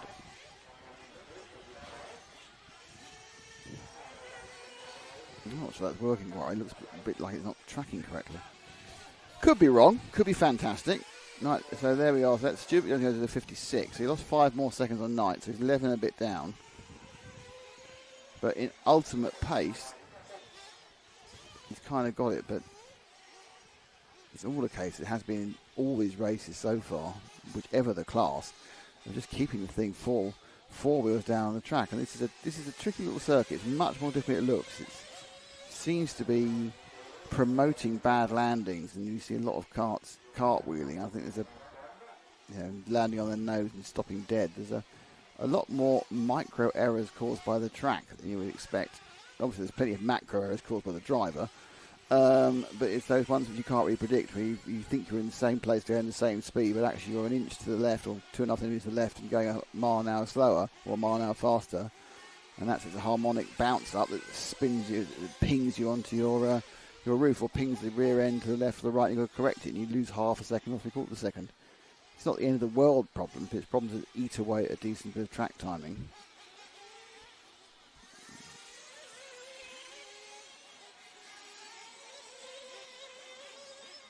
So Jameson now has got past Knight, which is, I think it's Knight waiting for fuel. Jason Noyes, hopefully Jason can stop for fuel, because currently he's not being scored. It looks like we may have lost our second place man whilst we're looking at our third place man. So Noyes hasn't completed a lap for... He's waiting about 2.5 minutes, so Noyes is in trouble as well. So there's a real problem keeping these machines running in this event. And Nicky Knight's moves into second, and Jameson moves into third. So Jameson is just 2 seconds behind Nicky Knight, so that's... We've only seen Nicky Knight on this so far. He's kind of quietly stealthed his way into the top 2. Jameson's back in the position of podium. I think it's is it the purple and green 5? It is that purple and green machine. That is the 5 of Nicky Knight is in second. Jameson third. Noyes is not running still and dropping down the order.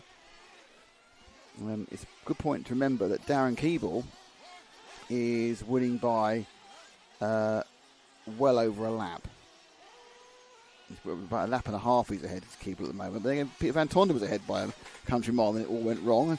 You know, and Jason Noyes was doing fine in second and it all went wrong. So this heavy attrition we're seeing, I have no idea why. It certainly hasn't happened before. It's nothing to do with... I think it's just... Oh, and there's a change for second because Knight's found himself facing the wrong way as he tried to get a bit more drive coming out of the sharp left before that tight, nasty little Nagy hairpin. So through the switchback, it's Jameson now back ahead of Nicky Knight, second and third. Going over the roller coaster section, a bit too wide. Knight is either lacking a bit of aggression, or that's interesting. Or he's got not the best low end pickup. It just seems a couple of times there's a chance to just dart underneath or dart behind Stewart, and it's not happened. There was a very good accident just a second ago. There were many rotations. So Noyes is still not running.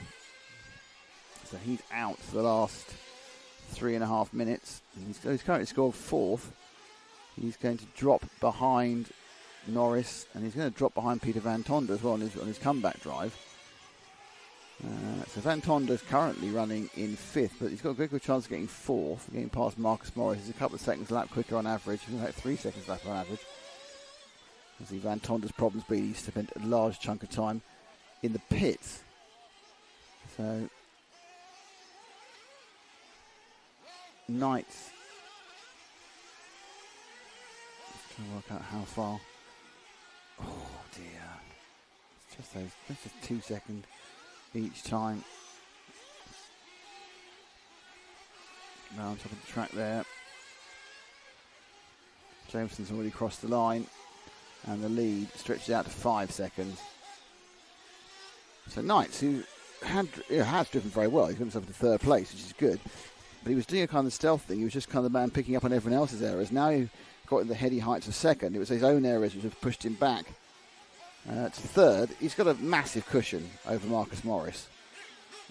So he's got no worry whatsoever about being overtaken in the next 10 minutes unless he has a problem. Van Tonder is just about to get past Morris and take 4th place, sorry. But he also won't have enough time to catch up Knights either in 3rd, and well, obviously do that a few times. So Stuart Jameson's flamed again. So Jameson's out. So Jameson goes out, which puts Knights back into 2nd. So it's unbelievable incident action here. So Jameson's gone as well. Behind him is that, I've no idea who that pink car is, but I'll tell you later. Which means that it looks like they're even going to try and restart Jameson. Perhaps they picked him up now.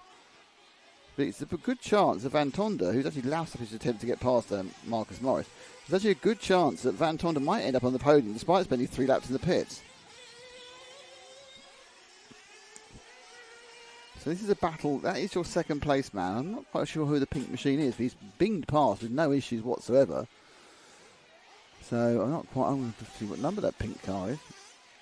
It's kind of everyone's kind of getting each other's ways at the moment. Second car, oh dear. Yes, it's the first day of school feeling about this. Everyone's a bit kind of exuberant. So the pink machine is the number, it's got a 4 and a 6 on it. That's brilliant. I think it's Marcus Morris is the pink machine. So Marcus Morris is currently running in 4th. So it would help if he only had one number on his car.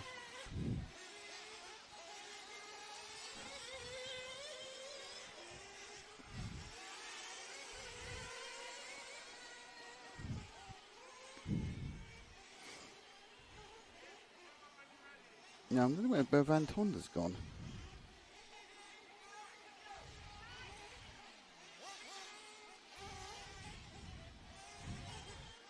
Because he was battling with Morris a moment ago, and now of course, he's upside down. Is that Morris upside down? I think Van Tonder must have taken him, or is just, where is Van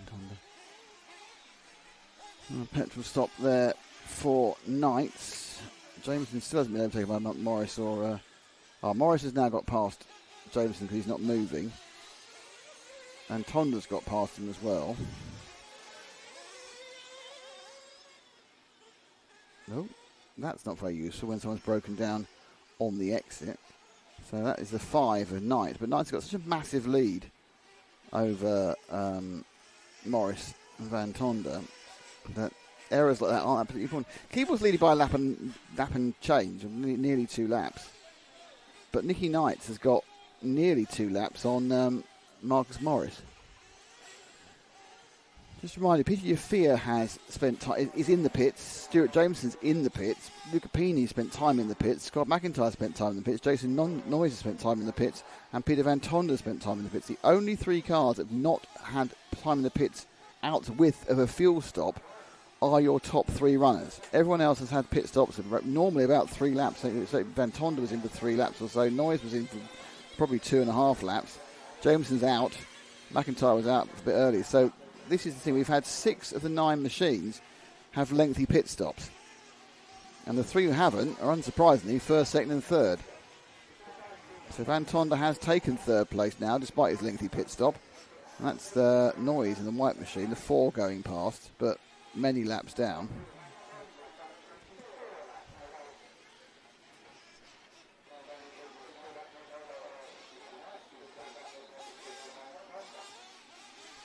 So 5 minutes to go. This is a example of how just keeping going can give you a very good result. The interesting thing is Van Tonder is not scored. He's trying to go Van Tonder. Van Tonder is quite a way behind Nicky Knights. But they are on the same lap now. So I'd like to point out they're on the same lap. So we're going to get a gap soon between this man in 2nd and the early leader who was streaking away from the field, Van Tonder. Oh, now we've got a problem. So now there's a problem for Nicky Knights.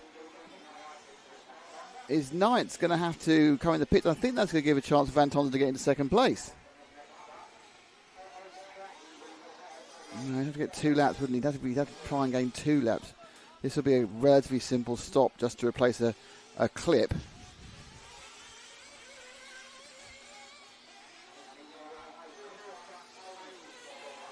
So he's going to have to try and replace a clip, that's the issue. So will he pit stop? I mean, he could try and just run it round for 4 minutes with the body shell doing that.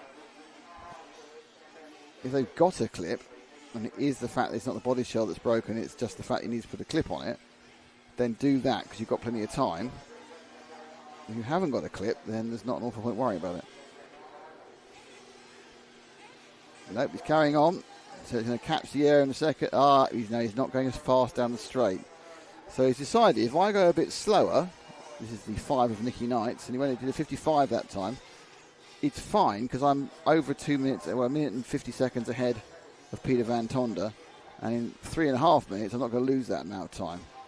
Because there's no black flags, there's no mechanical flags in RC racing, so you don't get done for having your body shell flapping in some sort of dangerous way, because it's not dangerous to anybody.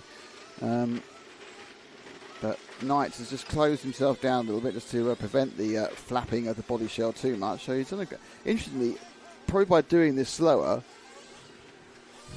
he's going to run a lot cleaner. Now, be interesting to see what this has been like a conservative, a super conservative capital with a small C lap, and be interesting to see what he does because he's made zero risk to avoid or to over the line prior to that. So it was a 40, he did lose 5 or 6 seconds. It was a bit slow. So now he's going to go for the repair. The clip is clipped, and away he goes. So he's had obviously wasted a lap while they rushed back to the pit. Someone got a clip. They've come back. Oof, a nasty kick on that one, wasn't it? So Knights now. He's 2.5 minutes ahead. 2.5 minutes to go. He's about a minute and he's lost 10 seconds. He's about a minute ahead of Peter Van Tonder. So Van Tonder looks like he's, despite 3 laps in the pits, looks like he's going to end up with a. This is not the greatest bit of running at the moment from Knights. He just needs to do what he did before, which was just settle down. Because I mean, there's virtually no chance of over a minute's lead disappearing, but you can never tell, can you? Never tell. In what has been a incredibly attritional Truggy final.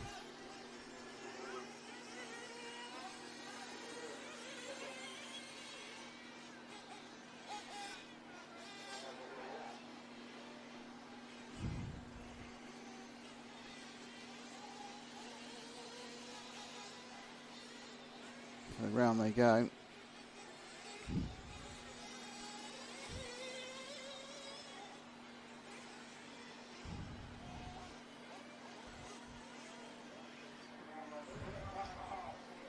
"90 seconds left. Peter Van Tonder's a minute behind this man, Nicky Knight. So should we give a bit of love to our lead, winner basically, because he's already won the race. He's so far ahead, he cannot lose. Darren has already won the race. Number 7, Darren Keeble, red and white machine. Where is Yash? Show me the money. Find me the leader. There's not many machines to search for, in fairness. I think kind of in tune with this overall race, as we came to Darren there, he was having a bit of a moment. But he's got a lap and a half to go. He's going to... Yeah, he's probably going to get 2, actually. He's got any sense of brakes. He's right on the cusp of getting 2 laps. 51.7 seconds is what he needs to do. He's been doing a lot quicker than that. But he just winds it back a couple of seconds. He can just finish at the end of this lap. But Van Tonder went out. He led the first couple of laps and then very quickly got overtaken by Van Tonder, got into a situation where he wasn't going brilliantly for him, he was dropping back. Van Tonder had a 35-second lead before Van Tonder had an issue, which sent him into the pits for 3 or 4 laps. But then we've since had everyone else have issues, including Jameson and Morris and McIntyre and Peeney and Yafia. And that meant that Keeble, by driving the second half of the race a lot better, in fact the second 2/3 much better, has not only got him the lead, but by being reliable and not having a problem, not driving badly, has got himself a 2.5 lap lead.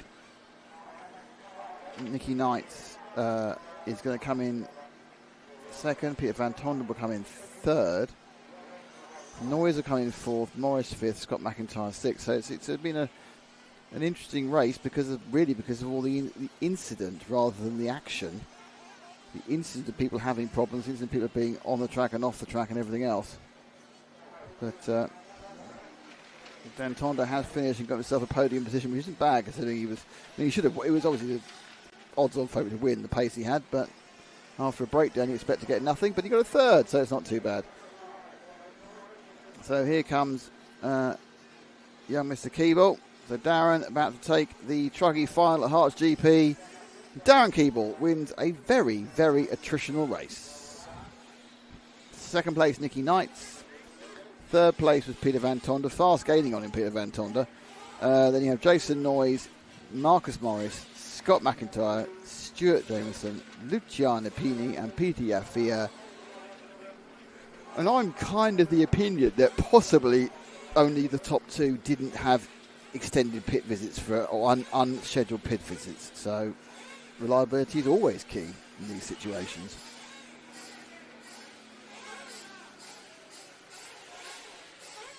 Oh, right, Nicky Knight is female, I've just found out. Sorry about that. I did not know Nicky was female.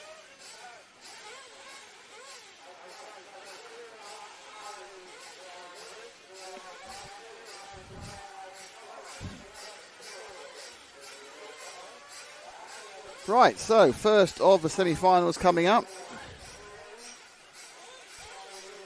And it will feature Kevin Brunsden, Simon Reeves, Caden Stenhouse, Oliver Natras, Ben Simpson, Darryl Hayden Ball, Tony Nicol, Gary Gregory, Peter Van Tonder, quick turnaround for him, Jim Thompson, Harry Tompkinson, William Carolan, Dave Shedd and Chris Smith. So Tompkinson, Carolan, Shedd and Smith are bumping up, or bumper-uppers. And you've got Jim Thompson, you can hear the voice on the PA, Peter Van Tonder, Gary Gregory, Toby Nicol, Darryl Hayden Ball, Ben Simpson, Oliver Natras, Caden Stenhouse, Simon Reeves and Kevin Brunsden. Half an hour, top 7 bump. And the other 7 don't go home because there is a last chance qualifier.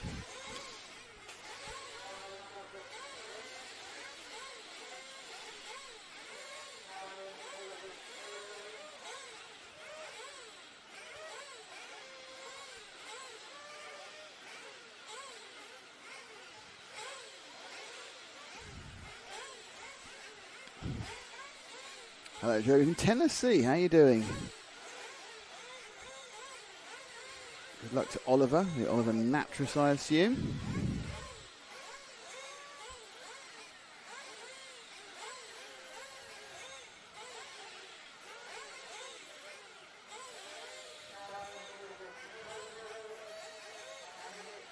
JP Sweek, how are you doing? Big shout out for South African expert representing Herts. Big shout out from Zwartops Raceway. So JP Sweek, we're going to see him again because Peter's back in this one as well. Double Peter Van Tonder. Darren Keeble's being shouted for. Oh, to Marshall.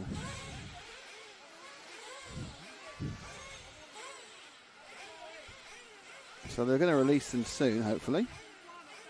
They'll do 1 lap round and then they'll start. I think we're very much on time with this situation.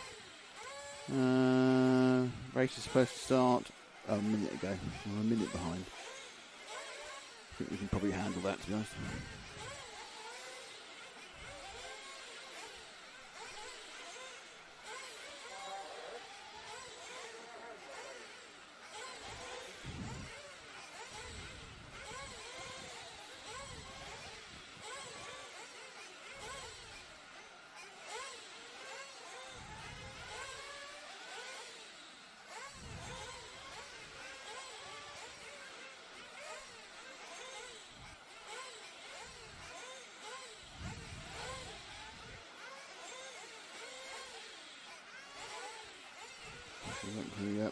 Revs to rise. Okay, as always, it's that attempt to get the very last marshal into position. So they'll be off soon. 3 laps of running. So 3 laps of 1 lap of running. Oh, I need to get a new pair of teeth in, don't I? Honestly, this is many hours to go yet. I'm doing 1 pair of running.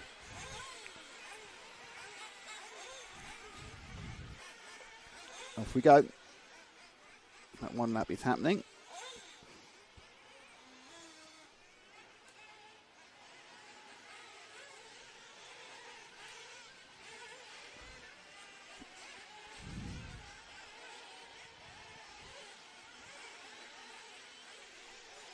There we go. Right, so any second now, these cars are going to come into view in on our fixed camera. There we go. Here comes the first one. Very exciting when they come into view. Then we've got about half a lap to go before they go roll back into the pit lane. They'll get a bit of a slip up of fuel. We'll wait a few seconds. They get pulled into the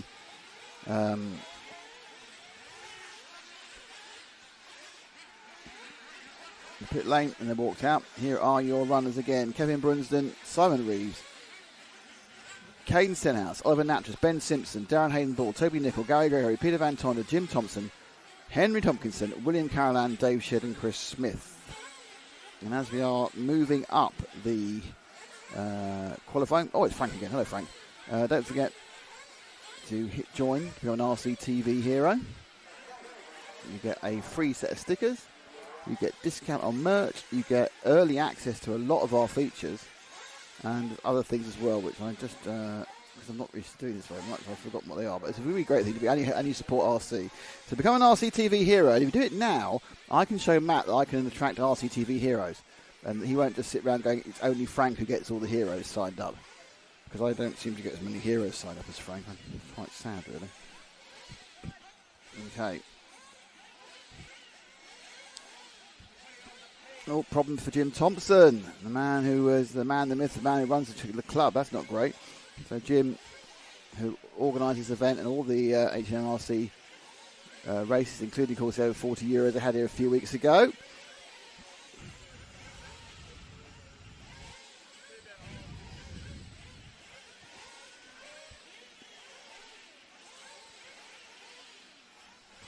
Down it goes.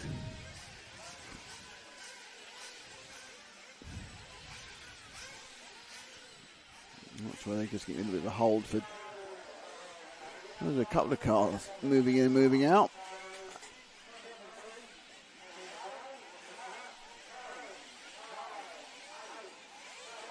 Here we go. Half an hour. B-side semi-final. Brunsden, Reeves, Stenhouse, Natchez, Simpson, Haydenball, Nicol Gregory, Van Tonder, Thompson, Tomkinson, Caroline, Shedden, Smith, and it's a very clean start for the top three, perhaps between the top six before it starts getting a little bit scruffy behind that. But out and away, I would expect is the multicoloured madness that is the Kevin Brunsden machine. He's got every colour of the sun there in a kind of a flame effect. It's the one, it's the red and white number 2 in second of Simon Reeves. As they settle in, instantly you can see the difference in the energy in a buggy compared to a truggy. It's all happening all the time. They're narrower, they're edgier, they're quicker. Oh, and they roll out. That's really bad news for Reeves. He rolled out and he blocked the car behind him. So second place across the line is going to be Ben Simpson. Stenhouse is the one who was backed by Reeves. So it is Brunsden. Oh, Brunsden's rolled off. So that's your new leader.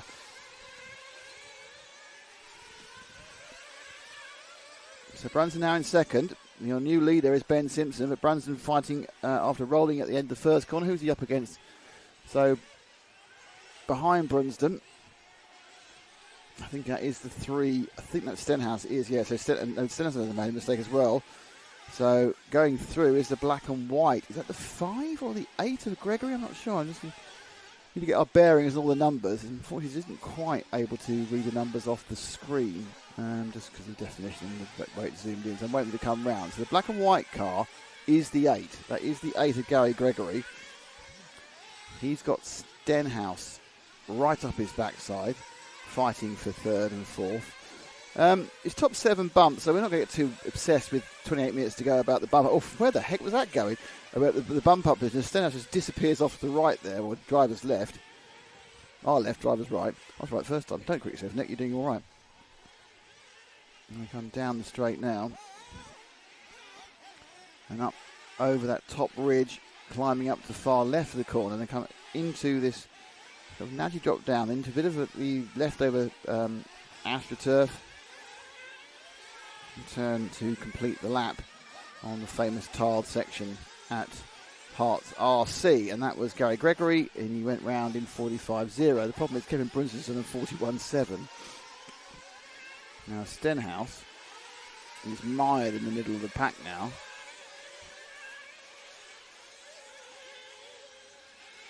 Can we move forward one to the 5 car of Ben Simpson, who's in second? There he is. So that's Simpson. Just trying to get some of the colours in mind more than anything else, with the orange and the green. Last time round he was 2 seconds exactly behind Brunsden. This time that distance has extended by half a second. Brunsden's doing his 41-second laps. We've not seen anything like a 41-second lap, and he's just done 2 of them in a row. Very on 45, and this is the stretch you get early on. Brunsden did make a mistake in lap 2, but he's just putting down the power now. While you can, really, because at some point you're going to start lapping people, and that is never a great thing to happen. So behind them, Stenhouse is trying to recover. Hayden Ball's doing okay. Nichols there. William Carolan is the first person who's not bumping up automatically. Natchez, Tomkinson, Van Tonder, Smith, Johnson, and Reeves are all also running round.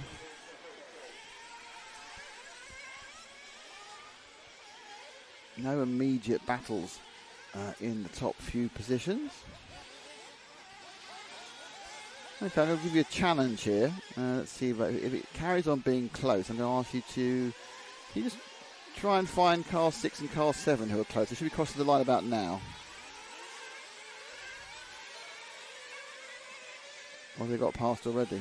I don't know. There's two cars all the way up there. I don't know. They're going front of us now?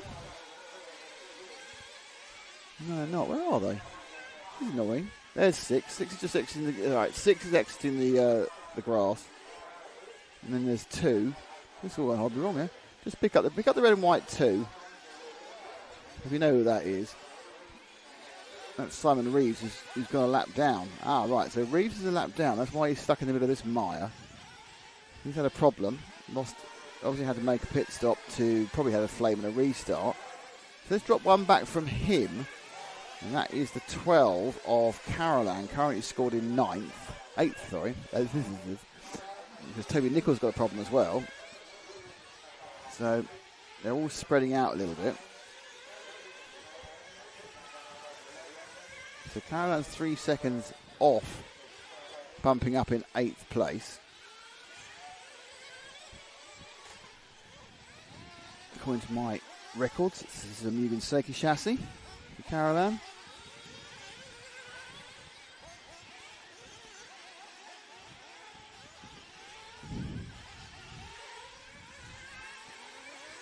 Oh, ow. That thing tied itself in knots, didn't it?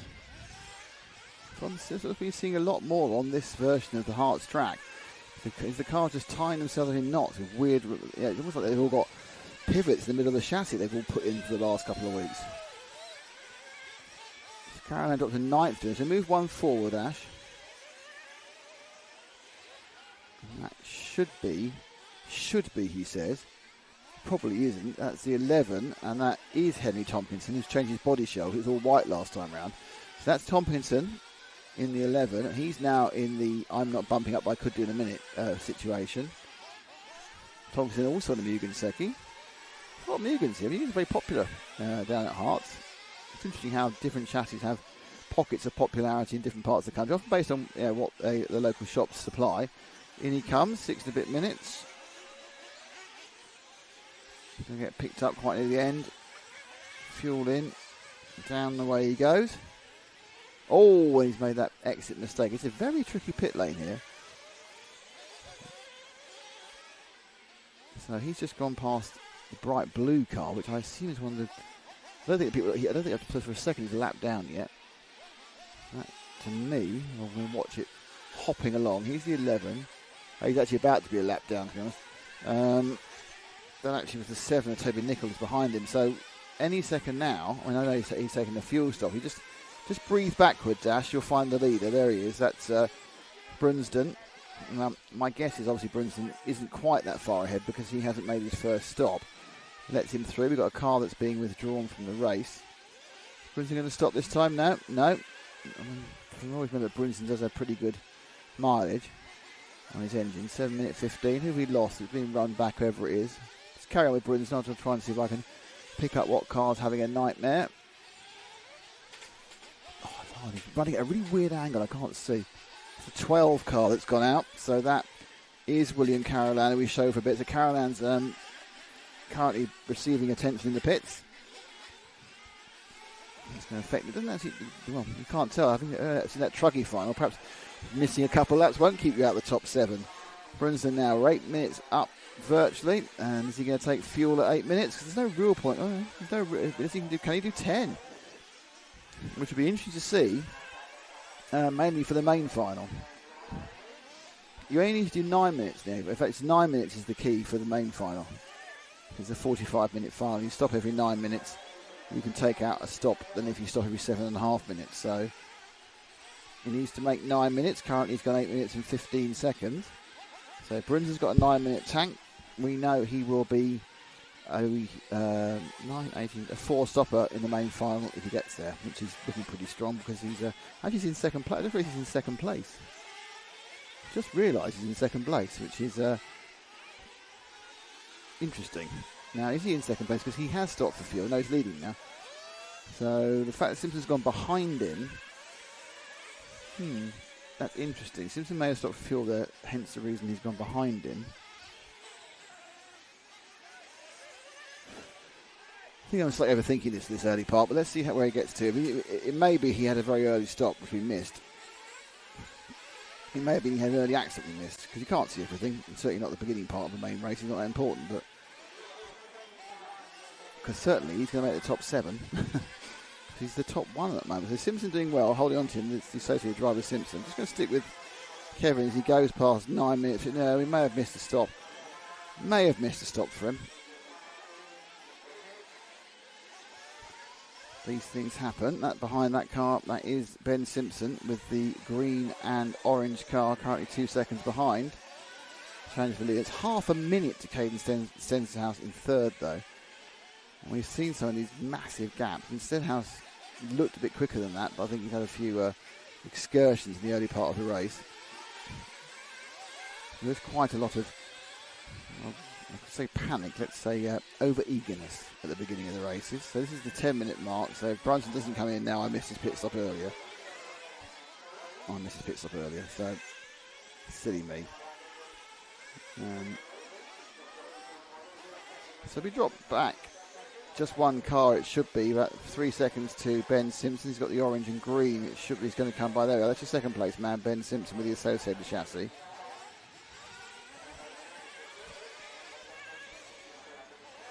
He goes over the Ashford turf. You're watching the Herts GP, the Bank Holiday Monday special. It's finals all the way. Main final due off in about 2.5 hours.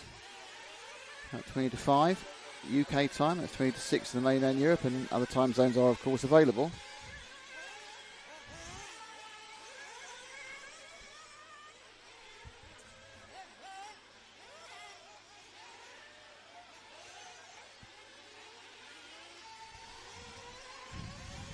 Oof. He managed to take out the marshal. So he gained half a second on Kevin, but Kevin was going through some traffic. Now I think this is the 8 car of Gary Gregory. And it is, he's scored in 4th. So Ben in 2nd has lapped 4th, if that is Gregory. Obviously you can have more than one black and white car, that is allowed.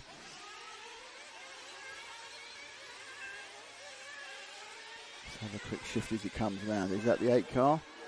Certainly is. So Gregory now goes a lap down.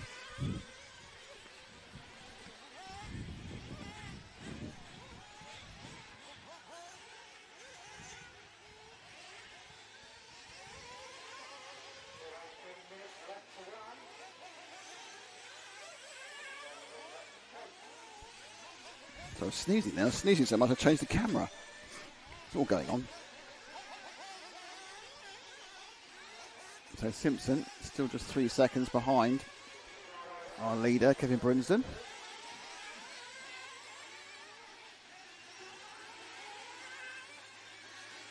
Stenhouse a long way back. He's upside down, lounging in the track.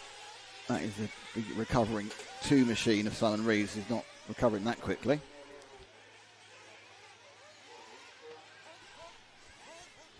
So gets past the 7. That's Toby Nicol. So let's drift about and look at some of the other cars while we wait for this race to come to a crescendo. Can we find car 13, Dave Shedd, who should be probably somewhere at that top of the track at the moment, I think. He's coming from a bump up and he's currently running in 5th, Dave.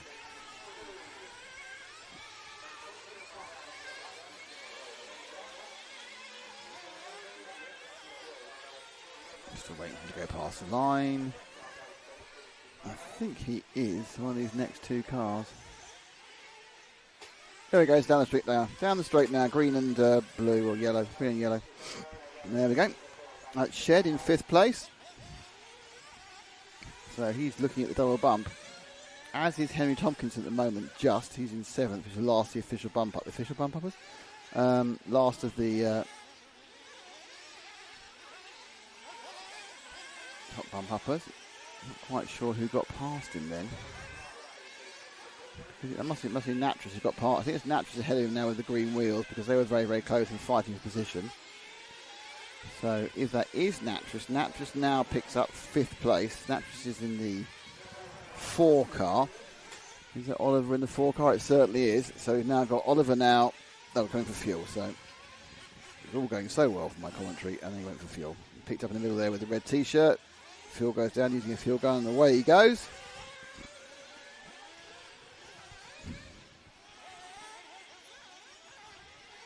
So Natras, I mean, the stagger's going on, sort of 7.5. He's going a bit early again. He obviously can do 7.5.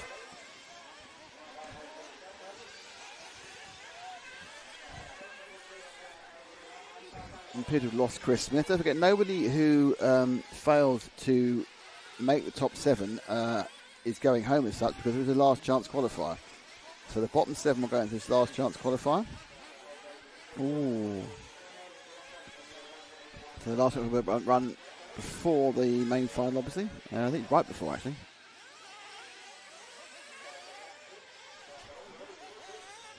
Now in the berm. So Natras is scored in 6. 7 seconds behind Shed, who needs to make a stop. Hayden Ball, who is the bottom of the automatic qualifiers at the moment, he's a further 20 seconds back.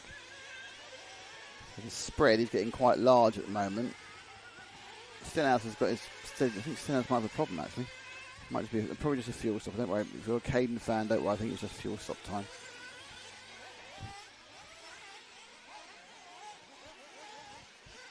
He's running a bit late because he's supposed to get some fuel. There. Stenhouse is now running quite late. Brings him back into second on the stagger of the fuel stops. So Simpson back ahead. Now I think Stenhouse has got a problem because he's still not come round. There he is. Oh, no, didn't have a problem. Not quite sure why he was so long red on that one. Very strange. See, I think he's lost a lap. He's now 54 seconds behind. So he's 54 seconds behind. So Stenhouse has dropped quite a long way off Brunsden. I think it was a late call. I think there may have been a slight issue on timing at that point. So he was sitting there red forever, but the lap that came through was absolutely fine. But he is a long way behind. As Simpson's also got fuel now. They swap back round again. Brunsden leads. Simpson second. Stenhouse third. Gary Gregory is in fourth. Natras is in fifth. Shed is in sixth. Hayden Ball is in seventh. There's some reasonable spread on these, to be honest. So Jim Thompson's come up from last to 10th. Tompkinson getting past Reeves. You just saw there on the timing. That's because Reeves, I think, is having a real struggle to keep the thing rolling at the moment.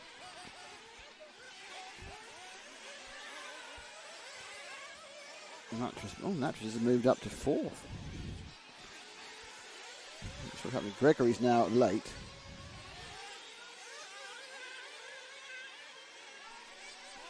So Gregory's late, so that's put him. It's probably a fuel stop, but it's put him behind Natras now. Natras now in fourth. Shed's in fifth. Gregory's in the black and white. So if I find the black and white Gregory machine, car 8, he's currently running in sixth. There he is. It's a bit of a Rubik's Cube of problems on that part of the track.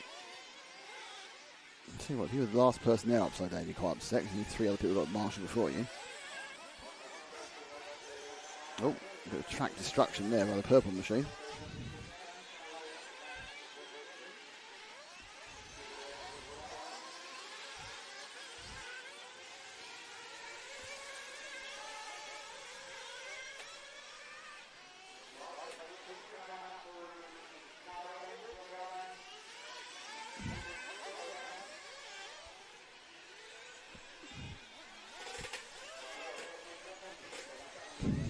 So Gregory, he's now scored 6th.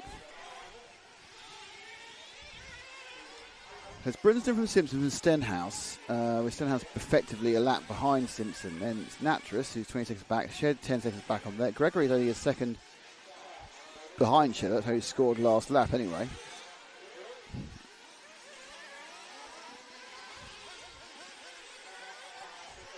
It's gone to 1.9 now. Oh, pits back out of it. That's Brunsden's come out of the pits there. So Brunsden's stopped with 11. I think Brunsden's stopping on a weird short cycle.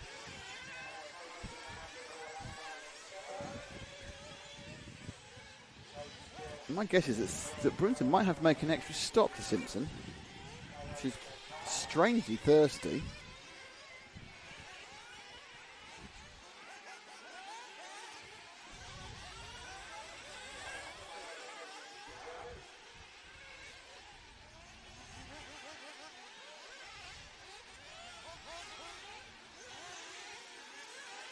And they're letting through Ben Simpson, who should be scored in. Oh, he's not quite. Even with the extra stop now, Brunson's ahead of him. So Ben Simpson, the orange and green, is not scored in the lead. Still scored in second. It's Gregory, I think it's 2 laps down on Simpson.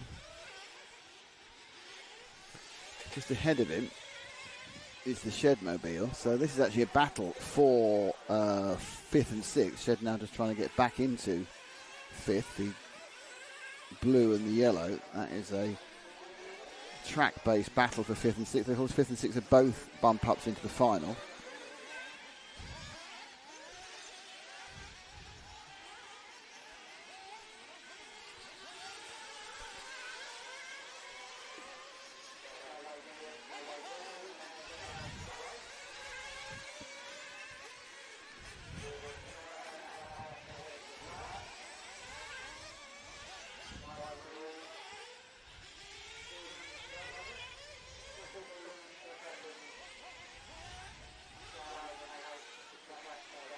So just under a third of the race left. Brunson, Simpson, Stenhouse, Natras, Gregory, Shed, Reeves, your bumper. So Reeves had a terrible time. Has got himself into the bumping situation. I think Darren Hayden Ball's had an issue, as has Peter Van Tonda and William Carolan. So despite Reeves having had real issues keeping the car rolling, technical, not driving, he does seem to be just popping up now into the final of the automated bump-up places. He's going to be a bit of a surprise, a pleasant surprise to him, as Natras throws the car out of 4th place and into Gregory, sorry, through out of 5th place, and let Shed through to take it. So the car now is 5th. The car that rolled out is now 6th.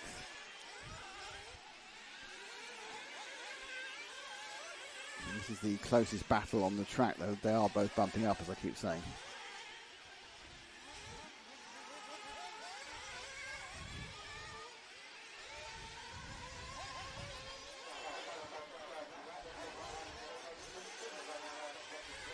So Dave, who will be double bumping, the only one, in fact, who will double bump, if it stays it is Tompkinson, who started it, who's the 11th person on the grid, so one of the 4 bump ups from the quarterfinal. He's down in 8th. Carolan, we saw, was doing well, then had some technical issues, and Chris Smith was our first retirement. Peter Van Tonda now is officially retirement, which is unfortunate for him, as Shed makes an error.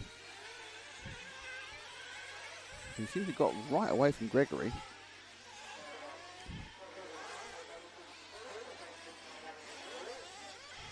Down to Gregory behind him in the black and white machine. There's the rest of the field.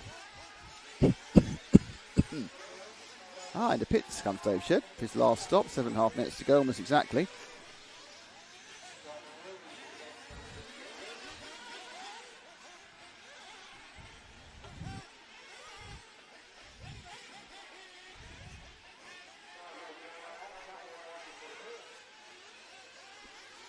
I don't know where he goes. I'm enjoying looking at Jim there. Looking really happy on top of the rostrum.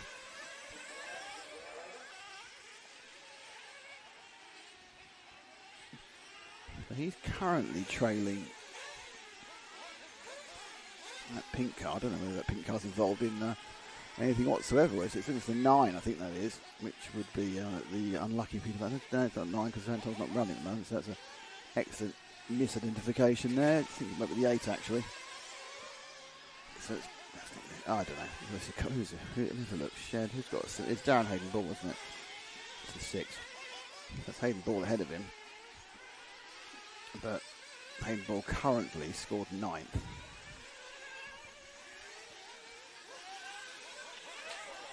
I'd say the 6s on this numbering font are way too similar to the 8s.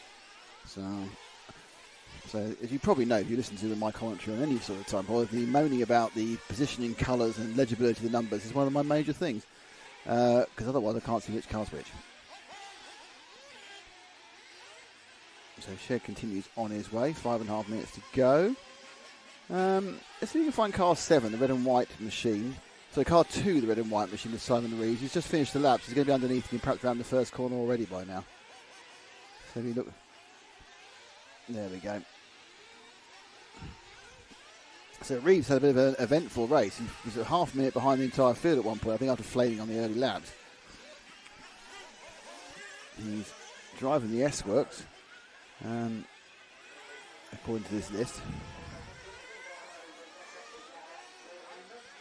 So Reeves is only, well, last time round he was virtually on the tail of Gregory, who may well have already dispatched. You can't see Gregory near him, so it looks like that's probably happened.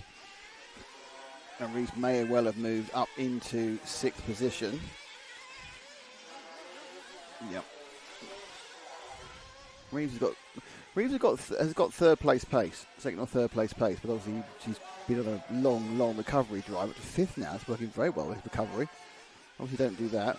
There's a car being pulled in there, I can't quite see who there was. I think it might have been, who's the car being walked in, Ash, just to your right? Oh, I need a much tighter zoom than that. 6, that's the 6, okay, thank you. That is the 6 of Darren Hayden-Ball, who we just showed for a brief amount of time and now needs broken down. It's not our fault, by the way.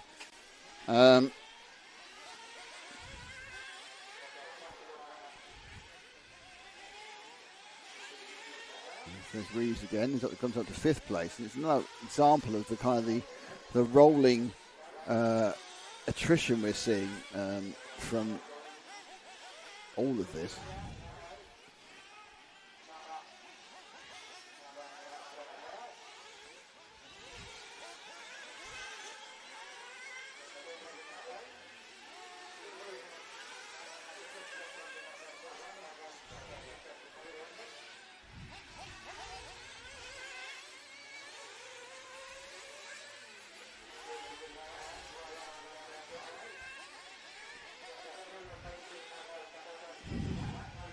So 3 and a bit minutes to go. The top 2 are really close together, actually. Number 1, number 5, Ash. We find our leader.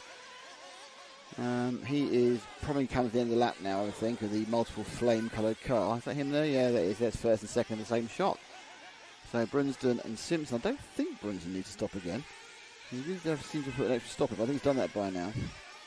So the lead is 1.2 seconds overall between these two. Kevin Brunsden with the Agama, Simpson with the associated chassis. If it's not that, I don't know what it is because I haven't got any other information.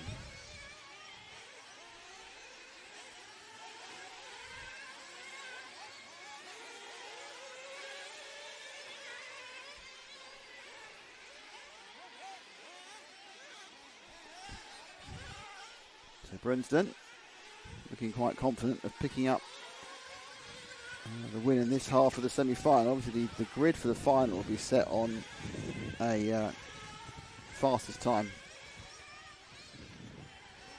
of the semi-final. So the other semi-final is faster, you won't be on pole.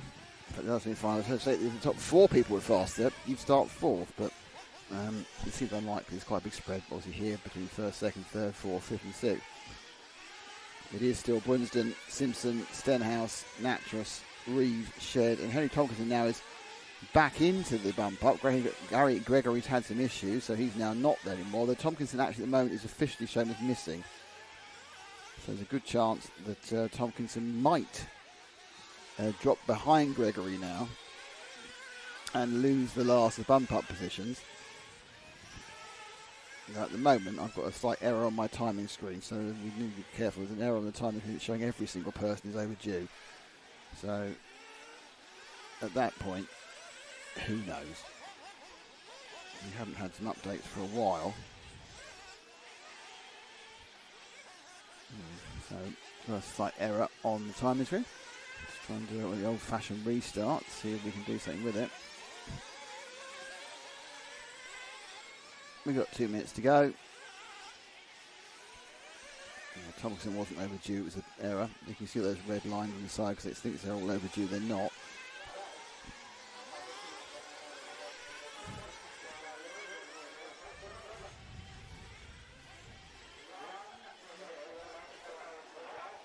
1.5 minutes to go. No, it's a minute to go. We are half a minute behind in our timing. That's gone terribly wrong. So the timing's got a bit behind. Not quite sure how that's happened. It must be some sort of internet issue. There's only a minute to go. How am I going to solve that one? Interesting. What's that saying? 1:43. Yeah, it's because there's been a problem with the online timing. It's dropped behind live by quite a significant amount. But I will tell you that Brinsden's leading this one. It's Brinsden from Simpson, from Stenhouse, from Nattrass, from Reeves, from Shed. But it is Gary Gregory, actually. Gary Gregory now is being scored in the final bump-up place in 7th. We've got a major issue here with the online timing.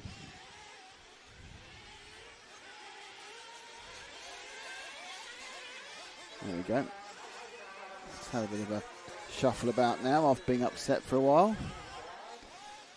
And that's now telling the correct times, but the red bits aren't correct. Time out. Still a few seconds behind, unfortunately. But that is it didn't reflect anything in the end. That is the results as we know them.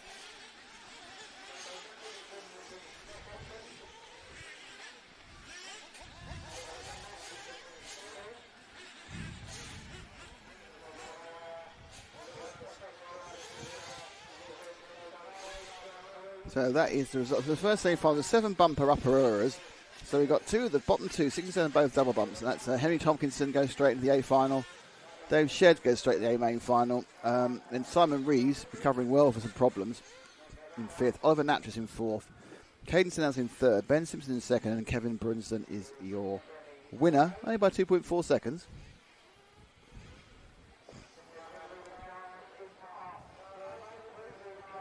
There's all the Park Ferme in the car, I say.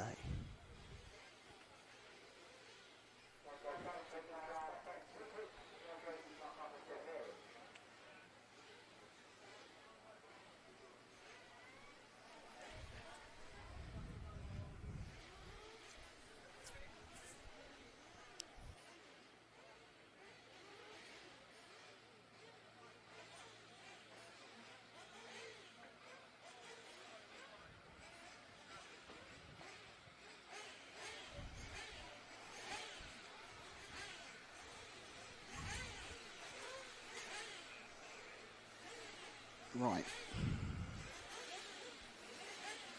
Getting ready now for the second of the semi-finals.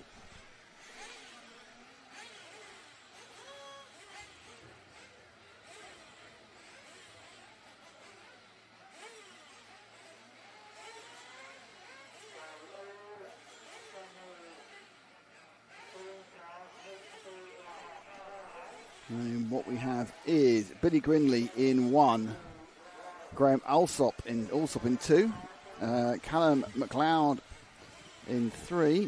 Hang on, I need to get the right page up. And I haven't got the right page up because that's the way life is. Callum McLaughlin in 3, Max McDonald in 4, Liam Brocklehurst in 5, Chris Grimes in 6, the returning Kieran Cox in 7, Michael Daniel at 8, Matlock, my favourite name from these events, in 9, Mark Hinton in 10, Wayne Buckhorn in 11, Nathan McLaughlin in 12, so both of McLaughlins in this one, Dan Hancock in 13, and Dave Rose in 14.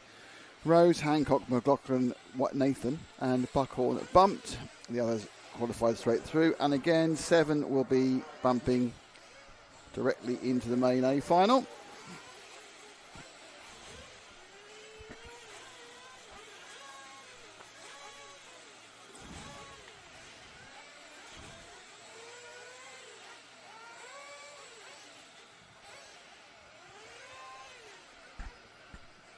So this race is due off at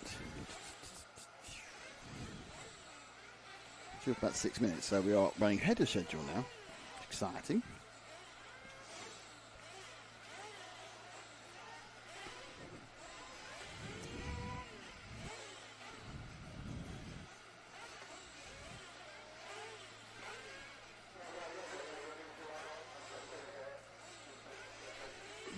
So we're still looking at the Parc Fermé situations.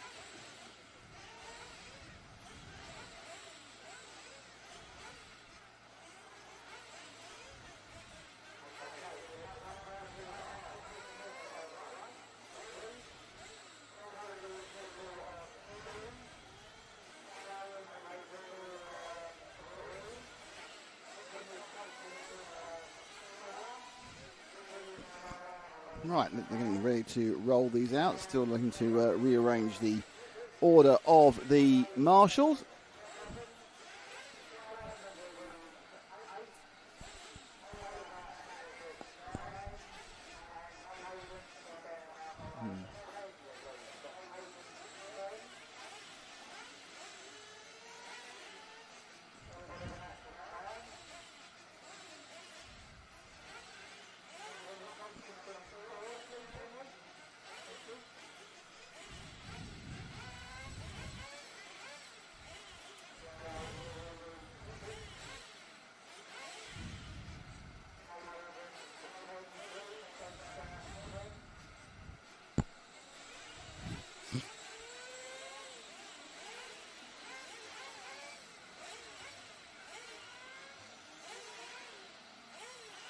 Still trying to organise all the marshals. It's taking a while.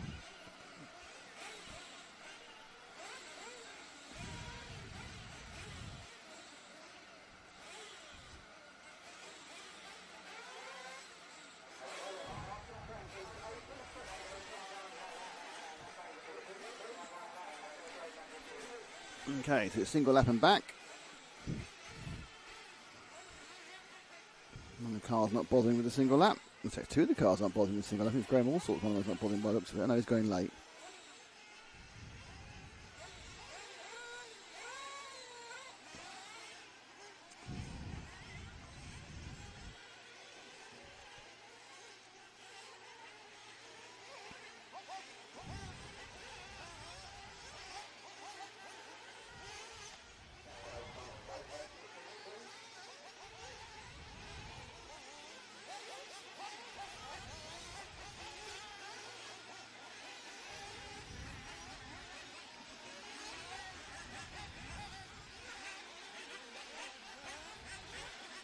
So Grinley, Allsop,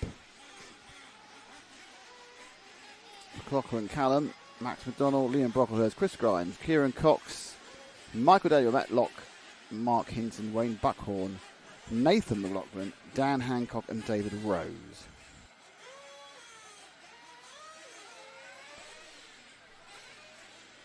Okay, the car's being brought out for this second semi-final. Following this we have a junior race, I think. Yeah, it's a junior final and the last chance final after this one. Both those are 15 minutes, thankfully.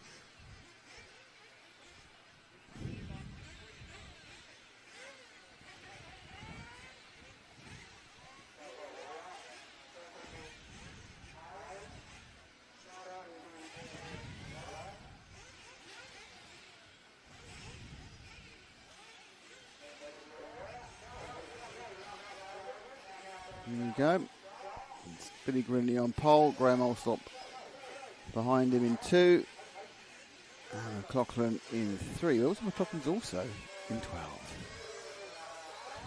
Shake. Put her down. And they're away. It's like slow off the line from Allsop, but it's not really mattered. He still sets into second and looks like a relative. That was a good clean start, actually. Everyone's kind of got away pretty effectively there. Oh, that's not what you want, is it? To have that flying in at that point. No idea why that's come in so late. Sorry about that. Suffice to say the race is going on. We'll go in a minute. Let's try and work out what's happening there. It's got a hit for that a bit late. I'm going to have to do some resetting of our timing. I do apologise for that, but you haven't missed anything, as you can see.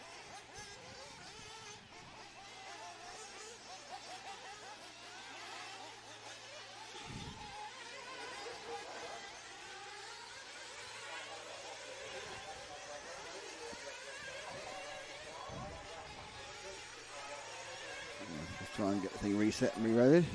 Sorry about that interruption. No, that's no interruption. That's not great either.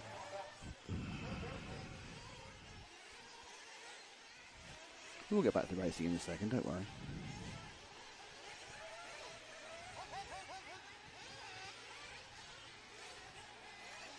Interesting. There's Frank very keen to for you to look at the actual race. Anyway, back to the story again. This is a weird situation live time. So Billy Grinley lead, McLaughlin second, McDonald is third, Brocklehurst is fourth.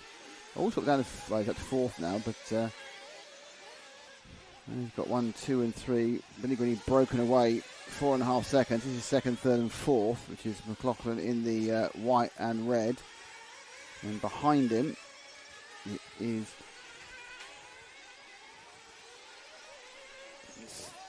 Max McDonald, it says, in the multicolour machine. Just got through. So, this is McDonald. Look up the inside. And you've got the 4 car. No, it's Allsop who's coming through. McDonald's. Yeah, so you've got Allsop in the multicoloured car behind McLaughlin. They're all dropping off the back of Billy Gridley at the rate of knots, to be honest.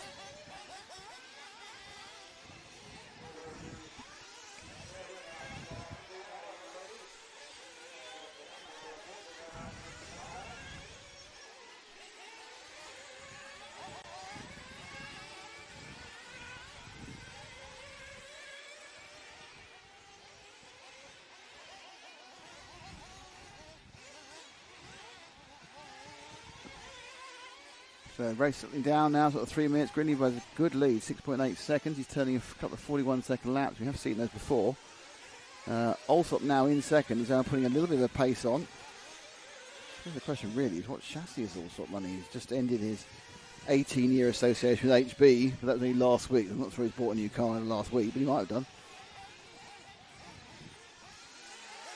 And maybe he's running HB under a personal ban until he sorts something out for next season. Max McDonald running in third. Now who's that he's just got behind?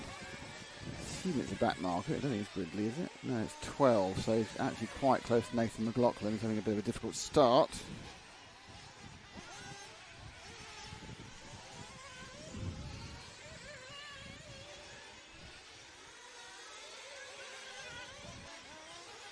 So Allsop.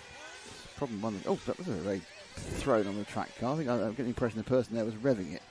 And it was not popular with the marshals. Chucked the car down. I'm trying to remember what car that was. There's no number on it. In which case it doesn't deserve to be in the track.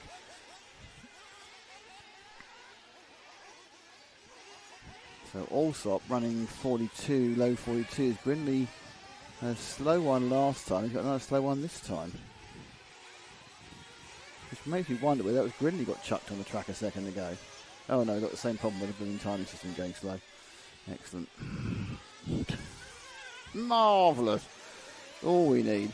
Well, we're guessing what's going on for most of the time. That's that was the Dan Hancock pink machine falling over in front of Allsop.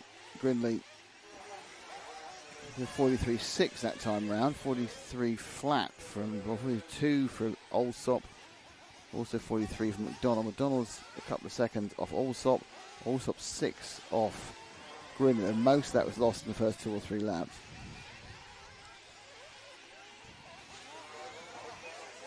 Throw back one Ash to Max McDonald. That's a very long 2.5 seconds. There it is, it's 3.8, that's why. The 4 car, Max McDonald, associated according to my piece of paper. A hard brake to get into that switchback. But in the process, obviously, just trying to qualify for the main final. Turn laps, keep it quiet, don't make any mistakes. 5.5 minutes gone.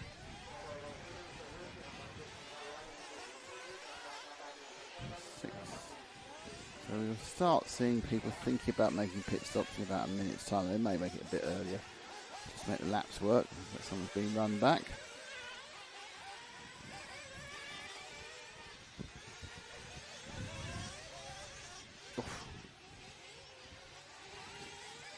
Difficult bounces. We've seen a lot of those difficult bounces today.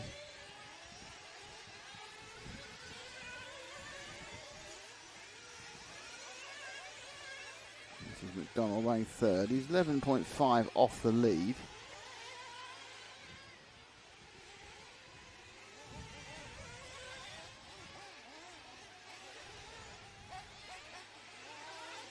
Now that completed for McDonald. Okay, let's hold for a few seconds and wait for the 3 car of Callum McLaughlin. There's quite a few seconds. There we go. Hopefully that's him. Interlopers in there just yet.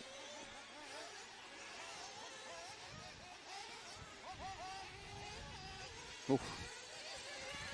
So McLaughlin, red and white, comfortably in the bump up position, but has kind of drifted off the ultimate pace. He was up there running the first couple of laps, now running his own time. Just, I think, probably just trying to make sure he gets a clean run into the final. Also made his first fuel stop. And now McDonald and McLaughlin come right together again after, I assume, an error by McDonald. I don't think he took fuel last time round. I have been wrong.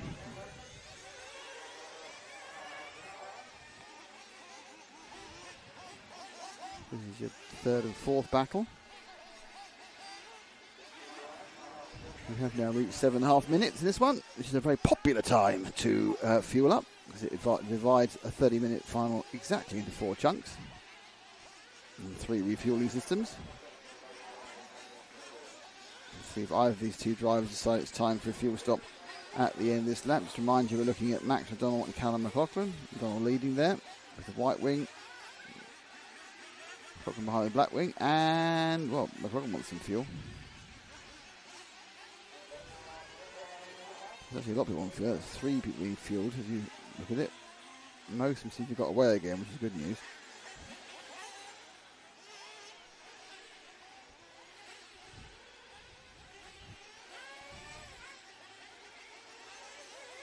So we'll see how this unwinds. Everyone over the course of this lap and the last one and the next one, we're making those stops. We are doing a very much an equidistant split. I don't think anyone yet go for 10 minutes. I may have missed it in an earlier race. It does make sense in this final to do 10 minutes if you can. In the main final, it only makes sense to do 9 minutes if you can. You don't save a stop doing 10 minutes.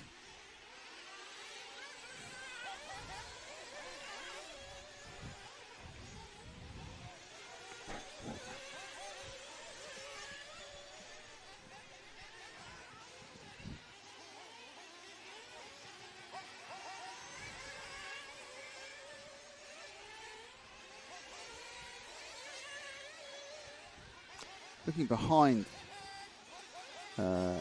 these teams, so McDonald, back. See if we can pick up Liam Brocklehurst, car number 5. I think he's just one more, and that'll be him next. That should be him. This is Liam Brocklehurst. It is indeed the 5. 10 minutes down, 20 minutes to go.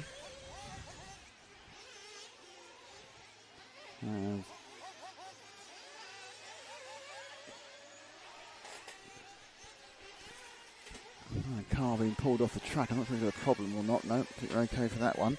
Kieran Cox, unfortunately, and Michael Daniel both seem to be missing, presumed not running anymore.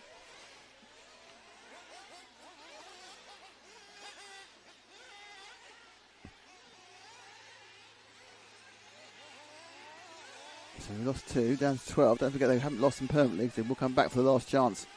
Saloon race. It's not actually a saloon race, not a sedan race. It's just a last chance saloon. Lachlan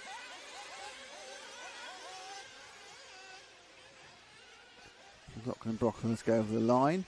Allsop's got past Grindley. I'm not sure that's on a fuel stop situation. If you find our leader, Graham Allsop, he'll be at the end of the lap or just start the next one now with Grindley behind him.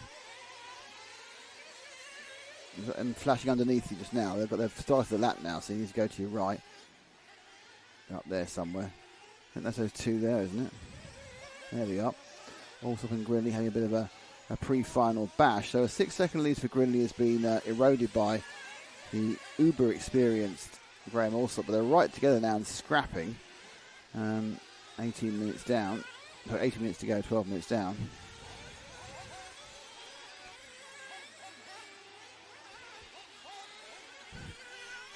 So Grindley very much harrying Allsop at the moment, probably looking for a way through, trying to get himself a berth in the chance of pole position in the final, of course. I think it was wide there to sort of wash out almost as he turned right at that sharp 90.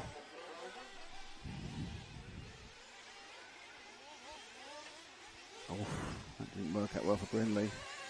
And back on the track now, but the net effectively lost to 1. Now they both massively pulled out on Max McDonald. McDonald's like 19 seconds back. So they have done that thing where they've made it quite comfortable for themselves. But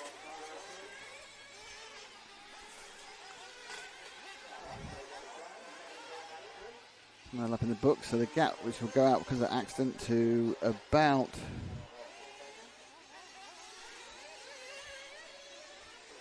a while. As you can see, we've got a slight issue with the timing locking up again. Never mind.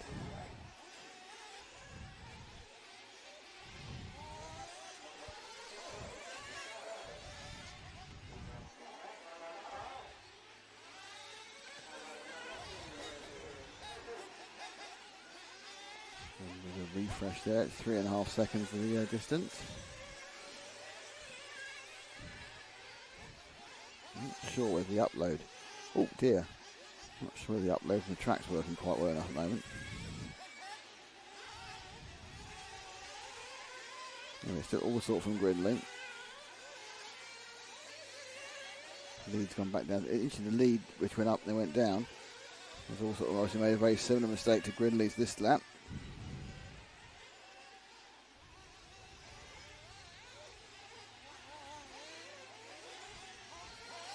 Oh, lovely move by Gridley just to get the up and turn up the inside of Allsop's super overtake there, going up towards the top of the track. So Gridley now laying down a marker, leading in this semi-final.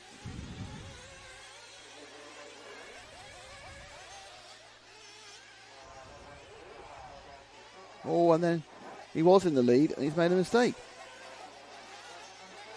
So that's must be frustrating. He's not actually going to get scored in the lead over the line because he took the lead and then made an absolute, what's the word for it, pig's ear of the whole situation by rolling it just before start finish.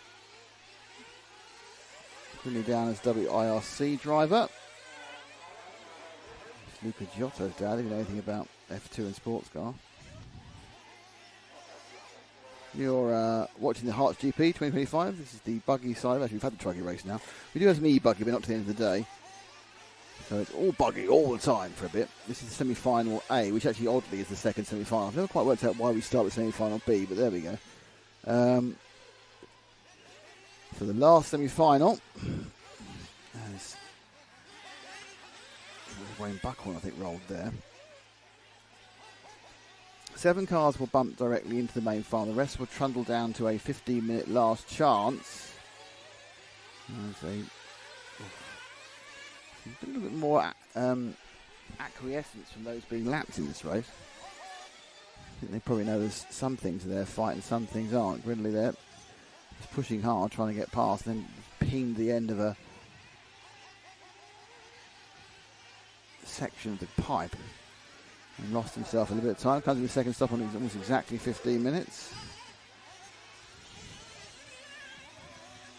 Allsop's already out. And there is Gridley.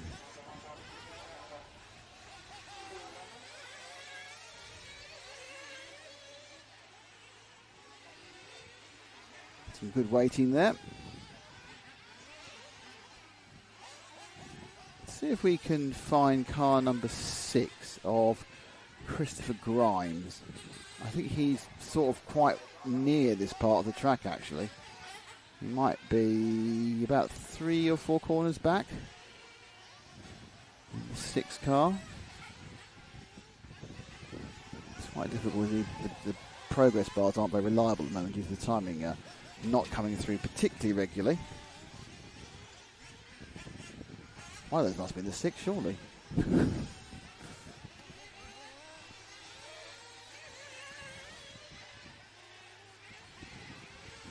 There's the 5. There's the 4. Okay. Oh, there we are. The 6 is no longer. He's moved. He's done his lap now, so he's now somewhere else on the track.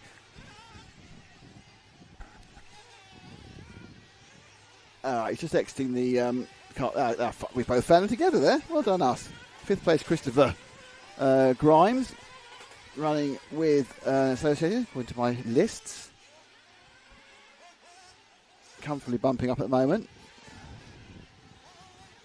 Nice colourful machine he's got there.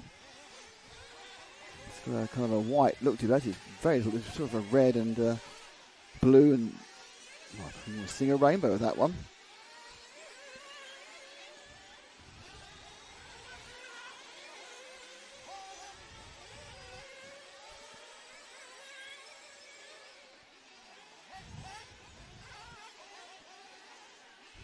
So he's half a minute behind Callum McLaughlin, but 10 seconds ahead of Liam Brocklehurst. So if he keeps it 4 wheels down for the next 12 minutes and 32 seconds, he should be okay to bump into the Herts GP Main A final. Grinny and Alsop having a bit of a row again. We'll see if that's still close when we get towards the last few minutes. This really is a little bit about who's going to bump up and who's not going to bump up.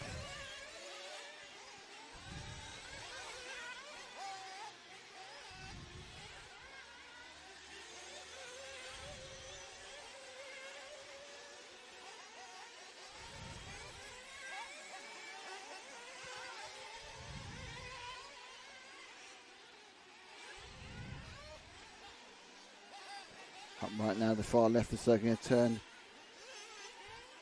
sharp left. You come down this sort of section onto the old bit of AstroTurf, which that bit has always been there. If you remember the previous version of the Herts track, some bits that move, some bits can't move. You can't really move that paving stamp, so the end is always going to look a bit like that. That was a 180 hairpin. Now it's a fast berm, heavy braking into this hairpin, and out to the top right. And you come down, a little bit of a kink, single jump.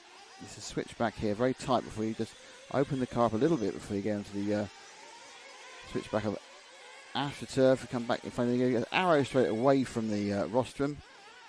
Very, very little consensus about the best way to take that corner, that left hand at the top of that straight, whether you go wide, whether you come in tight. But either way, what they want to do is lose momentum by stopping, and that wasn't what Chris Grimes did. And he goes across the line with a reasonable time. It was a 44.7. Alsop is under a bit of pressure at the moment, as is Max McDonald in the 4. Whereas not under pressure is Wayne Buckhorn, who is currently very happily in 7th. He's half a minute, 40 seconds almost behind Liam Brocklehurst, but he's 34 seconds almost ahead of Matt Locke. So he's got himself into an absolute relaxed bubble where if he just carries on moving round for 10 minutes, he will end up being the final automatic bump-upper. So Grindy made a mistake last time round, or took a few, one or two. I think made a mistake is the answer.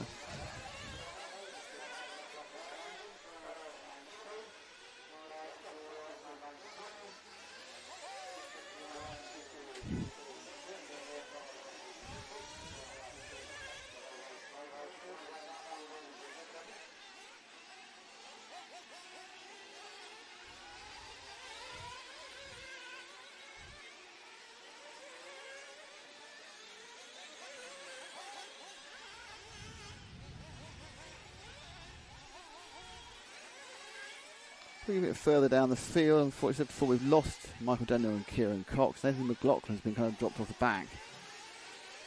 Mark Hinton, David Rose, Dan Hancock. So Rose and Hancock have had those one-cam bodies.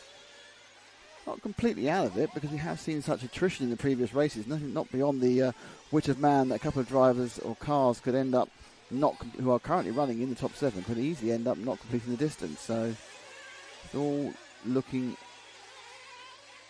like it could change. I mean, Alsop now has really suddenly pulled a gap on Grindley of best part of 10 seconds.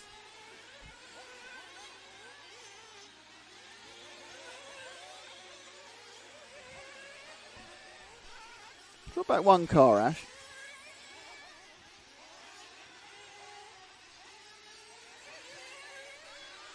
It's the 3 of Callum McLaughlin. This is a battle between 3rd and 4th here. It's the McLaughlin versus McDonald battle. They are that close, battling over 3rd overall in this semi-final. Going to see some of the gaps here. That's third and fourth, about to lap fifth.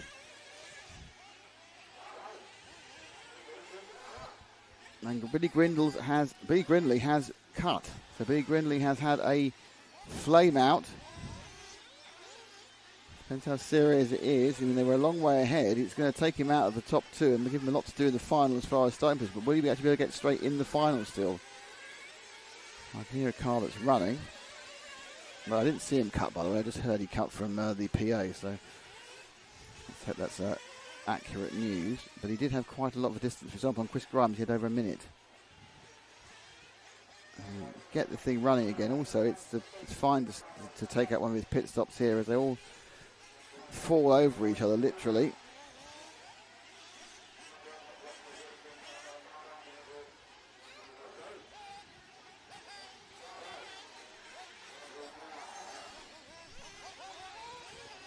So we need to see how far Grindley's going to drop after that cut.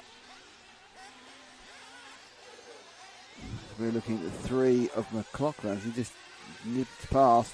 Oh, fuel though for McDonald as Grindley is scored behind them. But Grindley's running again. He's running again in third. So he lost with his cut about 24 seconds.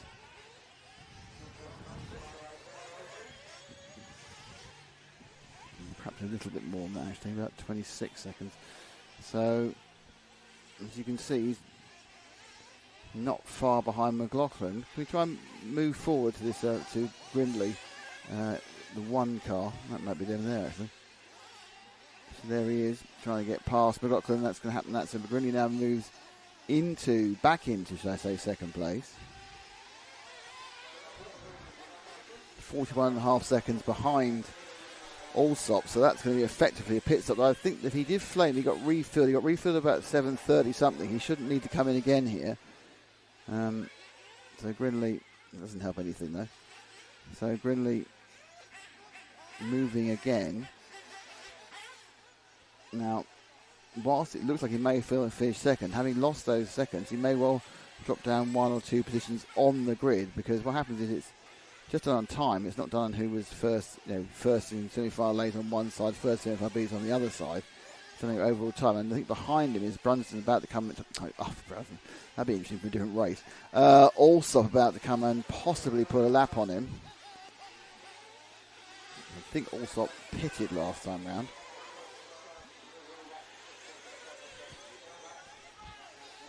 He's also ahead of him, isn't it? So, Green's now a lap and change down. He's still in second.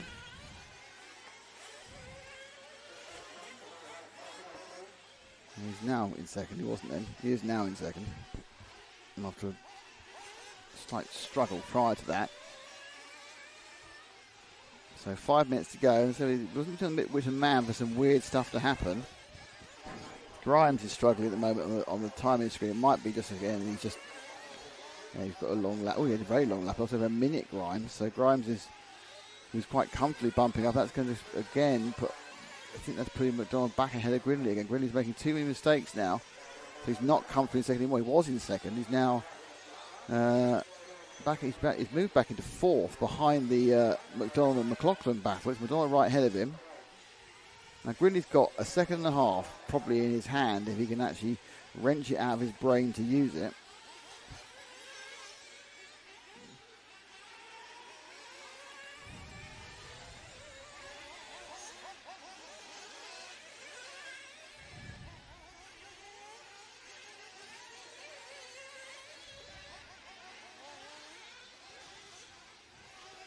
So Grindley tries to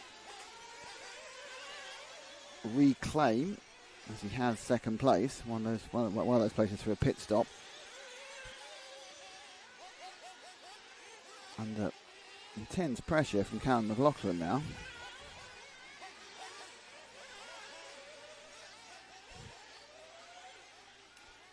Up to the far edge, and now just trying to just give himself a little bit of breathing space to make sure he does cross the line in second, because that's obviously key for his grid position. Even if he's lost a couple of places on time, you know, that's nebulous. If he finishes behind McLaughlin or behind McDonald, he'll definitely lose some places. And he's not really breaking McLaughlin, who only lost about 0.2 of a second that time.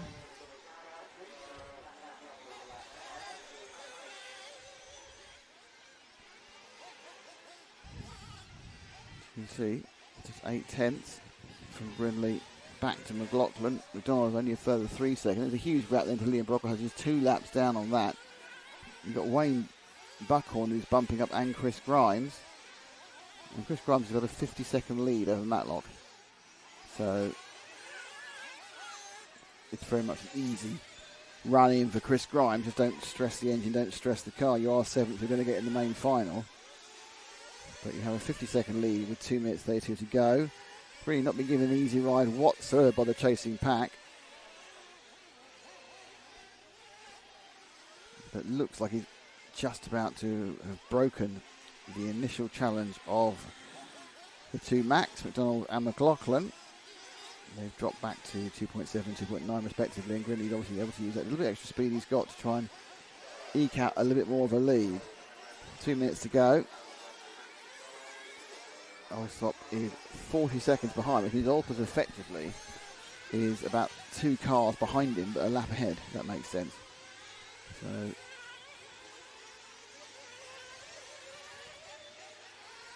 there goes Grinley across the line now.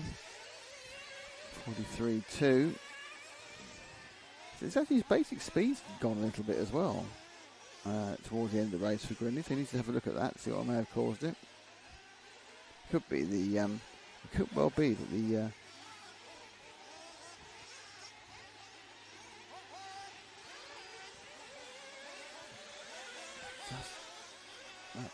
flame out. Now it's interesting, given the fact that he actually went in with 7.5 minutes or 7:48 to go, I must wonder whether the flame out was caused by actually running out of fuel, because it was very much a simple flame, refill, restart, go, which isn't always what happens, of course. Often you can flame, restart, nothing happens, and you sit there and you've blown the plug or something. But it looked like a fuel starvation stop, so perhaps there needs to be a look at exactly how they're running their fuel. It could just be bad luck, or it could be the stone could have stopped the flywheel. There's all sorts of things that can go wrong on these nitro engines. Let's see if we can find our leader, Graham Alsop. He's, I think he's just behind these guys actually in car number 2. That's a couple behind. There he is. He's just gone past you, Ash. He's the multicoloured one. There he goes, car number 2.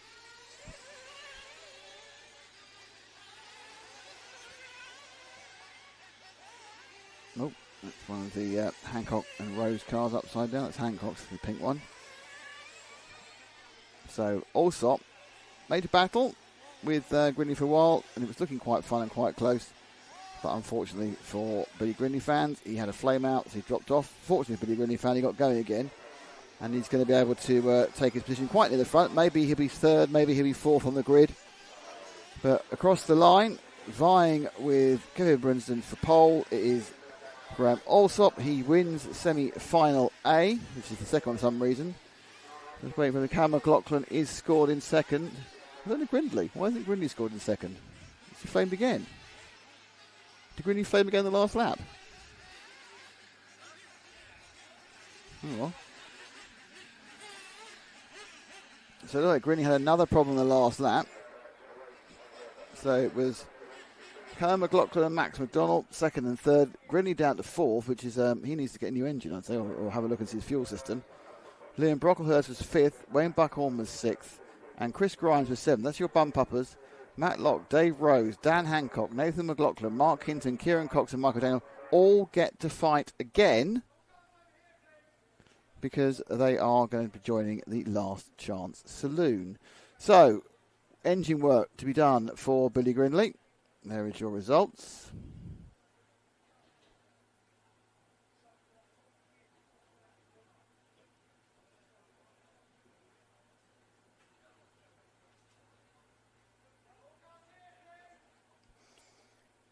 BJ Williams, RC Racing TV covering the Ebuggy Worlds this week. Of course we're covering the Ebuggy Worlds this week. The team is, not me, different team, but the team is flying out to Portugal tomorrow, and they will begin broadcasting, I believe, on Wednesday. And then broadcasting all day Thursday, all day Friday, and finals day for the Ebuggy Worlds is Saturday. Very good international entry. Very exciting. Tom Cockrell will be your voice. I think Lefty the Great will be helping out at some point. And obviously, stalwarts Frank and Matt will be there as well. But that's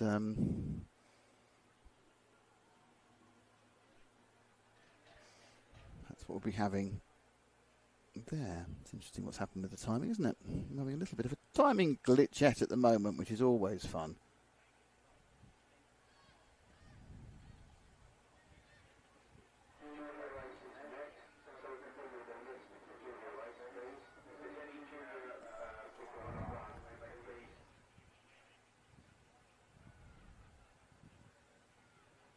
Yeah, this is going to be interesting as well.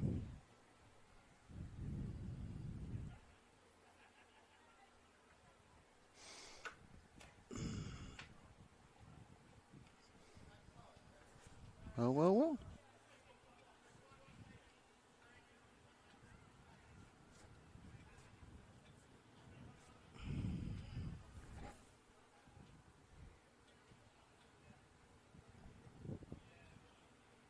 Appears to be what we have currently. There is a kind of on the time is a kind of a halfway house amalgamation for the grid, with some missing. There's a mix of the last chance race and the grid for the overall event. Yeah, there's always been a bit of a what do we call it? A finger error somewhere in the upload of the timing, but that's fine. So the junior finals next. I think it's. I don't know, it is. It's supposed to be in about 10 minutes. So we'll be back in 10 minutes with the junior final.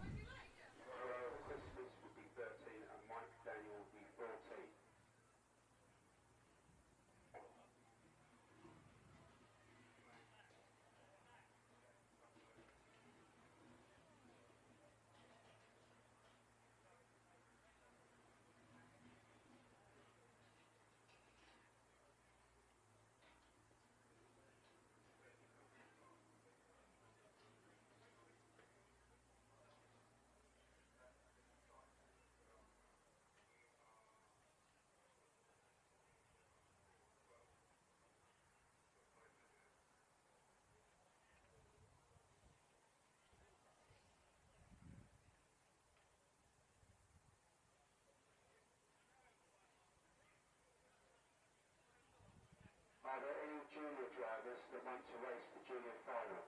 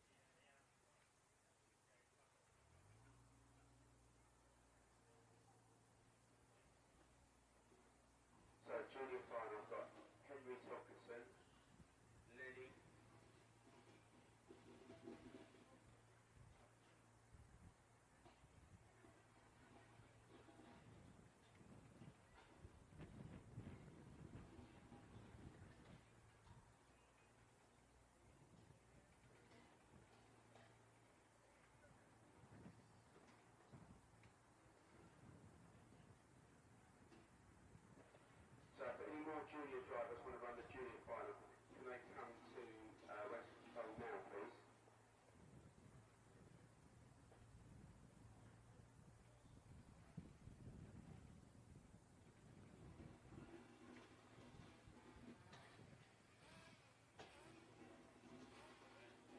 Oliver Natras, Kate Tennis, are you doing it?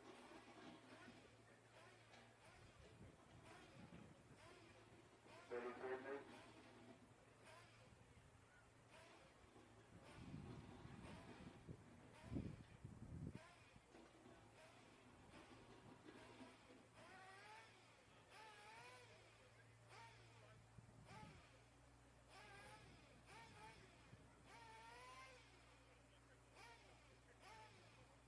Any more drivers?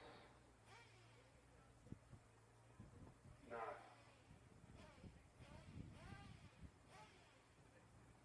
So any more junior drivers?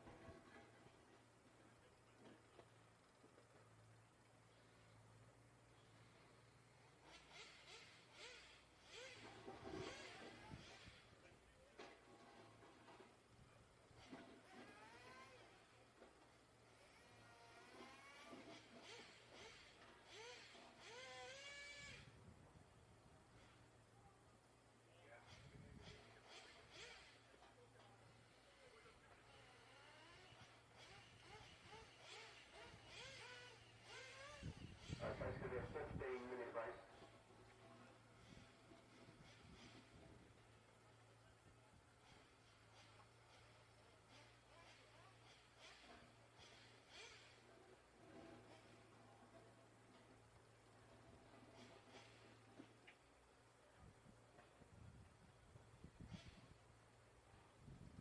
So in the junior final, we need to supply marshals. If I go some volunteer marshals for the junior final as well, we've only got 5 juniors this year. So can we get some volunteer marshals out on track, please?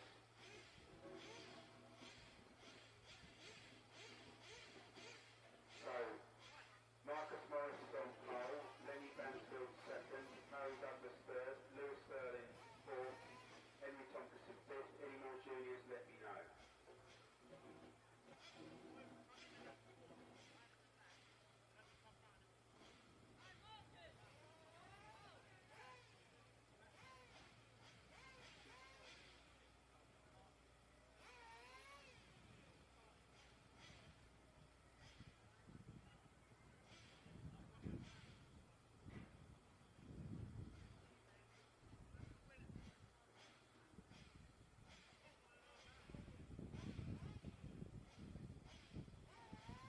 Okay, can we get some volunteer marshals out on track for the juniors, please, as quick as you can?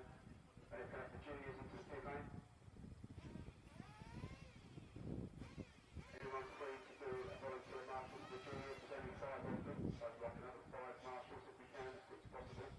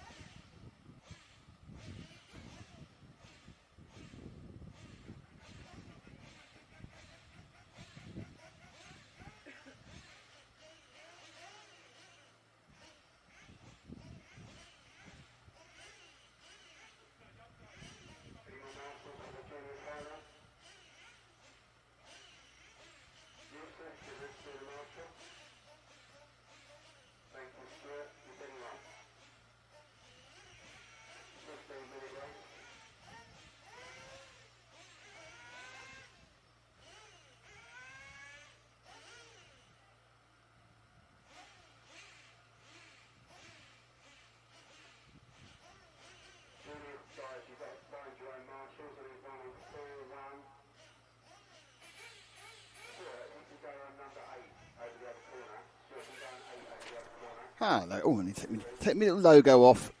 Okay, right. So there's been a bit of a kind of a conundrum about getting juniors to enter the junior race. It's odd, really. Normally it's massively oversubscribed. We have 5 juniors for the final. Very exciting. 15 minutes. I think some of the juniors are still in the A final, that's why. And the last chance. I think that's why they've decided not to enter the junior final. The junior final. It's underway soon. It's 15 minutes. After that, we've got the last chance final. Then there's a bit of another very short break, and then we've got the main final. Then after the main final, we've got the final, the last of the Ebuggy finals.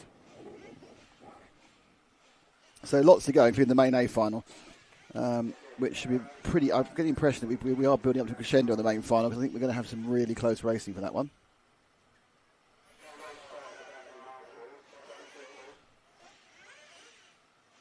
Is Jeremy still in the chat, by the way? Jeremy, if you're still in the chat, tell me if you're still there. Message me saying I'm still here, and I will tell you how Lefty got his nickname.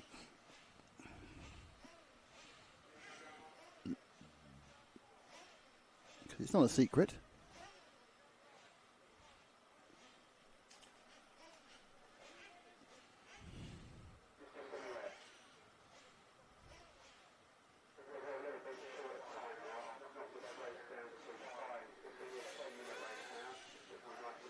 Right, so the race has gone down to 10 minutes, or 11 minutes, 10 minutes. Okay, it's now a 10-minute junior final. So if Jeremy knows he's on the chat, just tell me if you're still there, and I shall tell you how he got his nickname. Right, I've got 5 cars to look at here on the junior final.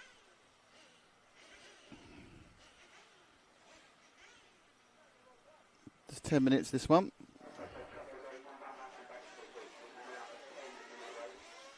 Oh! We have lost the 2 camera. We're a bit too late on the batteries there, Ash, so I haven't got the other camera. I will probably nip out and change those cameras, those batteries, in after this one.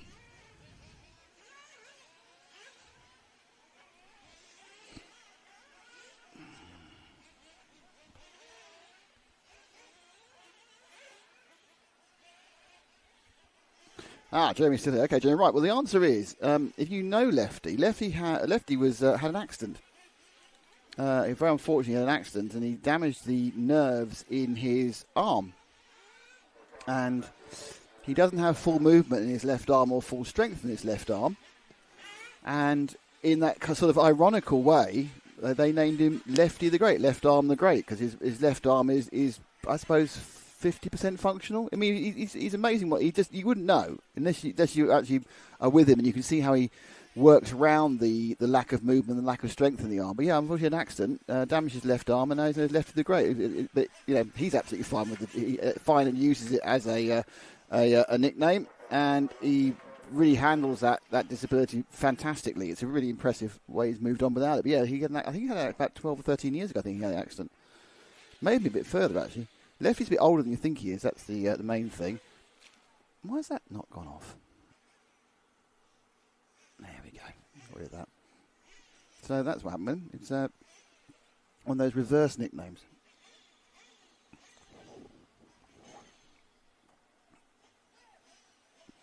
So 5 of this: Marcus Morris, Lee Bassfield, Harry Douglas, Lewis Turlin, and Henry Tompkinson. Now, I can only see 4 cars actually of those 5 cars. The pole man Marcus Morris not there.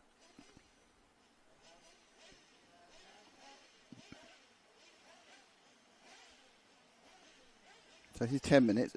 If anyone else has got any other questions you've been burning to ask about RC personalities or RC commentators, stick them in the chat, because I haven't got anything else to do at the moment.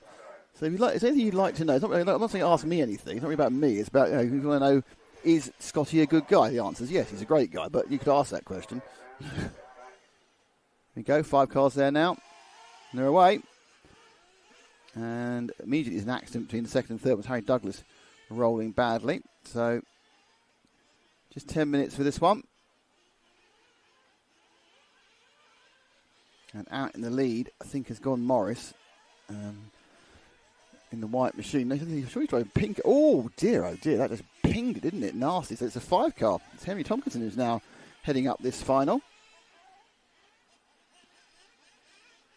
Tomkinson leads. Lewis Turlin, I had a chat with him at lunchtime, and he was a bit disappointed because both he and his dad's cars broke down in their final. So I'm glad he's got another run out. He was quite unlucky in his one. So Tomkinson from the back to the front. And it is Lewis Turlin, the red machine, in second place. Harry Douglas, who's been featured quite a bit, I think, at various times on our yellow machine. He doesn't put numbers on his cars. He's in third. Not that I'm bitter about the lack of numbers, obviously. Oh, breeze. It's quite stuffy in this room. Oh, he just stopped. I think Tomkinson's broken down, so that's not a great start. So Douglas is broken down, sorry. So Douglas is broken down.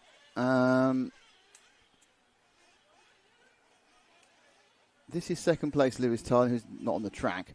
And Tomkinson is comprehensively ahead, to be honest. There's another little error there. Pick up our leader coming over the line, or just over the line now. Oh, not over the line. Upside down. There he goes.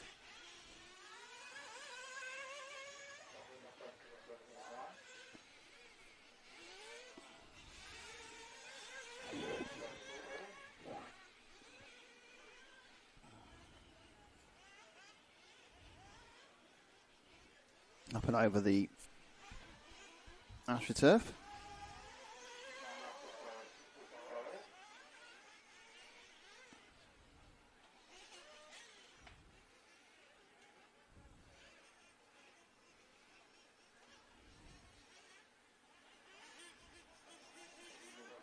The 5 car now leading by several seconds. 7 it says. A bit of lap there for Tomkinson. Goes in at 45. Not sure what the rest of the field are going to do. Turning was second. Morris was third. Douglas, of course, has flamed out, so he's out. Lenny Bassfield's there as well. Oh, no. You've got to be careful of that. Just going to break it more than anything else. You seem to have the kind of the basic ground speed, Henry, so just be a bit careful. Well, Turlin's late now, so this isn't going well for him. Not sure if he's broken down as well.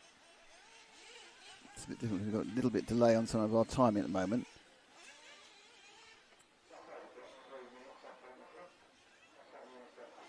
So that's Tomkinson. He's now right behind the 2, of Lenny Bansfield. So Bansfield's been lapped. I think Turlin's out of this as well. I think we've lost 2 of the 5 cars. I think we're down to 3 cars running. We see 4 cars are running. So who's...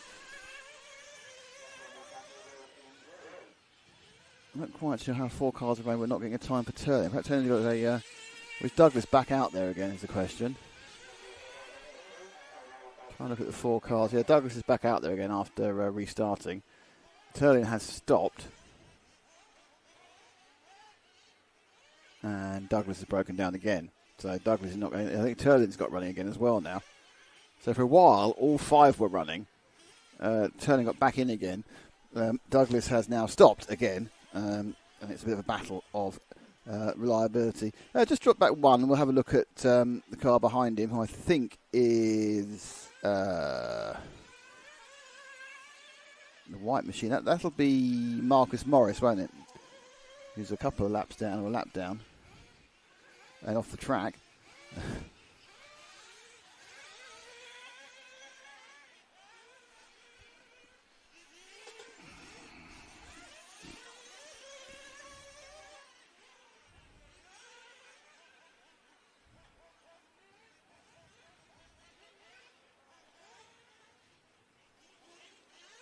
So Morris is second place. Turlin, who's had time off the track, is in third. Bansfield is in fourth, and I assume must have time on the track as well. And Douglas, who broke down twice, is in fifth. And there goes Turlin in the red car. So I don't think he's actually... we might actually have overtaken Morris here. It's a possibility he's actually now moved into second place again. Thompson leading by 2 laps at the moment. Not much in it then.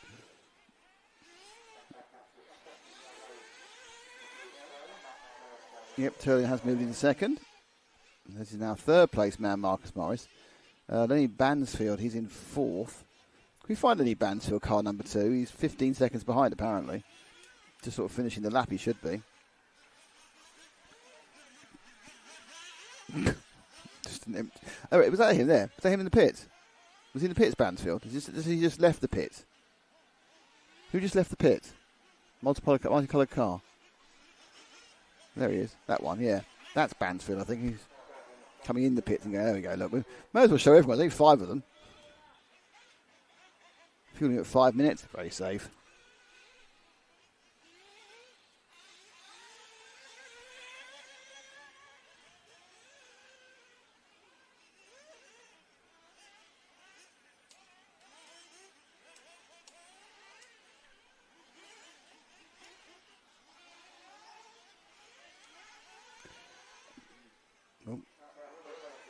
Be careful there from the marshal, making sure it doesn't get run over.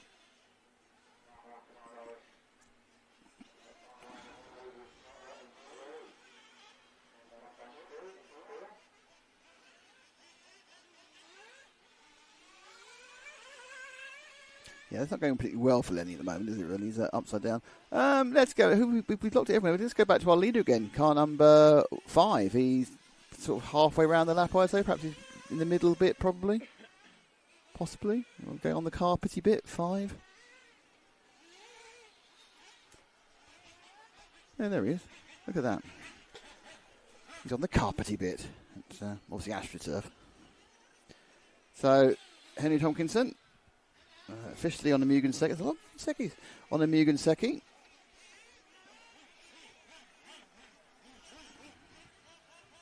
So coming up after this one is the last chance finale. Last chance finale.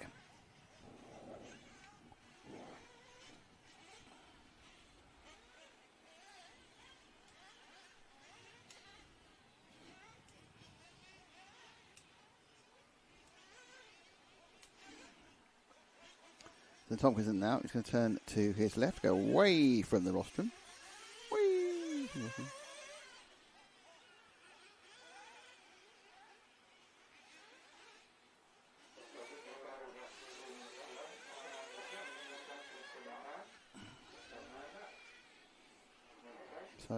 So last chance final is next.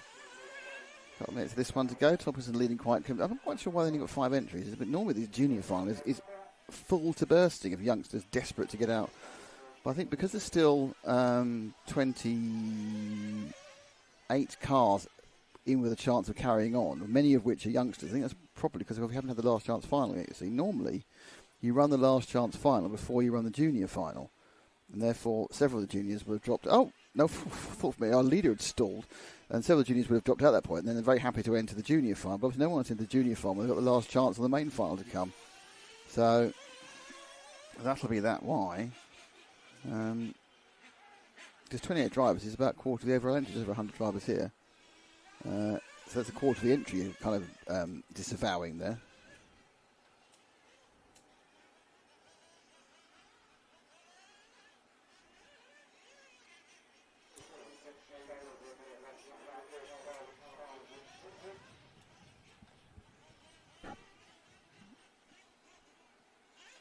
So it is Tompkinson from Turlin. So Turlin gets a better run.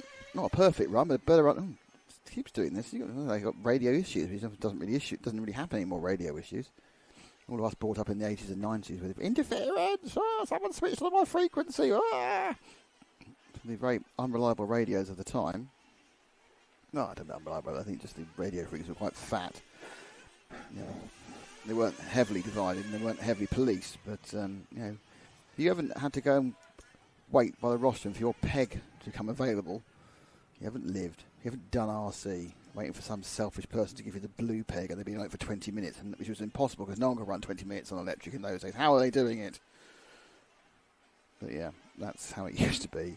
Then you have some clever trousers who do they called reverse the crystals, which would put them into a different frequency which interfered with everything apart from themselves. So yeah, that was the excitement of pre-Spectrum DSM radios. Now we're all on the Spectrum in many ways.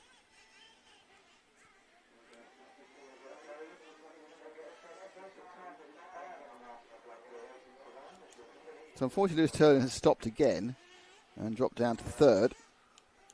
And the winner is going to be Henry Tompkinson. No one else is running at the moment.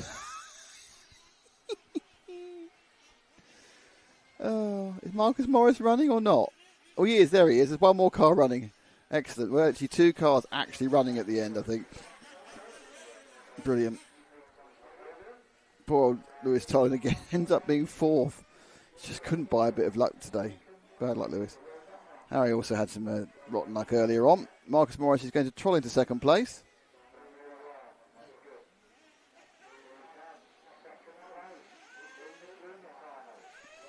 Second place in junior final would normally be kind of a little more impressive than when you've come second of 2 finishers. But hey, you know, it all counts. And there is the result with it all counting.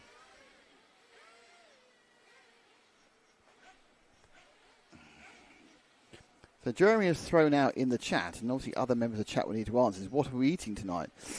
I don't know. I'm going to be driving back from here from about 7 local to about 9 local back to my house. I've got no idea what I'm going to be eating.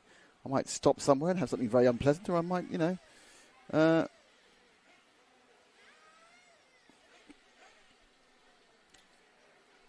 get home. Right, so there's nothing on. The last chance final is supposed to be on any second now.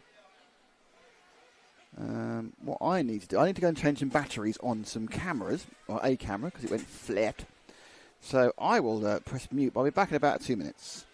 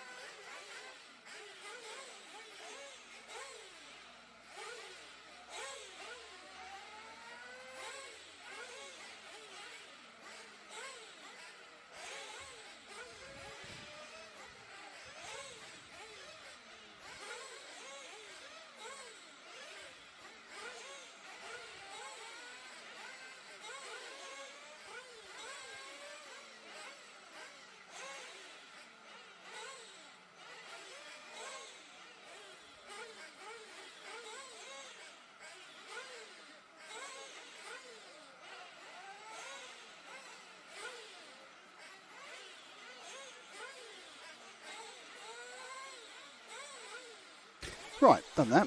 I'm not sure we got in the right position. We're just wobbly about a bit. Let's have a look what's camera 2. Oh, it's all right. It's not as good as it was, but it's still doing most of what it was doing. It's a bit wobbly on the tripod. Changing the batteries. Anyway, never mind. Right, so his last chance in a few seconds. RuneScape's having pizzas with cheese and chuffed crust. That sounds quite nice. Jeremy's going for a tortellini for lunch. I might fry some chicken tonight. Can of tortellini. I was about to say, it was looking quite impressive until we found it was from a can.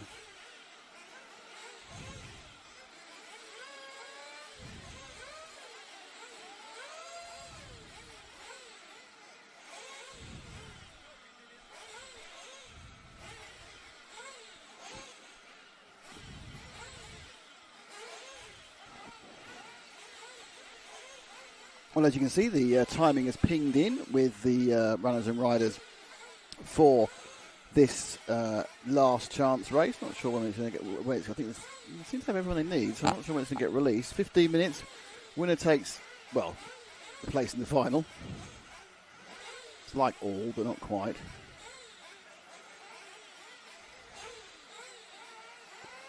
Maybe a quick shifty at the enters and the entrants. Who is it entering? It's Jim Thompson on pole, Matlock on 2, William Carolan on 3, Dave Rose on 4, Dan Hancock, on 5, Henry Tomkinson on 6, who's just obviously been in the junior final, Darren Hayden Ball in 7, Nathan McLaughlin 8, Toby Nicol 9, Mark Hinton 10, Kieran Cox and Peter Van Tonder 11 and 12, both must have a chance of getting through the field if they've got enough time. Chris Smith and Michael Daniel. Only 11 people up there though, and 14 cars, so there's 12 cars, so there's a couple of, I think, perhaps aren't taking part. Perhaps their retirements from the semi-finals were due to terminal damage.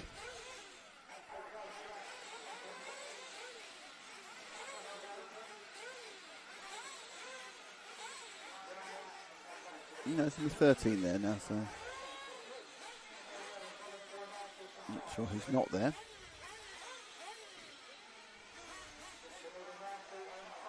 You don't need a marshal on 5. Let's get on with it.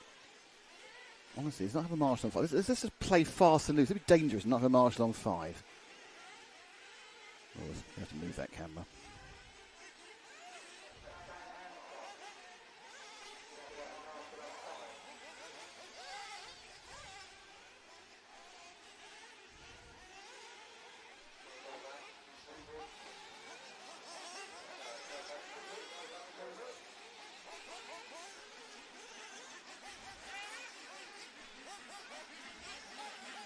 There are your runners, as I said before, Jim, Matt, William, Dave, Dan, Henry, Darren, Nathan, Toby, Mark, Kieran, Peter, Chris and Michael.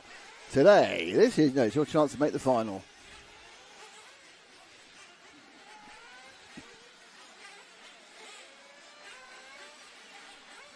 With Frank. Bit to me, Frank.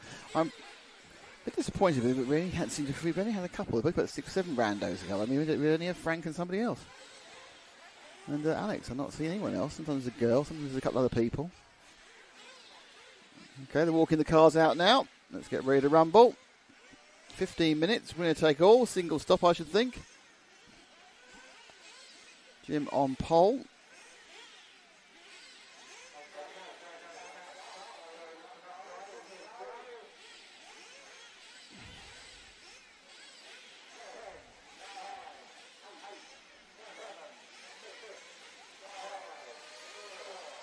So no number 5. Dan Hancock was the no-show. That's the damage to the car. And they are off and... there's a tip in the middle there. It's going to take out, I think, like 6th and 7th hit each other. We'll soon see.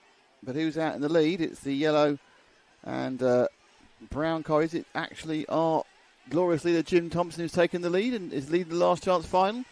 Or has he not put a sticker on his car? No, it's car 2, actually, who's ahead. And that is Matlock. Come on, Matlock. As I think anyone who's been following the times I've covered the Grand Prix, I love Matlock's name. Just 'cause it sounds like a 60s American TV show. It's Matlock. No, he's lost the lead now. And into the lead has gone, I think that's another 6. It is. It's Henry Tomkinson who's carrying on his winning ways.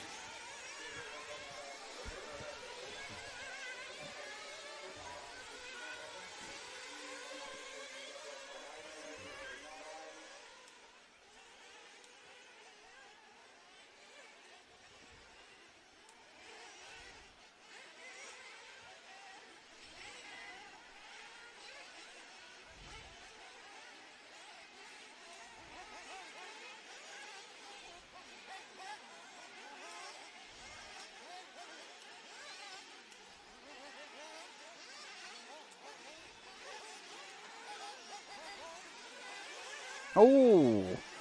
So it's all going on now. 15 minutes of running. Leading. So this is not a surprise me that Kieran Cox is coming through towards the front. Because Kieran has a great pedigree. He didn't have that much luck in the final. Only last couple of laps. Who's the leader we want to be with at the moment, Ash? Just trying to pick up what's going on. That is Kieran Cox in the 11. Kieran's very nearly won this event a couple of years ago. So, and he's had a few years off, Kieran, and he's come back just for fun in second. But there's your leader, the 6 of Tompkinson, who I think just won the last race anyway. But there's Tompkinson, who's got a 3.8 second lead over Kieran Cox last time around. But if Cox was to catch and win, no one would be surprised, least of all me. But interestingly, pulled away Tompkinson last time around. Hayden Ball also has come through. This is what we're seeing, kind of the people who have had terrible days shuffling their way through to the front. I'm expecting Peter Van Tonder moving forward as well as we get later in the race, but maybe at that point, about to say Henry could be too far ahead, but that's a 2-3 second fun. There is Kieran Cox. That's a change to the lead. So Cox in the blue and white takes the lead, but of course by throwing away his 4-second advantage, Tompkinson kind of shuffles the entire field closer to itself. He's gone again. We got away with that one though. Tippled and stopped. But it's Cox leading. Second place. Oh, lovely. Beautifully round the corner there from Tompkinson. Some cracking driving. You can see why he's got basic ground speed as Henry, but he's obviously got to temper it. He's got a little bit leery at this point. And someone needs to sit in. So if he's got a headset on, just talking to his age, plenty of time. You've got 12 minutes. It's fine. Don't worry about it. Cox is rusty. He's not raced much for the last couple of years. You can get past him. Or on the flip side, Cox hasn't raised him in a couple of years. He's just getting his eye in. Can go either way, can't it, really? Well, Henry's a long way behind now. There's Kieran Cox. I think he was with X-Ray. I don't know who he's with now. I don't know if he's bought new kit. I was associated, actually. I don't know if he's bought new kit or he's just taking the stuff out of the loft after a couple of years off. I don't know. So it's nice chatting to his mum earlier in the paddock. And they used to have a very, very lovely big Dachshund, but there we go. Big dog. Who's that? I think it's Dachshund. Yeah, the big one. Full-size Dachshund. I just meant to have a lovely dog. I think you know me. I always remember the dogs more than the people. So it looks like Thompson's got his brain back in gear again. And I think illustrating, he's got a slightly bit more basic ground speed than Cox at the moment. Cox, I think, is going to try and use his greater experience and keep it sunny side down and just hope that the quicker and livelier Tompkinson makes more mistakes. Down to 0.2 of a second. I don't really tell you how the difference. You can see how far it is. Oh, and they both get these little kicks. They go over that little tiny sub bumper. They come off the exit of the berm and into the lead there. Oh, lead, no. Oh, they've had a little dance. And very sportingly, Cox waits. So Cox waits off this little coming together. But again, that's good. That means that pulls the rest of the field back home. So they come together and just get hooked up. It's like a wrestling match, isn't it? Like there's a couple of wrestling crocodiles. If you've seen that. So they're the top two running together. Tompkinson. Just said, mistake by Cox. Just a slight one. Problem is, there's no margin of error here because it's the winner wins and the loser packs up. Now, Hayden Ball, I'm not sure that Hayden Ball is in third. It's not been the most brilliant lap for these two, so it's very likely that the gap that they may have had towards third place is gone. And it is Hayden Ball. He's just 1.6 behind. Cox in the blue. You'll see him. There's Hayden Ball flying into sight there. A little bit of showboating, bit of acrobatic air there for Cox. But he's got to find a way of catching back up to Tompkinson, who I think is a little bit quicker over a lap. He's quicker over a race. And also, Hayden Ball's been given a car to chase. Now there's a marshal running around, and that means there's been a problem for Tompkinson because there's no one else there. Unless it's a back marker, I don't think it is. No, so Cox moves into lead. Tompkinson has a problem again. So Cox leads. Tompkinson's now 2.4 behind after, he's got the pace, but he's got to learn when to push and when not to push. And Hayden Ball was right behind Tompkinson, may even got past him.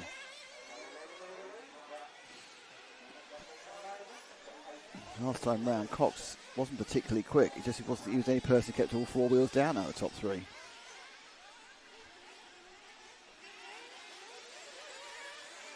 These are not stellar lap times, but they are stellar final lap times. Cox driving incredibly precisely to avoid the mistakes that have been scuppering the challenge of Tompkinson, who appears to have dropped even further. But Hayden Ball's now got into second place. Lap car needs to be moved out of the way. Tompkinson now 3.7, but it's going to go a bit less now because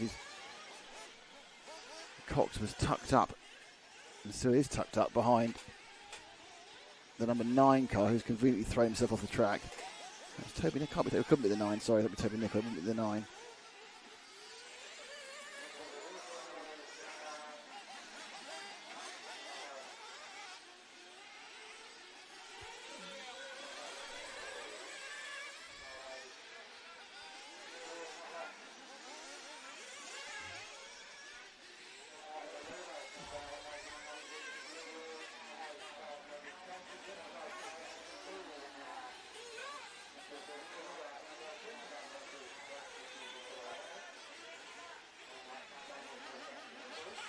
So Cox continues in the lead.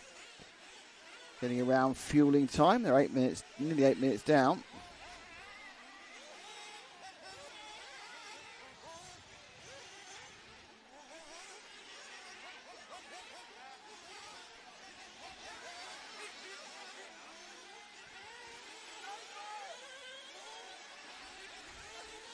So will Cox come in for fuel this time? He does.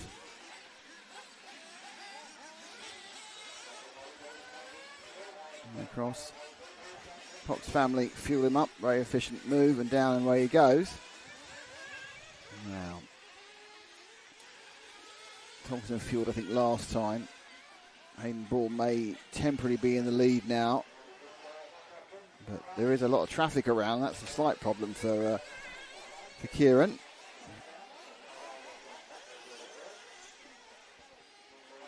Car. In some ways, seems to be running rich, and don't see a lot of smoke normally, so perhaps they are running just a little bit rich.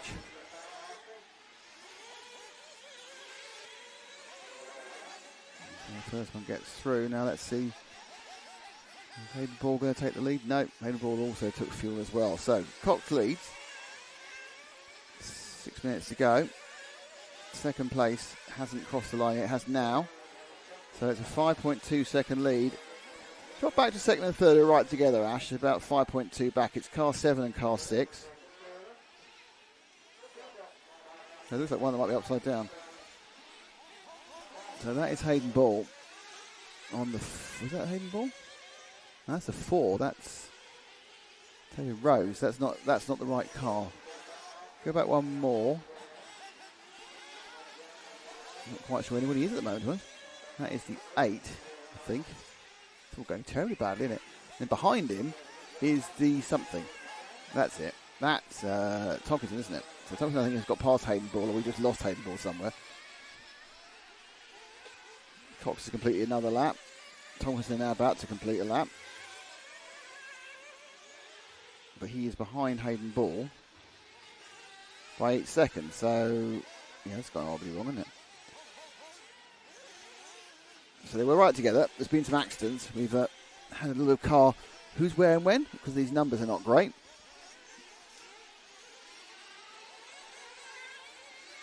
So we're going to need to try and move to the 7 of Hayden Ball, who's about 8 seconds up the road. Yeah, let's wait there, shall we? Cox is over. The next one should be Hayden Ball. I think this is Hayden Ball now. It is. And it is, yes, that's him.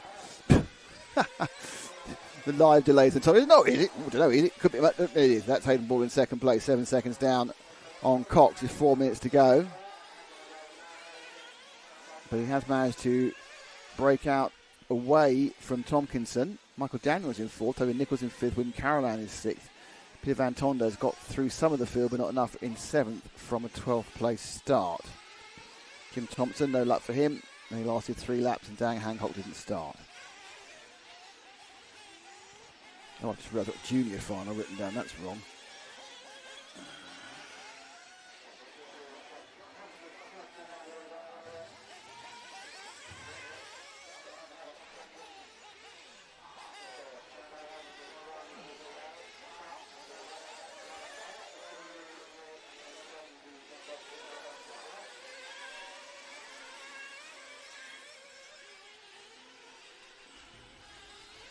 I've just changed the name.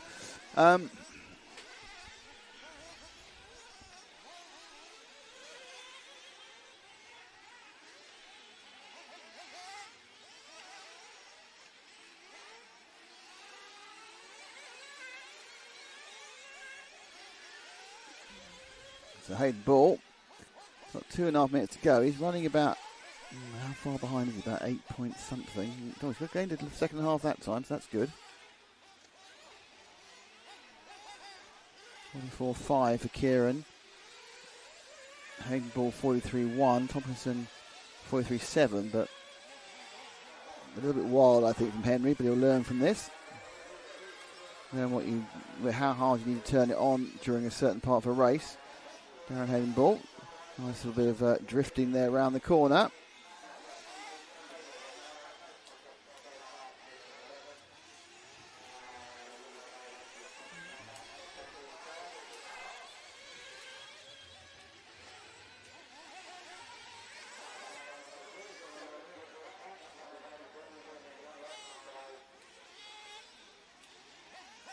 So 2 minutes and 2 seconds to go. Hayden Ball remains cuspy about 7 seconds behind. Oh, that's a bit of a pirouette spin. You've got a ballet score for that normally.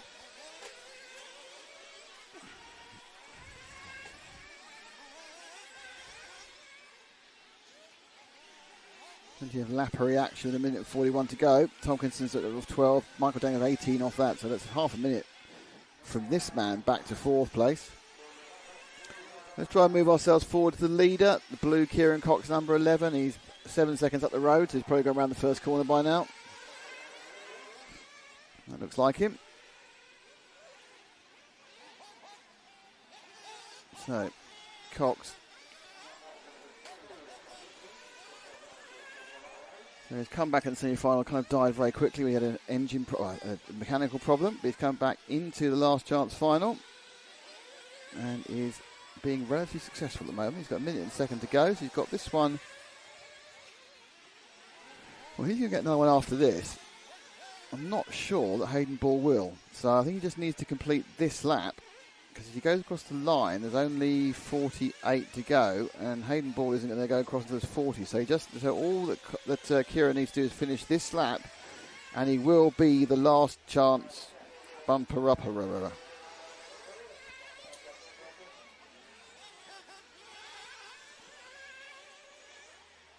So Cox just has a few more corners to go. Now I think we have about a 15-minute break or so before the main final. I say I think so because it's all been a bit kind of the second half of the day has been a bit kind of frenetic. So I think it's 15 minutes. We're going to do some fiddling with cameras and that sort of exciting thing.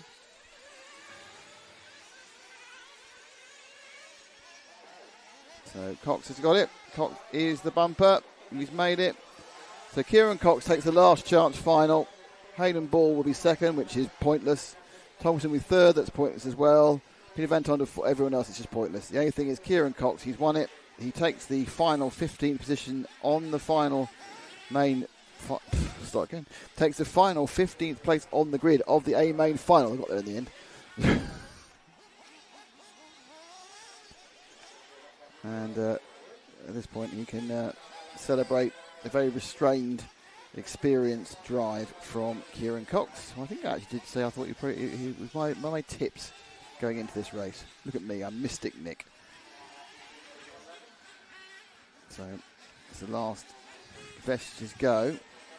Next up will be the main final. So I shall release Ash to some camera fiddling, Ash, and we'll go from there. So we're back in a few minutes, not many minutes, with the main A final.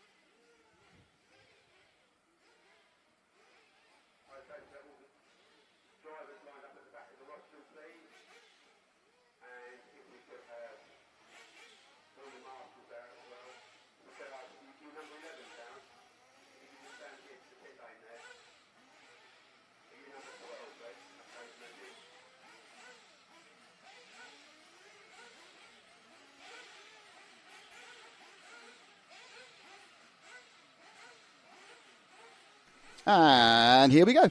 So just getting set up now for the start of the 45-minute A main final. Hello, everybody.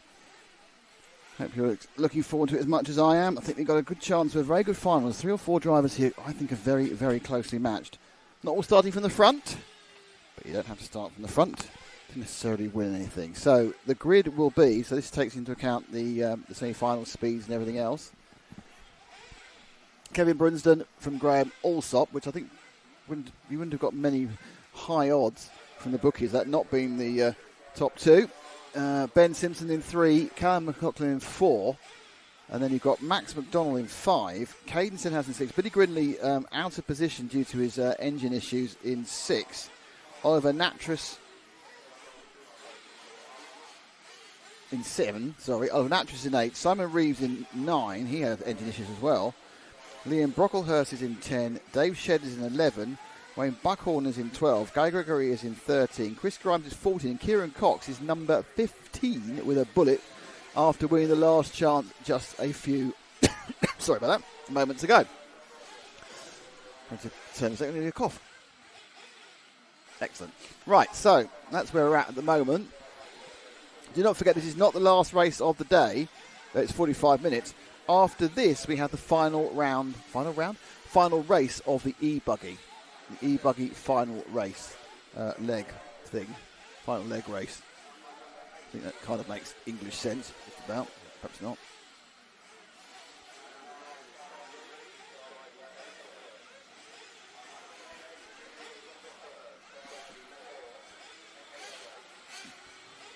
Comes the A-main. HMRC, well done to Kieran Cox, absolutely.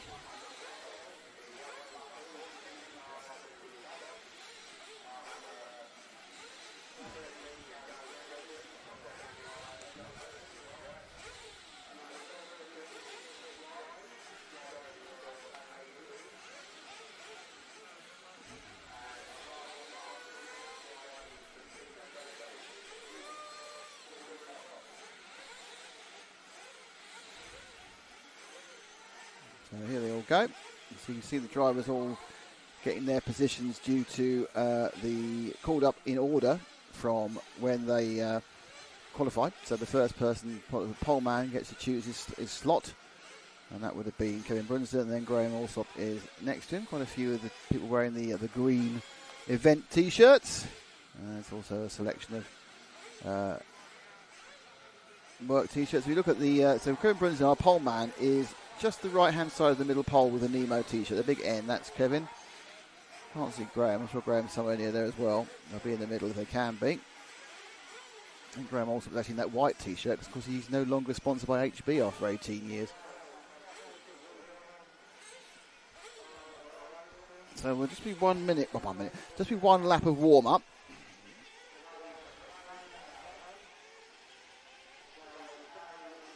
Here is that one lap of warm-up.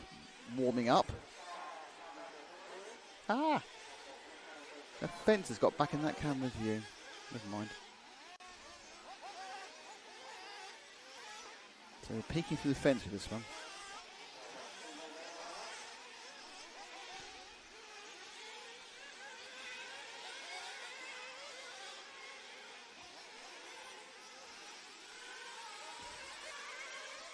Here are your runners and riders, as discussed already. Kevin Brunsden, Graham Allsop, outside bets on Billy Grindley, Ben Simpson, Simon Reeves and Kieran Cox. Quite a few people have had a problem keeping the cars running, so that could be another part of it.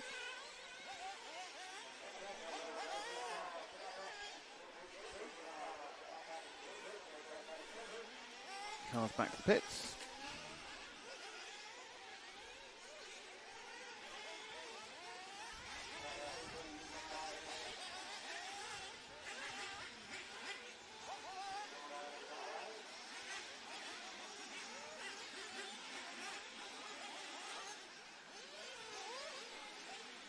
So 15 cars will take the start.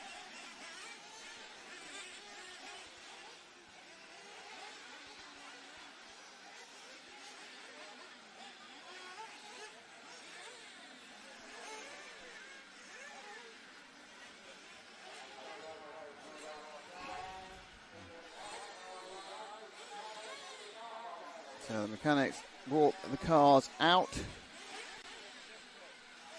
And we get ready to start the 45-minute Herts GP 2025 A main final. It's going to see Kevin Brunsden on pole. It's going to see Graham Alsop behind him, then Ben Simpson. Watch Ebuggy going to be coming up through from 7th place if he can get the car rolling properly. Well, Kieran Cox, how far can he come up from 15th? He looked very impressive in the last chance. He's got the experience. And Simon Reeves had no luck at all in his semi-final either. And the last to join is Max McDonald on the 5. Don't forget any of these top drivers got a chance because we've seen such a lot of attrition that any of the top drivers could end up not finishing. And as someone said, to finish first you must finish. Countdown. Down and quiet. And we're away. And it's a relatively good start from the top two. Almost. McDonald there from... McLaughlin, from 4th, almost pulled round, but they've had a very clean start. Massive break from the pole from Brunsden. And with fishtailing from second, and second and third goes to Ben Simpson. So it's Brunsden and the rest of the field at the moment. As Alsop settles into this one with Ben Simpson behind him, second and third. I think it's still Callum McLaughlin in 4th. But we'll get that confirmed as they go across the line in the middle. How far has Billy Grimley got up this time?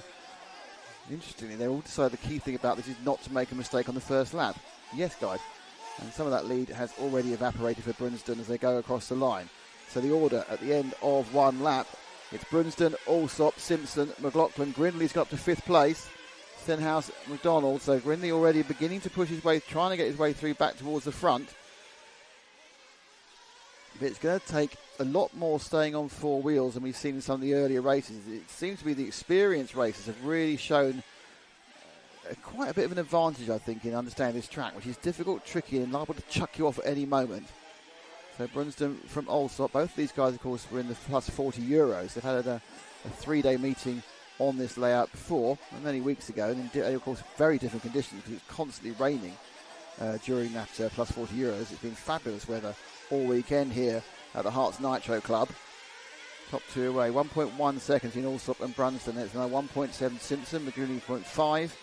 And let's look at the third, fourth and fifth battle for a little bit, Ash. Let's see what happens with the Simpson, McLaughlin and Grindley battle. There is Simpson with the orange and green, not really dropping off the others, but in many ways he's staying with them. And behind them, Callum McLaughlin and Billy Grindley. And the 7 of Grindley. Everything was going well for him in the semi-final he was in until he flamed out twice and he gets past McLaughlin. Lost a little bit of time because McLaughlin fell out into his... I think he saw McLaughlin going, went wide and then found out that's actually where McLaughlin was ending up. So Billy moves into 4th. Stenhouse, a big gainer as well behind him. Caden's got a lot of pace on him. Reeves has got up to 8th. One's to watch. It's not working for Kieran Cox, though. He's down in 13th. He's trying to fight through the traffic, and that's really hard to do. So this is second and third now, as Ben Simpson really picks a bit of pace up and starts thinking about challenging Alsop. And we don't know, of course, fuel strategy. 9 minutes is the magic number. If you can make 9, you make one less stop. If you can't make 9, you'll make the same number of stops at 7.5 as everyone else. Sun shining brightly off the tiled surface, that end of lap tiled surface is such an integral part really of what the Herts circuit has always been, because obviously there's certain bits of circuit that never get changed because they're welded into the ground. The rest of it gets moved around and the mud and the bumps relaid. This is the AstroTurf. Now interesting, Grindley isn't making a huge... and there's going to be a change for second place. There is, yeah. So, double mistake there by Alsop, and that means that second and third is now Simpson and Grindley, and Brunsden's lead will go up above 2 seconds, and now they're battling for second and third. So Simpson, probably the easiest way in this light, which is kind of washing out some of the colours. The black wing is Simpson, the white wing is Grindley.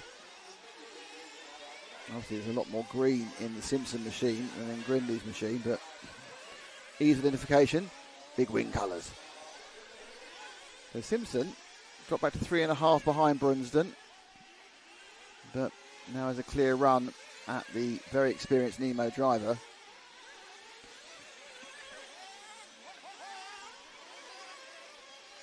What can Grindley do from 4th place is the question.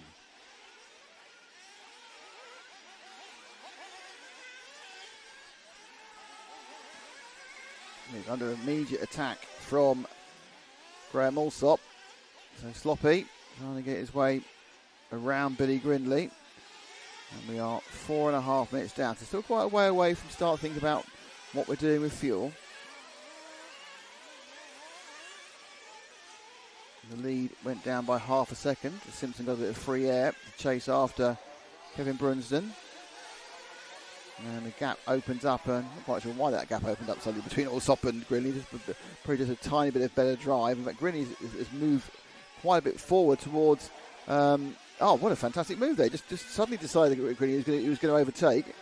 I'm not sure whether Simpson just kind of lost a bit of confidence over the bumps and dropped back a bit. He's lost about 9/10 on Brunsden, with a cracking lap there from Grindley and a slightly tentative one from Simpson, and it's changed around now. So Grindley's now done what we thought he'd do, expected him to do. He's got from 7th to 2nd.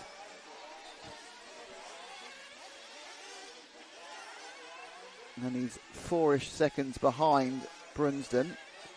Simpson and Alsop battling over 3rd and 4th. Grindley on the WIRC, the Italian chassis. Brunsden on the Agama, which I think is a Nemo, British chassis, I think. Maybe in China, but maybe somewhere else. I think Nemo Racing is absolutely a British organisation. League went down by 1.2.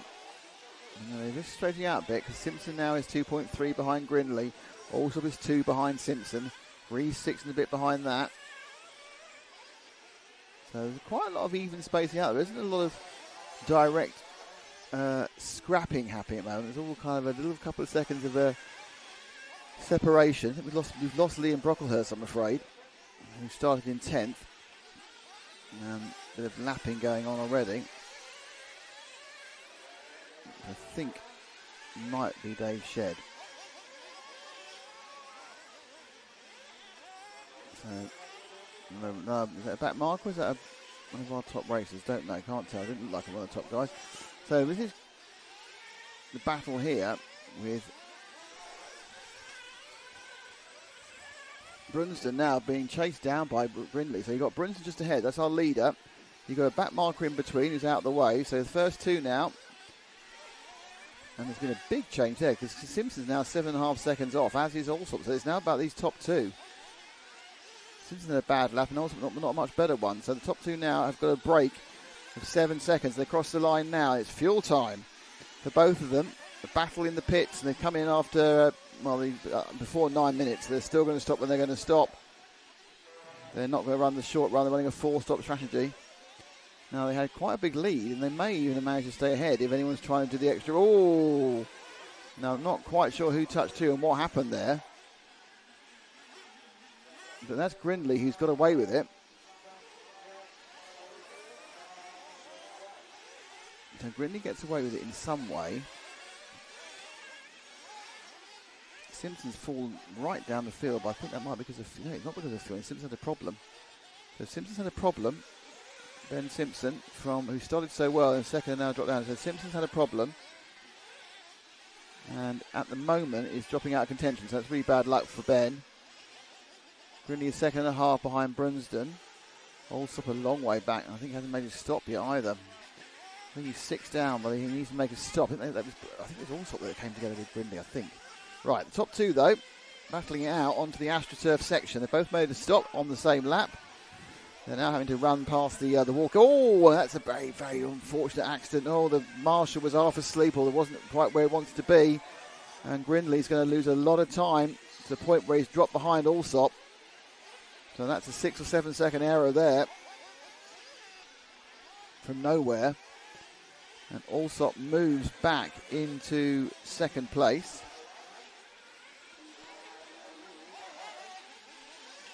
A couple of cars coming in around 9 minutes there.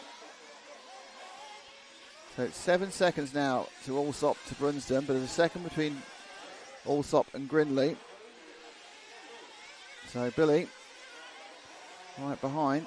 Again, it's black wing against white wing, with the white wing chasing down Alsop immediately. Allsop chassis manufacturer free after breaking with HB after 18 years. Mainly because HB broke with everybody. Careful what I say. It's been quite weird actually. I got a cease and desist. Well, we at RCTV got a cease and desist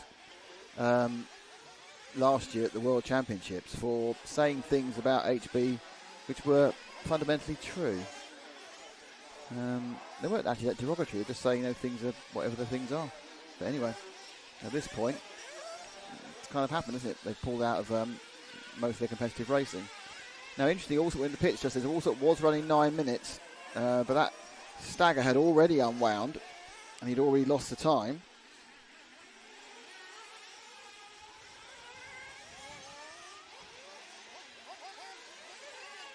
So, Allsop has put himself a fuel stop ahead, but he was, unfortunately, due to what happened in the race, it's not going to be any advantage because already that had unwound. So, Grindley moves into second place. But he's 8.1 seconds. 8.1 seconds off Brunston, and mainly because that kind of fall we saw him have a couple of laps ago. And it's another 8 seconds to Allsop, who's now on a different fuel strategy. Allsop has one less stop to do than Grindley and Brunston, but it just means he's level with Grindley, really. Reeves has done well to put himself into fourth place. On the 9 car, and you got McLaughlin, Natras, McDonald and Cox has put himself to 8th in a difficult situation, trying to work through the field. Let's see if we can find Simon Reeves in 4th. It's the 9 car. He should be red and white. He's about a third of a lap behind Grindley. So Reeves, who's trying to come back from a difficult semi-final. Car number 9, red and white. Well, he's red and white in the semi-final anyway. There he is he? No? Yes, that's him. That's him. Going away from you now, I think. Is that him? Top of the track? Is that the red and white car there? Oh, it's a different red and white car. Well done, Ashley. Don't listen to me, I'm an idiot. So this is Reeves. He's battling with Callum McLaughlin, who's a couple of seconds behind. Just going to quarter way. Grindley just closed down very slightly, but now Brindley's had a bad lap, so it was going well. Green had another bad lap, and now he's 12 seconds behind. I think he fell over exactly the same place he fell over previously.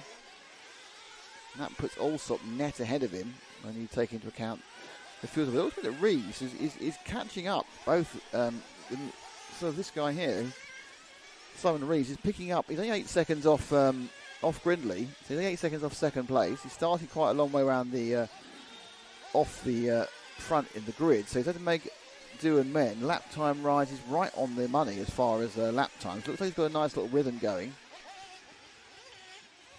Running the S works according to the entry.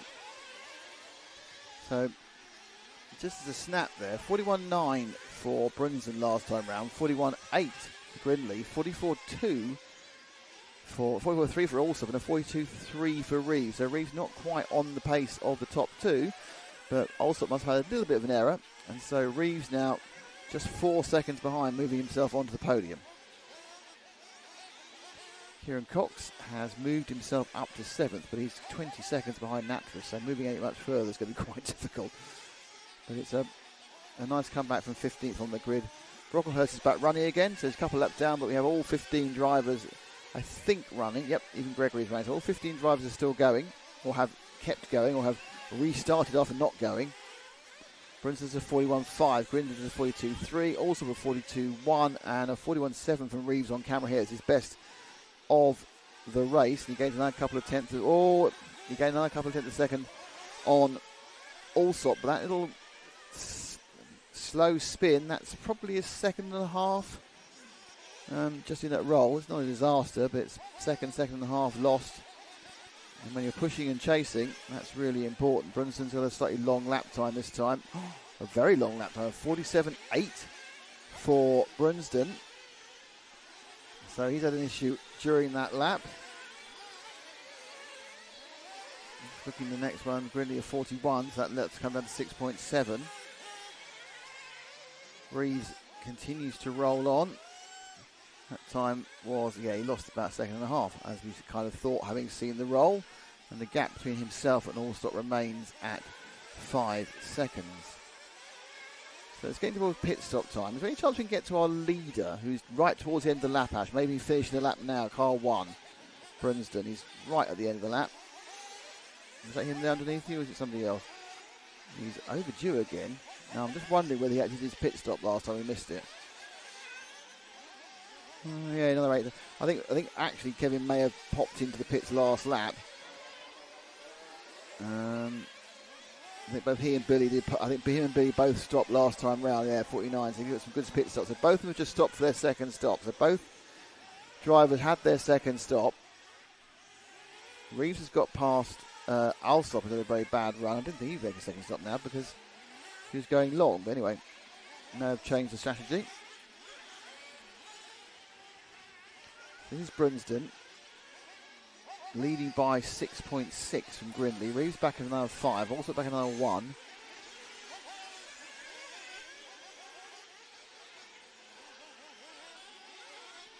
That time around 42.2 into 41.9. So Grindley just eked off a 3 or 4 tenths. Reeves now across the line with 43.3 and a 43.1 for Alsop. So what's a quite weird kind of, where are they on their fuel stop strategies from Reeves and Alsop? Not quite sure where they're at on that one, but they have dropped a few seconds off both of the other drivers. However, Brunsden still going, third of this race gone. Quite fascinating. 4 drivers still in with very much of a chance. It's going to take a little bit of a ball drop by Brunsden to really bring perhaps Reeves and Alsop into play, but still very possible. 42.2, 41.8, another 4 tenths gained by Grindley. Gets it down to 6 seconds exactly.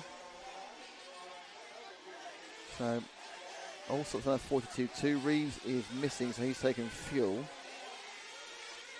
Cameron Cochran also missing, so fuel for Reeves puts him several seconds behind Alsop.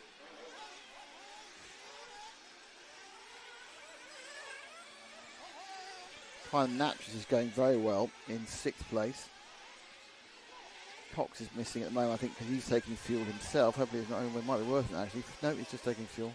Oh no, he's still going down. I think Cox has got a problem. I think he's joining with Simpson. I think Cox, unfortunately, his return to racing after a couple of years, but 4 years away apparently, has ended in that typical Nitro disappointment of a breakdown. So he was running as high as 8, he's now dropped to 11th and dropping more. Ben Simpson's also a disappointment, he's got past him. Last time round, it was a 10th faster for Grindley and this man, Kevin Brunsden. So Kieran Cox fan, I'm afraid he's dropping out of this one. Brunsden goes across the line. Let's see what Grindley can do. And the answer is, I think he's a little bit slow. No, he's done a 41. Yeah, he lost a couple of tenths there. It's the fastest lap of the race so far for Brunsden. Just another 40.8. So whilst we find car number 6 of Oliver Natchez. I think he's the last third of the lap, I would say now. He's probably coming towards the end of the lap, in fact. In car number 6. Sorry, car number 8, in 6. Car number 8 in 6th. I'd say the numbers really aren't great on these. But there he is, he's going on the straight now. I think it's the third one in that straight with the greenish tinge to him, I think. That's, pretty sure that is Oliver Natchez. On that green, with the green wheels, I think. So Kirsten commentated him. That is number 8. That's an aggressive throw. Oh, he's broken it. He's broken it by throwing it. Oh dear, oh dear, oh dear. Let's watch that one again. He's rolled. I don't think there's a problem. No, that must have gone already. He wouldn't have broken it by just... that wouldn't have broken it by doing that. So that was already a problem. So Natchez is also out of the running. Assuming it's something to do with the front suspension that's gone. See we can. Okay, let's now pop over and see if we can find Billy Grindley in second. He's also just about to finish the lap as well. May even be underneath you now, but timing is quite wrong on this. So he's probably in that top corner section, the 7 of Grindley.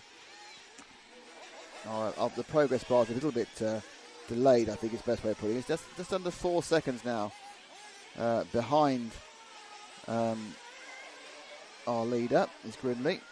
Behind Brunsden, he's managed to claw back, sorry, about 2 seconds over the course of the last 5 minutes. Also up 9 back. Reeves' challenge has just faded slightly. As we know, Natris is out, so looks like it's 3 in it, and then also with 2 with a good chance. That ran all now. Not a great lap for Brunsden, so that went down 1.8. And then Grinley gets kind of mixed up with one of the back markers, and that's possibly what happened. It may well have happened to Brunsden, so that'll go up again this lap. But it's 2.4 seconds from first to second, 20 minutes down. Not sure we can see. I'm not sure, is that Brunsden? No, he's not going to throw his car off the track like that. I'm not quite sure where Brunsden is actually, to be honest.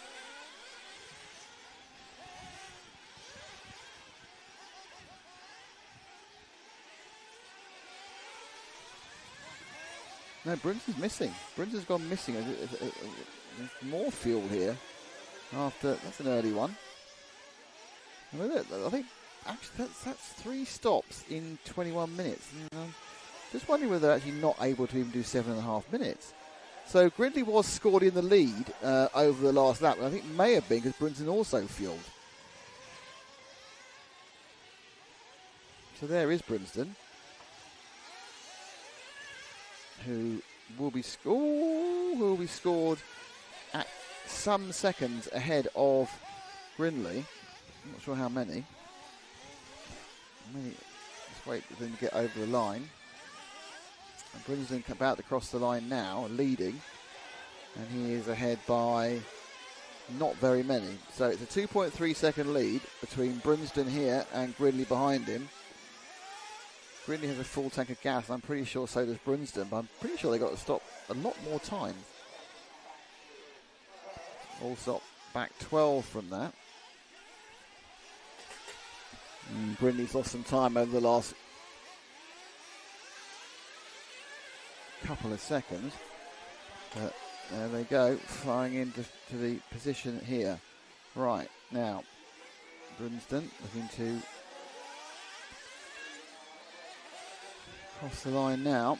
That's Grimsby behind him. So Grinley now is 2.2. Actually, I was looking out the corner. I think I thought it was a different car was Grinley, so I thought he'd lost a couple of seconds. He's not. It's just they matched each other. Now we're going to get the point now where the first two are in the same frame. Not quite. That's just hopping out of frame with Brunsden. Grinley following him doggedly. Just coming up about half a minute away from halfway through this race, and we've got a real cracker on our hands here. It's only 2.2 seconds between the first two. It's youth versus experience. It's Brunsden versus Grinley. It's WIRC versus Nemo and the Garma. They are both in the same shot now. As they come up, down and round and complete another lap, the lead goes down to 1.7. So again, 3 or 4 tenths more for Grinley. But the level of pushing to catch up could catch him out because an accident is 4 or 5 seconds. That takes a very long time to make up. So Grinley pushing again against Brunsden. They seem to have very similar fuel strategies. Quite a thirsty fuel, to be honest. And they go up to the top of the track and they turn across this kind of ridge that runs all the way to the far left. And they turn back and they come over the old bit of carpet, which is the best way of describing it. Up and under. Oh, it spun off there. Was that Grinley spun? No, it was one of the back markers. We're kind of getting a bit of colour bleaching by the sun on that left-hand side of the track. Grinley did lose some time with that. He lost a second. He kind of bleaches on the colours out. It's very difficult to tell exactly who is who all the time, but we do our best. So Grinley's got a back mark in between himself and Brunsden. Allsop is there or thereabouts. He's dropping off slowly. He's not dropping off like monumentally quickly. So Grinley goes up the inside there. And then gets let through by the 11th Dave Shed. Good driving by Dave. Now where is Brunsden? Has he crossed the line? No. So what's happened there? Where's Brunsden gone? So Brunsden's disappeared, and I don't understand why. Bad lap. Okay, so Grinley's in the lead. Didn't see it happen. We got past while Brunsden was upside down. Brunsden now is 2.6 behind. So Grinley's managed to walk his way through after Brinson's led for a long way, but something went wrong in that last lap, and now he will be the chaser now. I'm not sure if Grinley now he's in the lead, will just rein it back 2 or 3 tenths of a second, which would in some ways be the sensible thing to do, in some ways just not be very likely.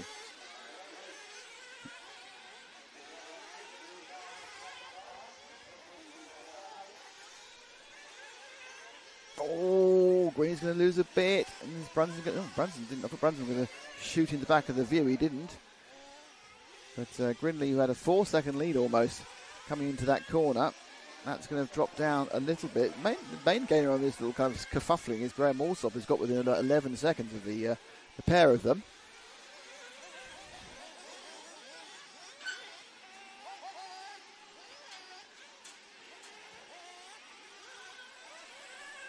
So Grinley continues to lead.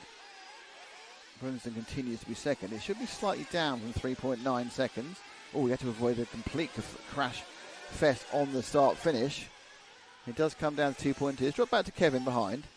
It's not very far to drop back, is it really? It's just like the car behind. There's a car in between them. So Brunston.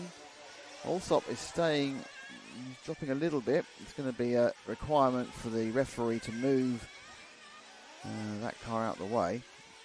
I think. It's not Grinley, is it? Yep, one of the back markers. So Brunston just needs to ramp it up a couple of tenths, and that will get him a little bit closer. So last time round it was 2.2. This time round, oh no, fueling is just incredibly thirsty. This particular setup is. And away goes Brunston. Probably still ahead of Allsop because he won't have lost 11.8 seconds there, but unfortunately put himself behind a batch load of traffic again. He got within 1 second of Grinley as he pulled off of fuel. It's going to be obviously 10 or 11 behind. You need to get to 15 to be down to one more stop, and I can't see either of them doing that. So they have really decided to chuck the fuel at this particular event. Some good driving, I assume some good refereeing as well, just to inform the guys of the faster cars coming through. Wasn't always quite that good today. So Brunston crosses the line plus 3 seconds. So I'm thinking there that Grinley lost the time without making a stop. So Grinley's had an accident and not a fuel stop. So I think this may see Brunston back in the lead again. I think Grinley put a stop for fuel. Obviously I can't see every angle, everything, but I think this is now going to turn the ebb and the flow back to an ebb. And you might see Brunston back in the lead. As I say, this kind of mucking about is keeping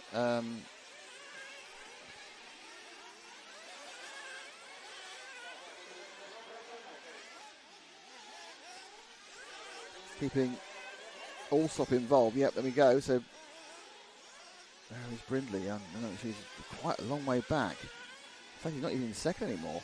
What's happened to Grinley? Is he gone or what? I mean, it's just a case of a long fuel stop. Oh no, Grinley's not had an issue with his stop. And with 17 minutes to go, Billy, who's driven so well, is going to be dropping out of contention very, very quickly. It's about to go a lap down. Desperate bad luck for Billy Grinley there. Problem with the fuel stop. Car's not running. He had this issue also in the semi-final. He just got the engine not quite running the whole time. It's a very hot day here in the UK. And that is Grinley out of contention for the win. Callum McLaughlin's moved into third, but he's half a minute behind. So it is Allsop versus Brunston. And Brunston tends to have the pace, though he's stopping for fuel every 10 seconds. And poor old Billy Grinley. No luck at all. In the lead, slight problem, flamed out or had a flame issue, and that's it. It's all gone.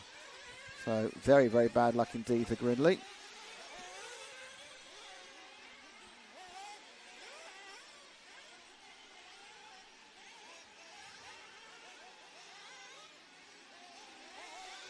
So Brunston over the line now, 16 minutes to go. He's just completed 40 laps.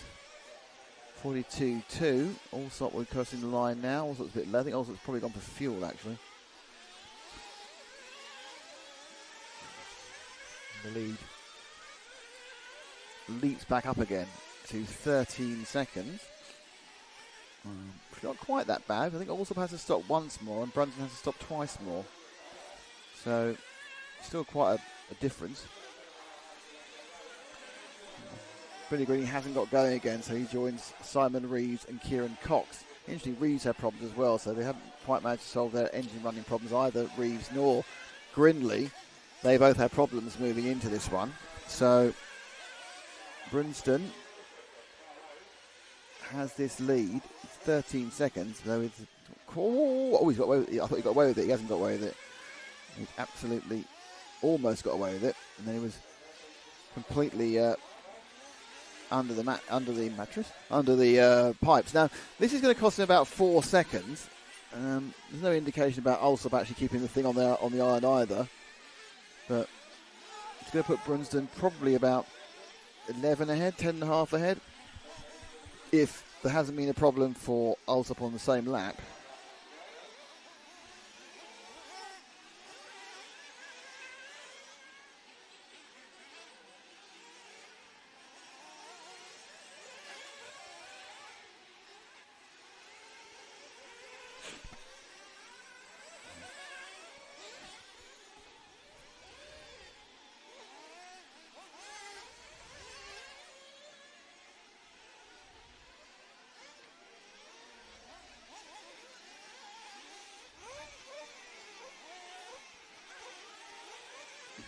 Goes. Right, so Brunston now has that 10.2 second advantage over Allsop. Also, I think has to stop one less time. Let's see if we can switch to our second place man, Graham Allsop. Should be coming over the line any second now, Ash, in the number 2 car. It's nice and colourful. So let's see if he's going to be over the line any second now. There he goes. He's crossed the line. He should be way past you now. Here we go. Right, so Allsop lost about 0.8 of a second there.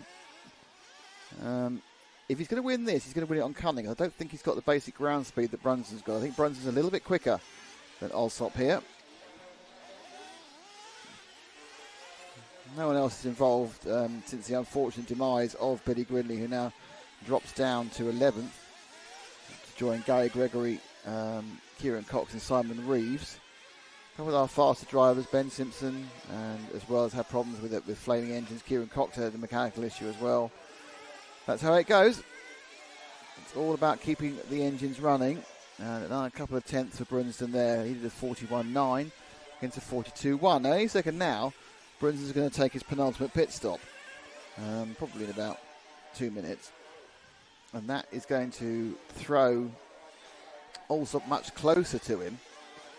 But it's unlikely he's going to lose 11 seconds. He loses about 7 normally. So Allsop really just needs to try and find tiny extra amount of pace. It's not a lot. It's 2 or 3 tenths. It's all you need. Just see if you can put a little bit of pressure on Brunston. He's obviously there's a team with Brunston that will be getting messages. He will know what's going on. He knows that with Grindley gone, he is the fastest car on the track over multiple laps as he gains another 3 tenths of a second. Even though it was a good lap from Allsop. And it goes out to 11.6. So Brunston driving very well. Allsop's driving very well as well, to be honest. But just needs to find a little bit of pace. He has got this, 7 seconds in hand that he's going to get played quite soon. Just because Brunston's running an incredibly pit stop intensive strategy. There's a reason for that. His experience, he knows it's the best way of doing 45 minutes for the way the engine feels, for the power, the versatility. Obviously a much leaner run from Allsop, and there as you see, so the stagger's been used. Brunson's done that stop. They now both need to stop one more time, and it's come down to 3.6 seconds. Now, realistically, what Allsop now needs to happen is for Brunston to make a mistake, and what Brunston needs to happen is for Allsop to make a mistake. But from 43.6, he's not quite close enough to be able to see what's going on, and there's a back marker in the way as well. I suspect he'll get cleared out here. He does. And I must admit, the back markers have driven really well in this final. Not seeing really any major interference with the order of things. So a bit careful there when you come back around the corners. As long as you can occasionally happen, you can get them going, and then you get a better run so you're nibbling the back. So that lap round, again, 10th faster for Brunsden. That's Brunsden just out, sort of just pinging out round that top left-hand corner. 3.7 seconds. And that is a genuine gap. They've both got one stop to do.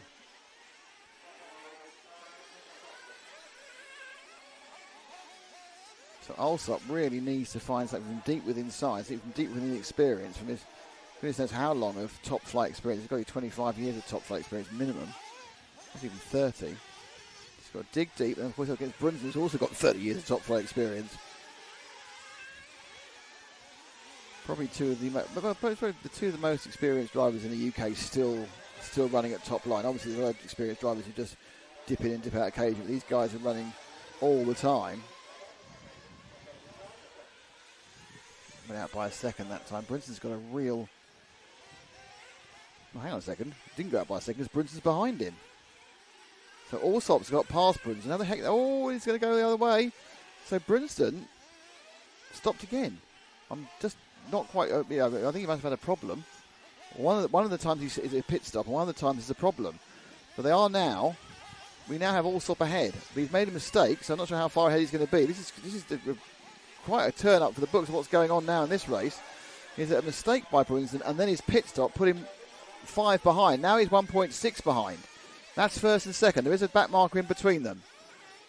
10 minutes to go, and this is really livened up. Oh, and a mistake by Alsop. That's going to cost him a few tenths. Now the two of them are right together. You can see them in the same frame as they go over the roller coaster of AstroTurf. And back and turn round. Alsop's made 2 little mistakes now. They're going to move that white car out of the way. He stops for one. He's got the second one to get out of the way as well. That's cost Brunsden a couple of tenths. He gets through. Right, so it's 1.6, the two of them. The two old stages of British 1/8 Nitro racing, really pushing hard. Also on 2 wheels, but it's okay. Doesn't roll. Brunsden chasing him down. They both got to stop once more. It's not going to be anything like the same lap. My guess is that Alsop's going to stop in the next minute or so. Brunsden will probably go until about 3 or 4 minutes to run. And the gap, as you can see, it's half a second. Brunsden chasing down. I wonder how many times these two guys have done this. How they've been chasing down each other with one or the other ahead of them over the last 30 years or so. Brunsden wide down there. Get the fire out. The back markers again out the way. That one not deliberately because he's upside down. But the two of them right together. 8.5 minutes to go. They're going to separate and then possibly come back together again after the next set of pit stops. But Alsop been given a bit of a gift, a mistake a couple of laps ago by Brunsden, which I thought was a pit stop. It's that long on a mistake. Has let him get through. Right, Alsop. We'll take Alsop through the pit. Well, I was going to take Alsop through the pits. Let's go for the pits with Alsop. There he is. That's his wife gunning it through. Great stop there. So Alsop's out. And then at some point, let's just see what the gap is as he goes out. He's got a full tank to the end, 8 minutes and a bit. Brunsden still has to pit one more time. Alsop's got fuel to the end. Didn't quite make 9, but he made sort of a weird 8.5 sort of thing. And anyway, I think actually he may have made 9 earlier on. He just managed to get all the way through. So I think at the end of the day, Alsop is going to have stopped 2 times fewer than I was lucky than Brunsden. Right, so the gap now as they cross the line, it's 9 seconds. A good lap from Brunsden as well. Now Brunsden actually has to go into the pits again at some point in the next 3 or 4 minutes. What we're going to do is we're going to follow Alsop round for this next lap, and then we're going to move to Brunsden and wait for him to make his stop, which I think is going to be normally you stop as soon as you can to get to the end, which may be the next lap. So let's just we'll let Alsop get over the line, Ash, and then once he goes over the line, we'll shift forward 10 seconds to Kevin Brunsden, hopefully. So that's over the line, and the lead is up another second. Okay, so Brunsden, who should be somewhere around here. Oh no, he's upside down. He's made a mistake. So he gained 2 seconds in 2 laps, and then he's made a mistake. So Brunsden, where is he on the stagger? No idea is the answer to that question. Because he sat upside down for at least 3 seconds. But you have to be marshal. It's going to cost you at least 3 seconds. Which means his lead will be 7 if also hasn't made a mistake. He's getting close to doing his final stop. Where will they come out? What will the distance be when Brunsden leaves the pits? He's coming in this time. Right, let's take Brunsden through. Allsop's not come across the line yet. The fuel goes in. Brunson's still not across the line. Allsop is across the line. They're both going to be down the straight together. Sweeps out. It was 5.4. So there is the leader. It is Allsop just ahead. You can see the two of them. So we've got a 6-minute battle royal as Brunson tries to catch back up to Allsop. And they are, woof, four-wheel drifting. Just throw the thing in, Kevin. Don't worry about it. It's all about the Herts GP. Who's going to win the 2025 race? We lost Grindley. We thought that might be it. But no, we got a fantastic race by the two most experienced drivers pretty much in the field. Certainly most experienced top-line racers in the field.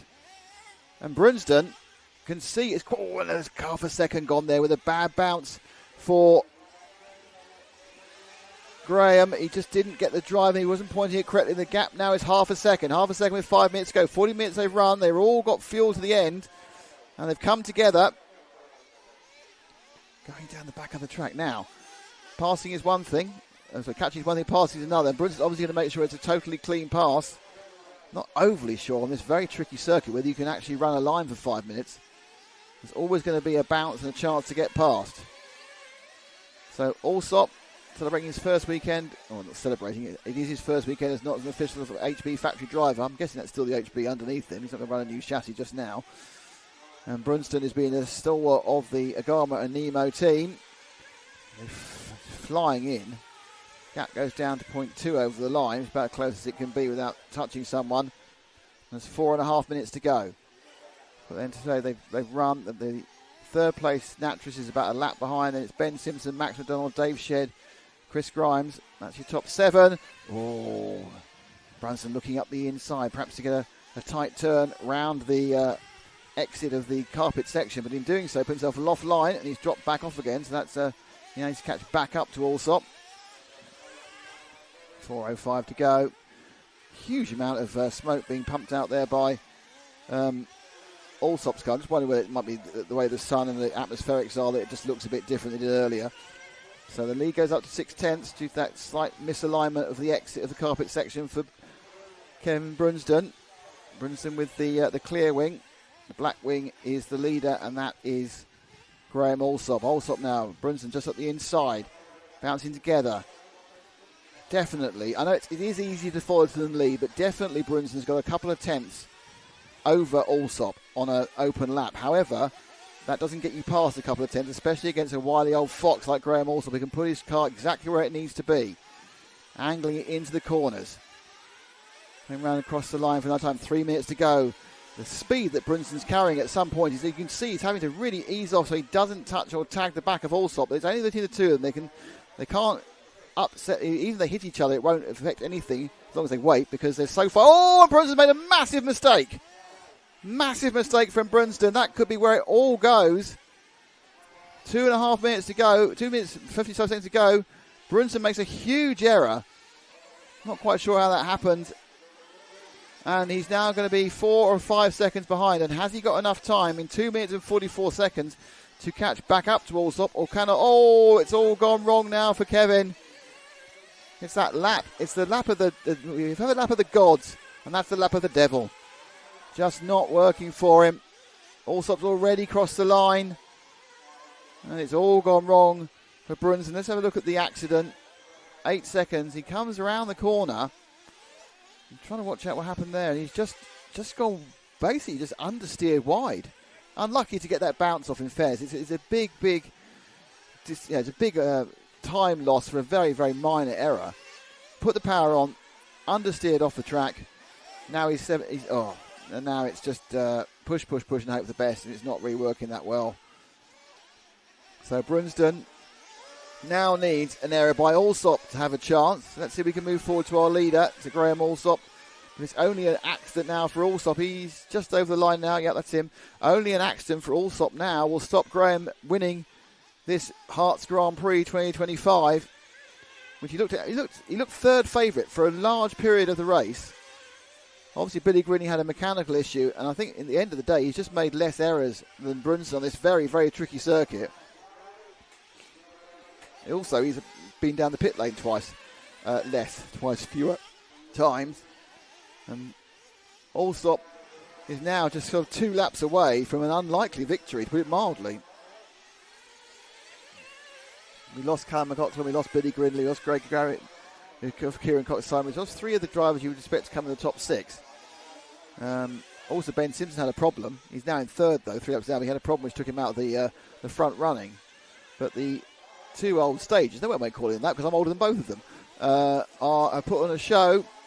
But now with 1.5 laps to go, it is simply a case for Graham of not making a big error. He can go slow, he can take a couple of seconds off his time because it won't affect anything, not with the lead he's got. Just needs to get this over the line. I'm pretty sure that, just to check, they're both going to get another lap, and even with 9 seconds back yet, Brunson will get another lap. So Allsop now just needs to keep it 4 wheels down for another 43 seconds. He did ease back on that one with a 43-second lap. Brunson coming across the line now. Now Brunson's missing again. I think Brunson might actually not make it in time. He has made it in time. Kevin's gone across 15 seconds behind. I wonder if Kevin's broken something in his car. He's having a lot of errors now. I think the car may have a slight problem with it. But Graham Allsop, a few days after he parted company with HB after 18 or 19 years, comes to Herts GP. Unsponsored as such.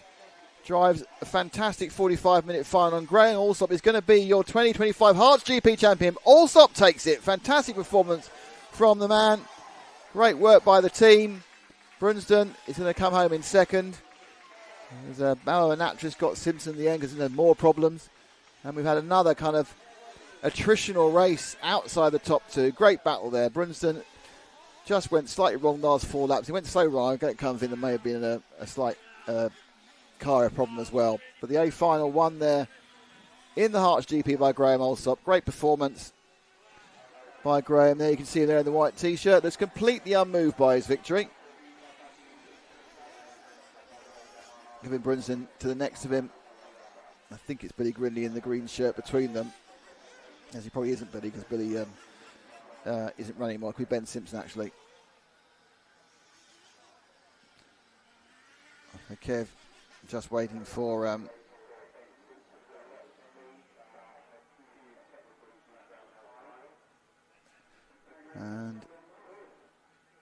there they go. Walking off together. And we've seen victory there for Graham Allsop. Great result. Don't forget there's one more race to go today before we stop broadcasting. Green to over Natras. Thank you, Chewy RC. Thank you for that one.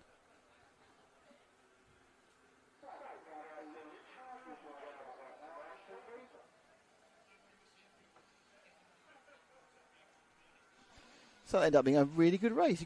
We didn't have an awful lot of action, if I'm really honest with you. I'm not going to lie to you because you've been watching it as well.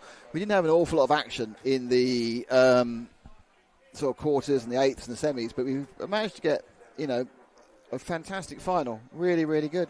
No one knew who was going to win until 4 laps from the end. And even then it wasn't completely decided.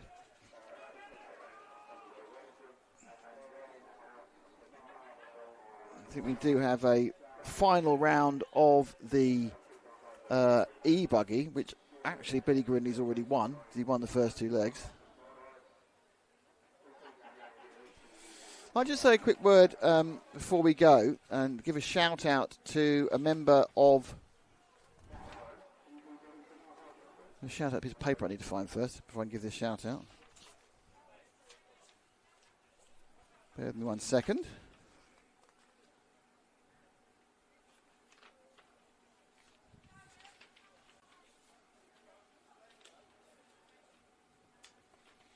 I'd like to give a shout out to one of the key members of the Herts Club, and that's Travell Richards, part of the Herts track team, a member of the endurance race. Travell had a very, very nasty motorbike accident a few weeks ago. Unfortunately, missed the Euros. He's suffering. He's still in hospital after 6 weeks, so you can tell how serious it was. Everyone at the club, Travell, wishes you a speedy and as full as possible recovery, and we can't wait to see you back here and racing. So shout out to Travell. Hope your recovery gets better and you are able to be as well as you can be after a very serious accident. A lot of love from the club to you, Travell.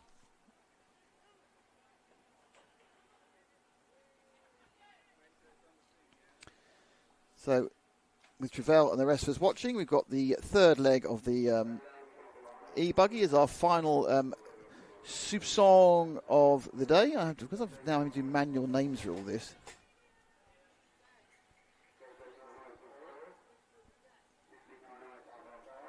There we are. You see that? There's the correct name. Look, you see. Leg 3.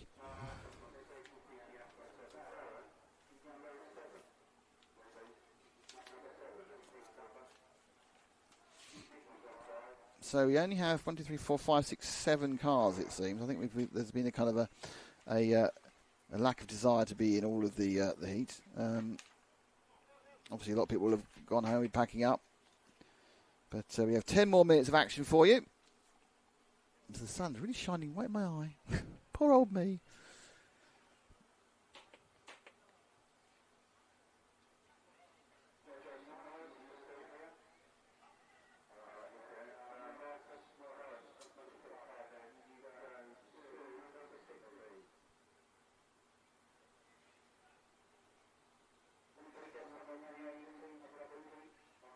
So just waiting to just get the...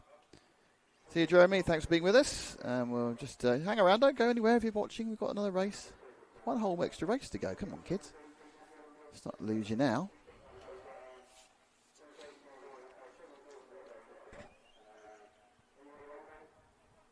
The sun's right in my eyes.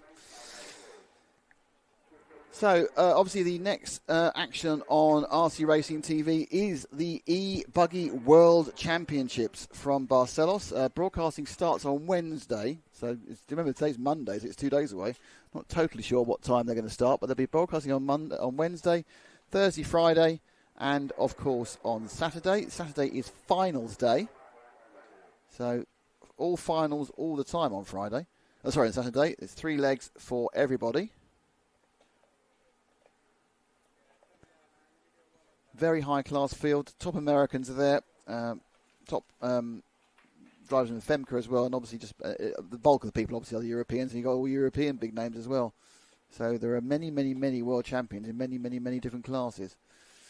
We have the man who yesterday won the European Championship, which was, of course, Michael Orlowski, who won the Touring Car Euros. He is there racing Ebuggy. We had the man who... came second in the... it was a TQ of that. That was Bruno Coelho. He's in there racing Ebuggy. We have the man who has won four-wheel drive in electric buggy, 1/10, and also won the Nitro Euros at the same track a few weeks ago. And that, of course, is Dave Ronefalk. There's Ongara, there's Canas, there's Dakota Fend, there's Ryan Mayfield. You've got Brandon Rose. It's an absolute star-studded cast. Chase Lemieux, who did so well in the Nationals in America. And, of course, there's Elliott and everybody with the Kilich brothers. So it's an incredibly stacked field. Let's go and see what we're going as they walk out to... Well, they don't walk out, they're just there, aren't they? Few cars not taking part. Nick Millett and Clayton Collins isn't going to take part in this last 10 minutes. So don't forget to tune back. Would you tune into YouTube? I don't know. Tune into YouTube or Facebook for that final event of the our final event. Actually, not a final event. It's just our last event of that week. Many more events to come this year, and they're away. 1, 2, 3, 4, 5, 6, 7, 8. Got 8 starters, so we just lost those 2 at the back. And if you wonder why there's no noise, it's because they're electric.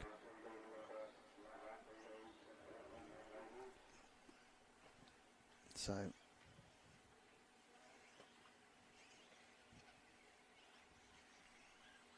Renly from Stadium, Peter Van Tonder, James Clark. Oof. The middle's turned into a bit of a... should we ask after the Ebuggy years, are you not at the Eurobees? I don't think we are at the Eurobees. I think it's been done by the Spanish, and we're just taking a feed and putting some... taking English language. I don't know for certain, but we're certainly not there in person. I believe the Bees has been done by the Spanish as they did 2 or 3 years ago when it was in Spain. So we're not doing the Euro Bees, no, from my knowledge. There will be Euro Bees coverage, obviously on the internet and on the EFRA pages and probably on the RC Racing TV pages, but it won't be coming from our cutting devices and through our cameras as such. So out in the lead has gone Billy Grindley, which is not a surprise. This is one of the first 2 legs, and he's already a second ahead of Peter Van Tonder. Well, more than a second now, isn't it? With just showboating out on the dusty stuff there. I agree, Chewy. It is a shame.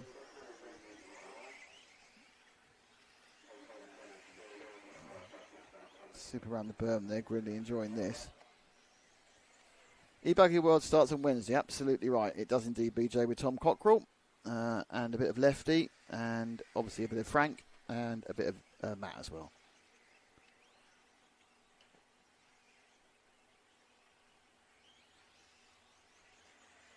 So 42.8 we've seen from Grindley. Didn't you see? So they are. It's interesting that it is actually fast around here with a nitro. I'm just waiting to get to see the best lap. He gets a couple more laps under his belt, because we were seeing low 41s as the fastest.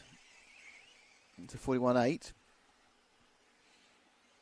It's not a huge man, obviously, and maybe a difference between clean lap and really nailed lap. Stenhouse in second, but he's back 6 seconds already.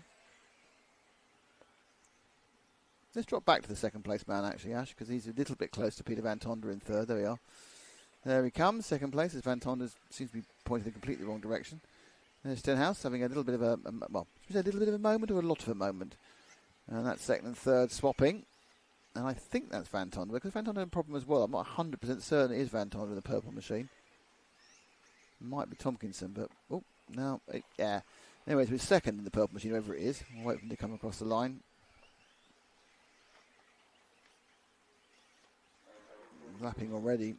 I think it's Craig Homer. So second place is indeed Peter Van Tonder in the purple machine. So that's Van Tonder. He's got a way ahead of Stenhouse, hasn't he? Stenhouse is way back because he was ahead earlier. So there's a sort of switch round of 7 seconds in that race, in that lap. So 6 minutes 40 seconds to go.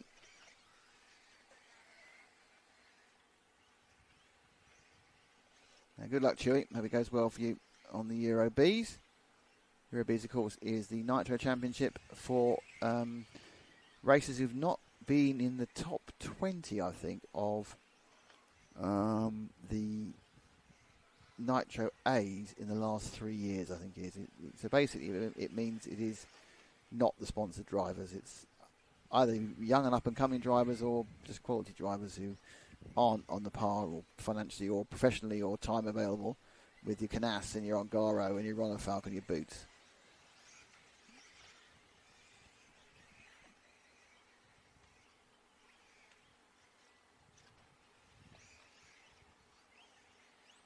So Van Tonder.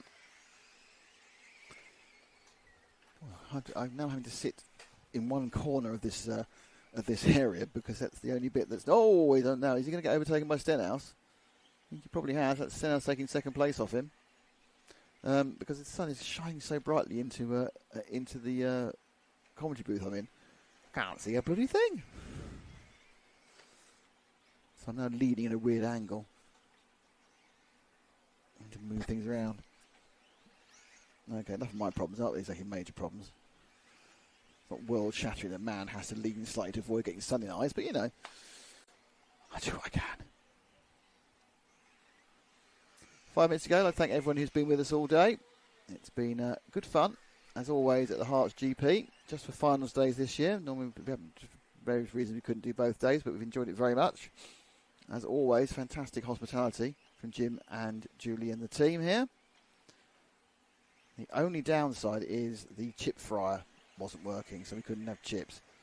And I'll be honest with you, the man at the mobile food emporium was significantly more upset than us about his chip fryer not working because he only had it fixed 3 weeks ago. So, yeah, apart from chip disasters, it's been a fabulous day here. Lovely, sunny, dry, not a hint of anything precipitous.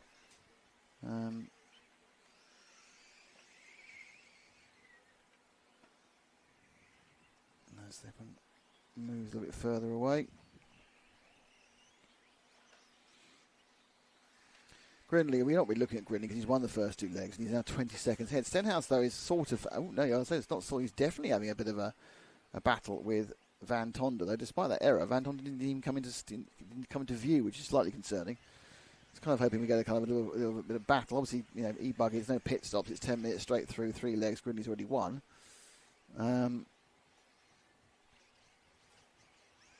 Stenhouse. So Van Tonder's now still 3 seconds behind. Stenhouse is looking quite quick in this Ebuggy environment.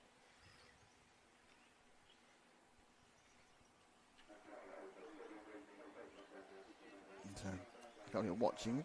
We've still got 8 running. And there was a weird glitch earlier which showed there were only 6 running, but there's actually 8 running.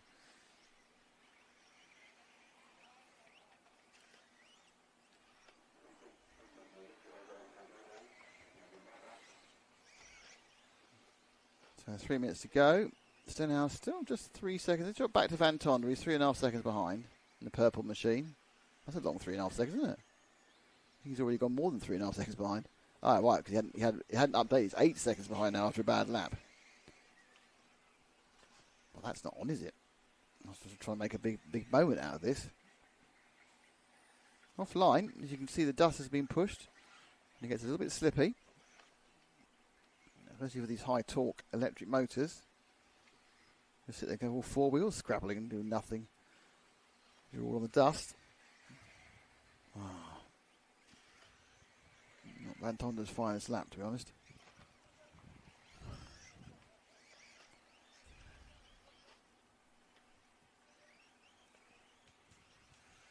Sun silhouetting. So Grinley about to complete another lap. Just wait for Grinley. He's coming up in a second.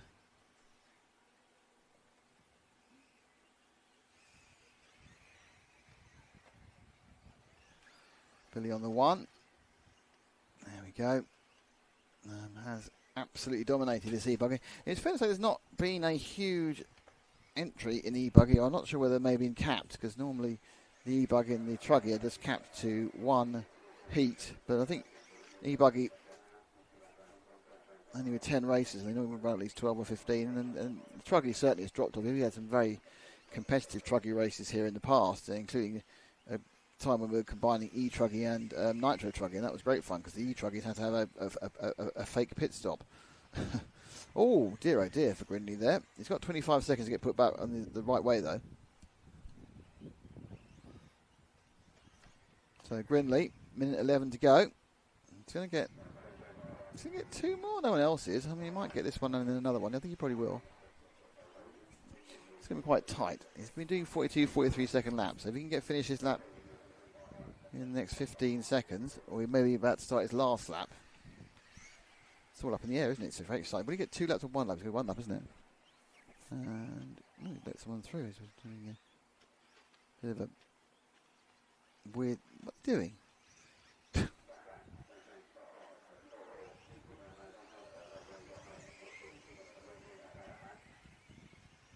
So, Grinley on his last lap there. Van Tonder's had an awful lap again, and he's been caught up by James Clark, but that's only for 3rd in this heat. So Grinley now, a few corners to go to take the Ebuggy. Oh dear, well, he obviously will take the Ebuggy. He's going to get an extra lap on everyone else. Certainly relaxing a little bit here.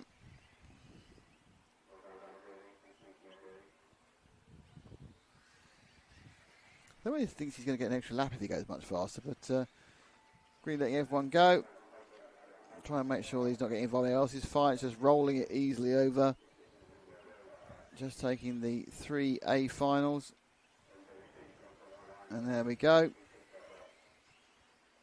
There they go. And a win for Grinley. 3 wins for Grinley. A final, he's won it. He's the champion. So, thank you very much for being with us today here at Herts. Thanks to Jim and Julie and the rest of the team. We've had a fantastic time. We are back as RC Racing TV, as I say, in about a lot less than 48 hours, in about 40 hours probably. But that'll be from sunny Portugal. It's very sunny here, actually, in fairness, for the Ebuggy World Championships. Do not miss that. Tune in, enjoy it. It'll be a fantastic event. I'll be speaking to you again in an RC world, probably not until next year, but I enjoyed it very much. My name is Nick Damon. I've been with Ash Leontine all day, setting us up. This was the 2025 Herts GP. Thank you for being with us, and have a lovely rest of your evening.